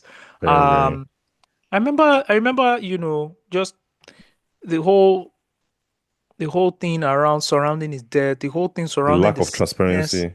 Yeah, then all of a sudden his wife thinking she could take his position. Don't understand how that was weird. How that whole thing happened. It was something that was supposed. How do we have to protest for a vice president to become the president when the president is unable to carry out its duties? Why did you need to protest? CBC trouble, though. I don't understand, though. Constitution deal. CBC trouble. People had to come out. But after reading some books on history, Nigerian history, I can understand that there would have been a caucus, a northern caucus that was pushing for that to say we have not completed our term, blah blah blah, and starts naming ridiculous ideas as a solution to the president passing away. It's ridiculous. It's just as ridiculous as saying that Humphrey Nwoshu should be celebrated. Yes. There's some ridiculous things that have happened in Nigeria. Yeah, it's ridiculous. I'm sorry. No, it's mad that you are saying, record is saying he died on so day. How are we sure? Who told us? Because there was lack of bro. This man was flown back into the country. They shut all the lights in the airport. Bro, they shut down everything at the airports. The Lagos airport. They shut down all the lights when they were bringing him in. Abuja airport. Abuja. Everything shut down. The airport was in darkness. They shut down everything. I'm like, because somebody died. Oh wow. Look, the hospital where he died in, they did not give an official statement. Nothing. Man, like you are treating the president of a country, taxpayers. You are using taxpayers' money to take care of him, but you can't even give us a statement. I put that L on Obasanjo. I put that L on him, sure. Yeah. That was the guy he chose now. So yeah, because he's not his father. Obasanjo just said he didn't know. Somebody just said he expressly said he didn't know. Are you okay? Are you wealthy? Do Are you you remember? Is that to ask somebody? That is do you remember crazy. He asked him. Wait, is that how you ask somebody if they're well and okay? You don't. You just say, "Are you okay? Are you well? Okay, come and run for president." Come and run for president. Remember before he became sworn in, there was a strong rumor that he had died. And Obasanjo called him I think Yes. Obasanjo even granted an interview to channels and said, look, you have Yes, spoken yes, to yes, Maro. yes. He was even speaking to him live that they said you are dead. He said, no, Yeah. I'm not dead, sir. I think he went for treatment, allegedly. He went for treatment. Yeah. So there's no how, bro, there's no how This man Obi was was out of the country for like 7 months or something. Bro. People will say, where is my president? Unofficially, we didn't hand over power to the vice president. They didn't. They did not. Because they were just thinking Jonathan would be a figurehead, like what's the name of the other one that became a figurehead? In Jonathan's Sambo. Namadi Sambo. Namadi Sambo. You understand? The vice president is always a figurehead now. Yeah. No, Sambo is the chairman. Sambo barely made. See, if I say Sambo today, I'm not going to know. I can't even remember him facially. I can't even remember him facially. I can't recall. I don't have a memory of him facially. Yeah. It's wide. It's wide. Oh, I don't think Nigeria begins stress person. No. No, it's today, my brother. The vice president to take power. Yes. It's in the constitution now. No, the president was incapacitated, and we said, okay, the vice president should take power. We have to carry placard. This is doing my head in, bro. So that means in Nigeria, president of the country. And coincidentally, that was what gave relevance to the people who later led the subsidy protests. Yeah, because that's where they came out. That's where they came out. That's what galvanized them. Enough is enough. And builds the reputation and all those things. Thank you. Anyways, this week in history, Herbert Macaulay dies. On May 7, 1946, Herbert Macaulay died at the age of 81. He founded Nigeria's first political party, the Nigerian National Democratic Party, NNDP, in 1923, and later became the first president of the National Council of Nigeria and the Cameroons, NCNC, which he founded with Nnamdi Azikiwe. Wow. So he founded the first party and co-founded another party. He fought tirelessly for Nigeria's independence but did not live to witness it. He was the grandson of Samuel Ajayi Crowther and the great-grandfather of Stella Adedevo. Wow. Nepo baby. And Nepo grandfather. In Nepo go up, in Nepo go down. He goes I swear. Continuous Nepo. His face appears on Nigeria's... He's Yoruba, right? Because he had like... His face appears on Nigeria's 1 Naira coin. That's how I knew about Macaulay. Yeah, of course. It's so the 1 Naira coin. The 1 Naira notes and then the 1 Naira coin. Gen Zs don't know what you're talking about. Because I said they 1 don't Naira. know. Yeah. What's Even by the Naira? time we started growing up, they phased out the 1 Naira notes and they started using the 1 Naira coin. Remember? Yeah. Coin. But at they least we phased saw out the coin. note and used the coin. Yeah, The we saw generation coin. has not seen coin before. They've Yeah, never they seen did a it. shiny 1 Naira coin before. No. It's still And the 1 available. Naira, It's still a legal tender. If it's in banks, if you go to a bank and tell them to give you a coin of 50,000 naira, they will give you. I need it too. Yeah, it's I need a few. now. I want to collect all of them. So if I carry 50,000 Naira coin and I go to another one bay and I'm knocking it on somebody's head. It's a legal tender. No, EFC. It's a legal It's tender. abuse. Spraying It's of notes abuse. is illegal. This one is even full abuse because you're actually assaulting somebody. You are assaulting someone and you are Use the assaulting whole the bag, knock person for coin, head. the currency. So now two Just people throw can it. press charges. So why EFCC is pressing charges, Nigerian police is pressing charges, your own don't be that. Well, I don't finish. Yeah. I just okay. He's online. Inka Herbert Samuel Badmus Macaulay. Oh, okay. Yoruba man. But Macaulay looks like so foreign. Especially, I understand why he had to brand himself like that because you remember it was like the British colonial era. So Yeah, you you remember that really to school. need to sound like them to sound like them to be on the table to be at the table. Yeah. Yeah. Okay. This week in history, Obafemi Awolowo dies.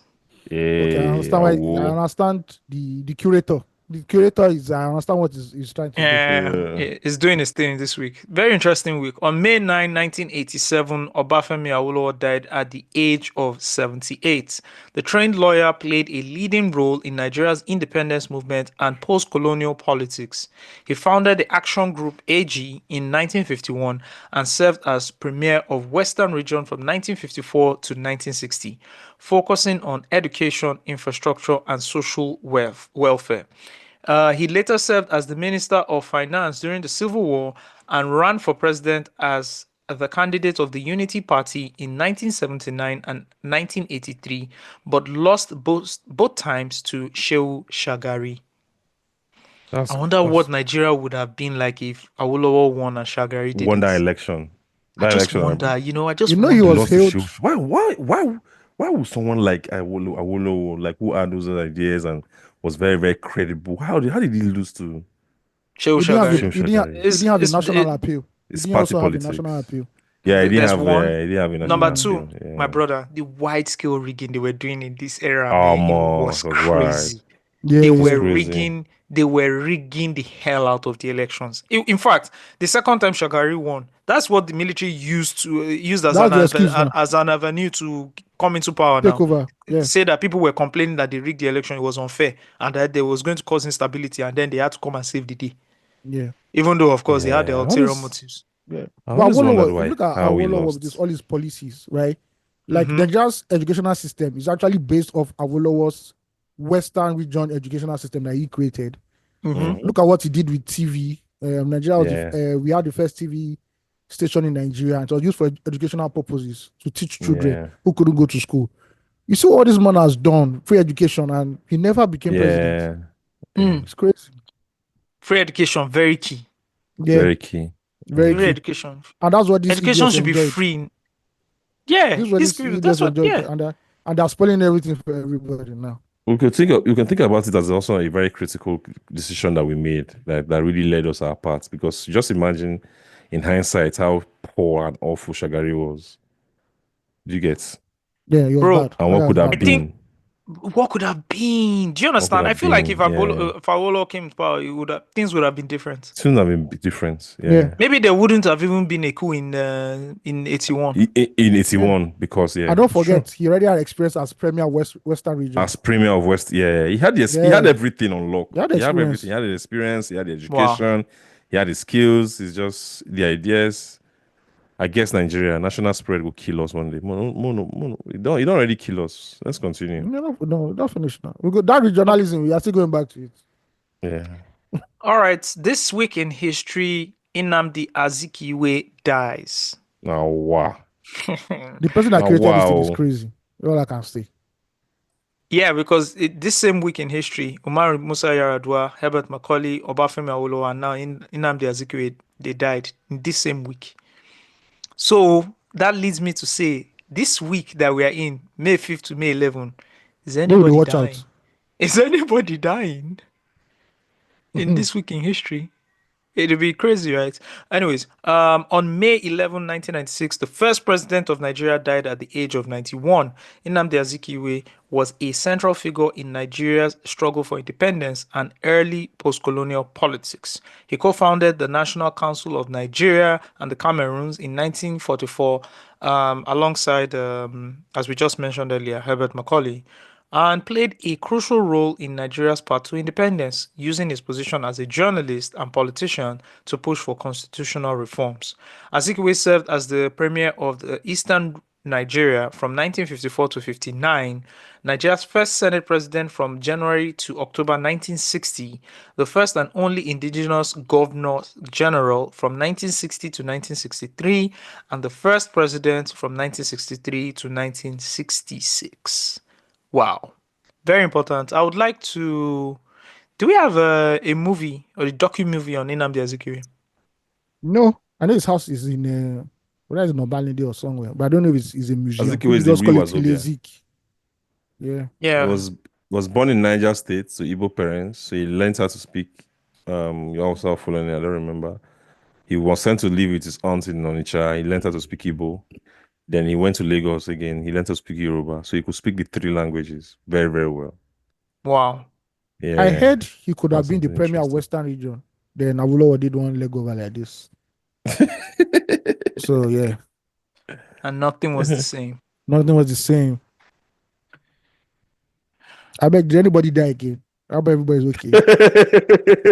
I mean, so well, this week in history says those were the most important people that died, or not Okay. most important. Let me put it like this: most prominent.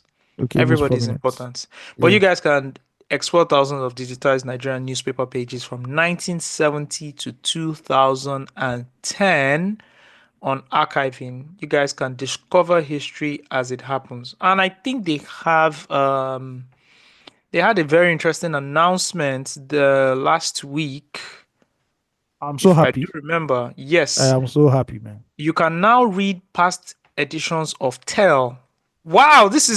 I didn't even That's see why I'm this one. Was happy. the other one I saw? Yeah. But you cannot read past editions of Tell newspaper. It wasn't a newspaper. It was like a news Magazine. magazine. Yeah, News magazine magazine. on archiving. Founded in 1991 by Dare Babariza, Noser Igiabo, Kolawole Ilori, Dele Omotunde, and Onome Osifo Whiskey. Oh, I remember that name. Tell quickly became known for its fearless journalism and faced relentless government harassment for it. Guys, I do remember Tell so much. My dad would buy the newspaper, and this became my first foray into like what was happening in politics, in just Yeah. general, news in Nigeria. And when my dad is done with it, I'll pick it up and I'll breeze through it, read the ones that I could read and everything. I remember this was happening during that military era, so it was super interesting. You have to My read. most interesting edition has to be the Sergeant Rogers edition.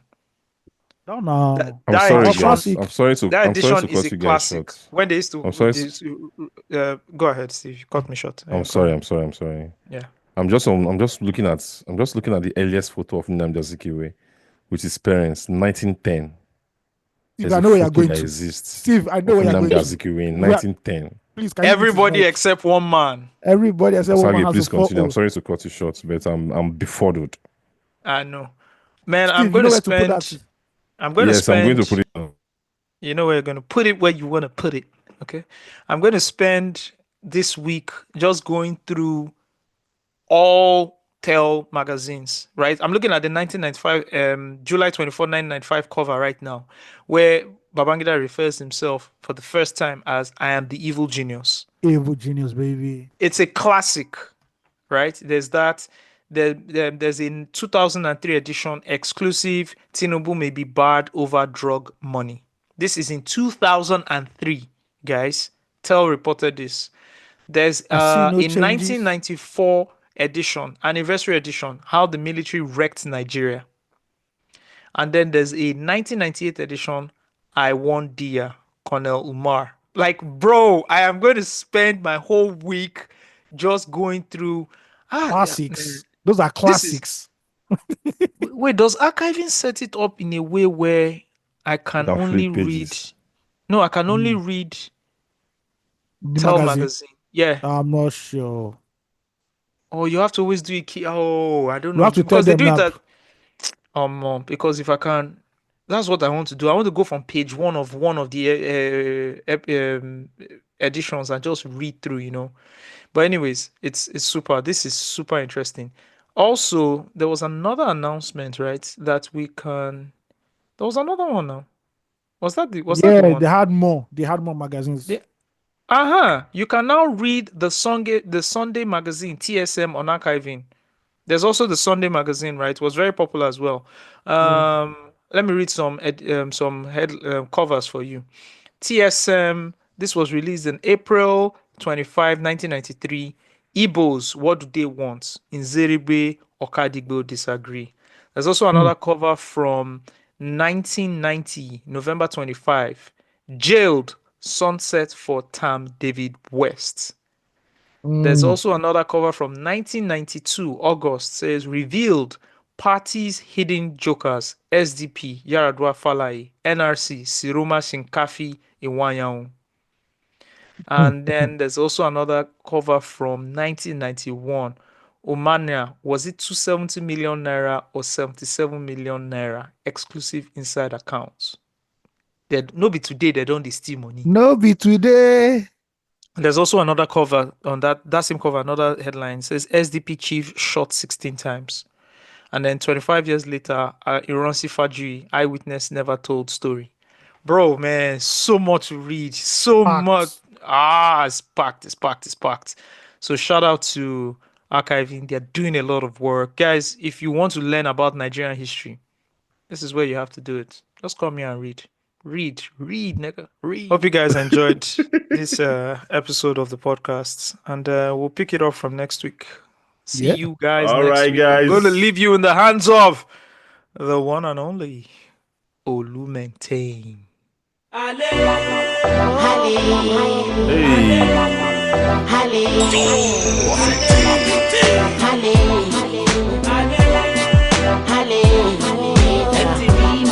Ọjọ́ mẹ́ta ọpẹ́ f'Olúwa mo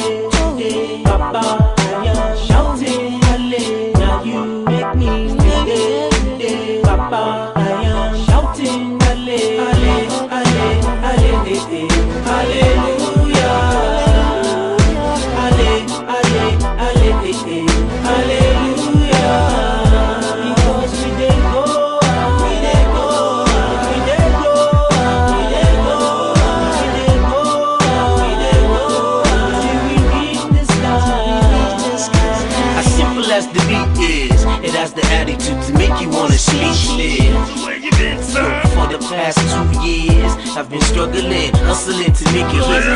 Yo, because I was rejected by many, condemned by every. Thanks to Almighty, to God be the glory, Very hard to believe, even me had a trip. Just all of a sudden, everybody's feeling me. So surprisingly, how did he do it? Please don't worry, I won't blame you if you envy me. But I'm living better now, a lot wiser now. I got a wifey now, no more waiting anyhow. At least I know my friends and my enemies now. Ask me how, it's easy, now they feel guilty. Now when they see me, they wanna act friendly, Tinilo Chu, it's how we do it in the hood. Just a whole maintain reloaded, I'm back at you.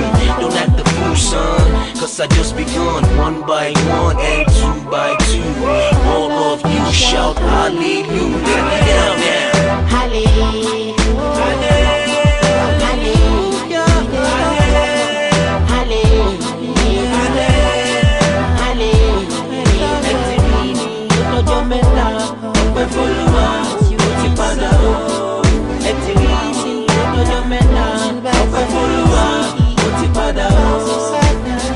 You will be surprised to know that I'm still hotter than fire. You thought I would not grow, but the devil is a big liar. Anytime you tune the radio, each song you hear and you're like, oh no, this guy he don't come again. It's come to rain. I just want you all to know, nothing do me, now God do. Nothing do me, now God do. I'll keep on shining, now God do.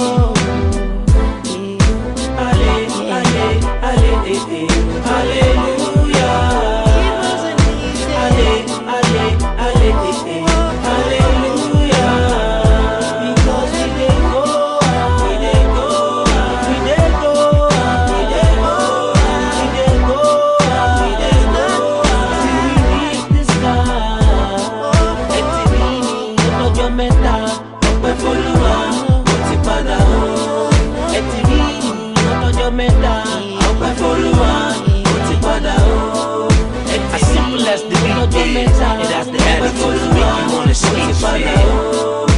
As simple as the beat is, it has the attitude to make you wanna sleep. As simple as the beat is, it has the attitude to make you wanna sleep. As simple as the beat is, it has the attitude to make you wanna sleep.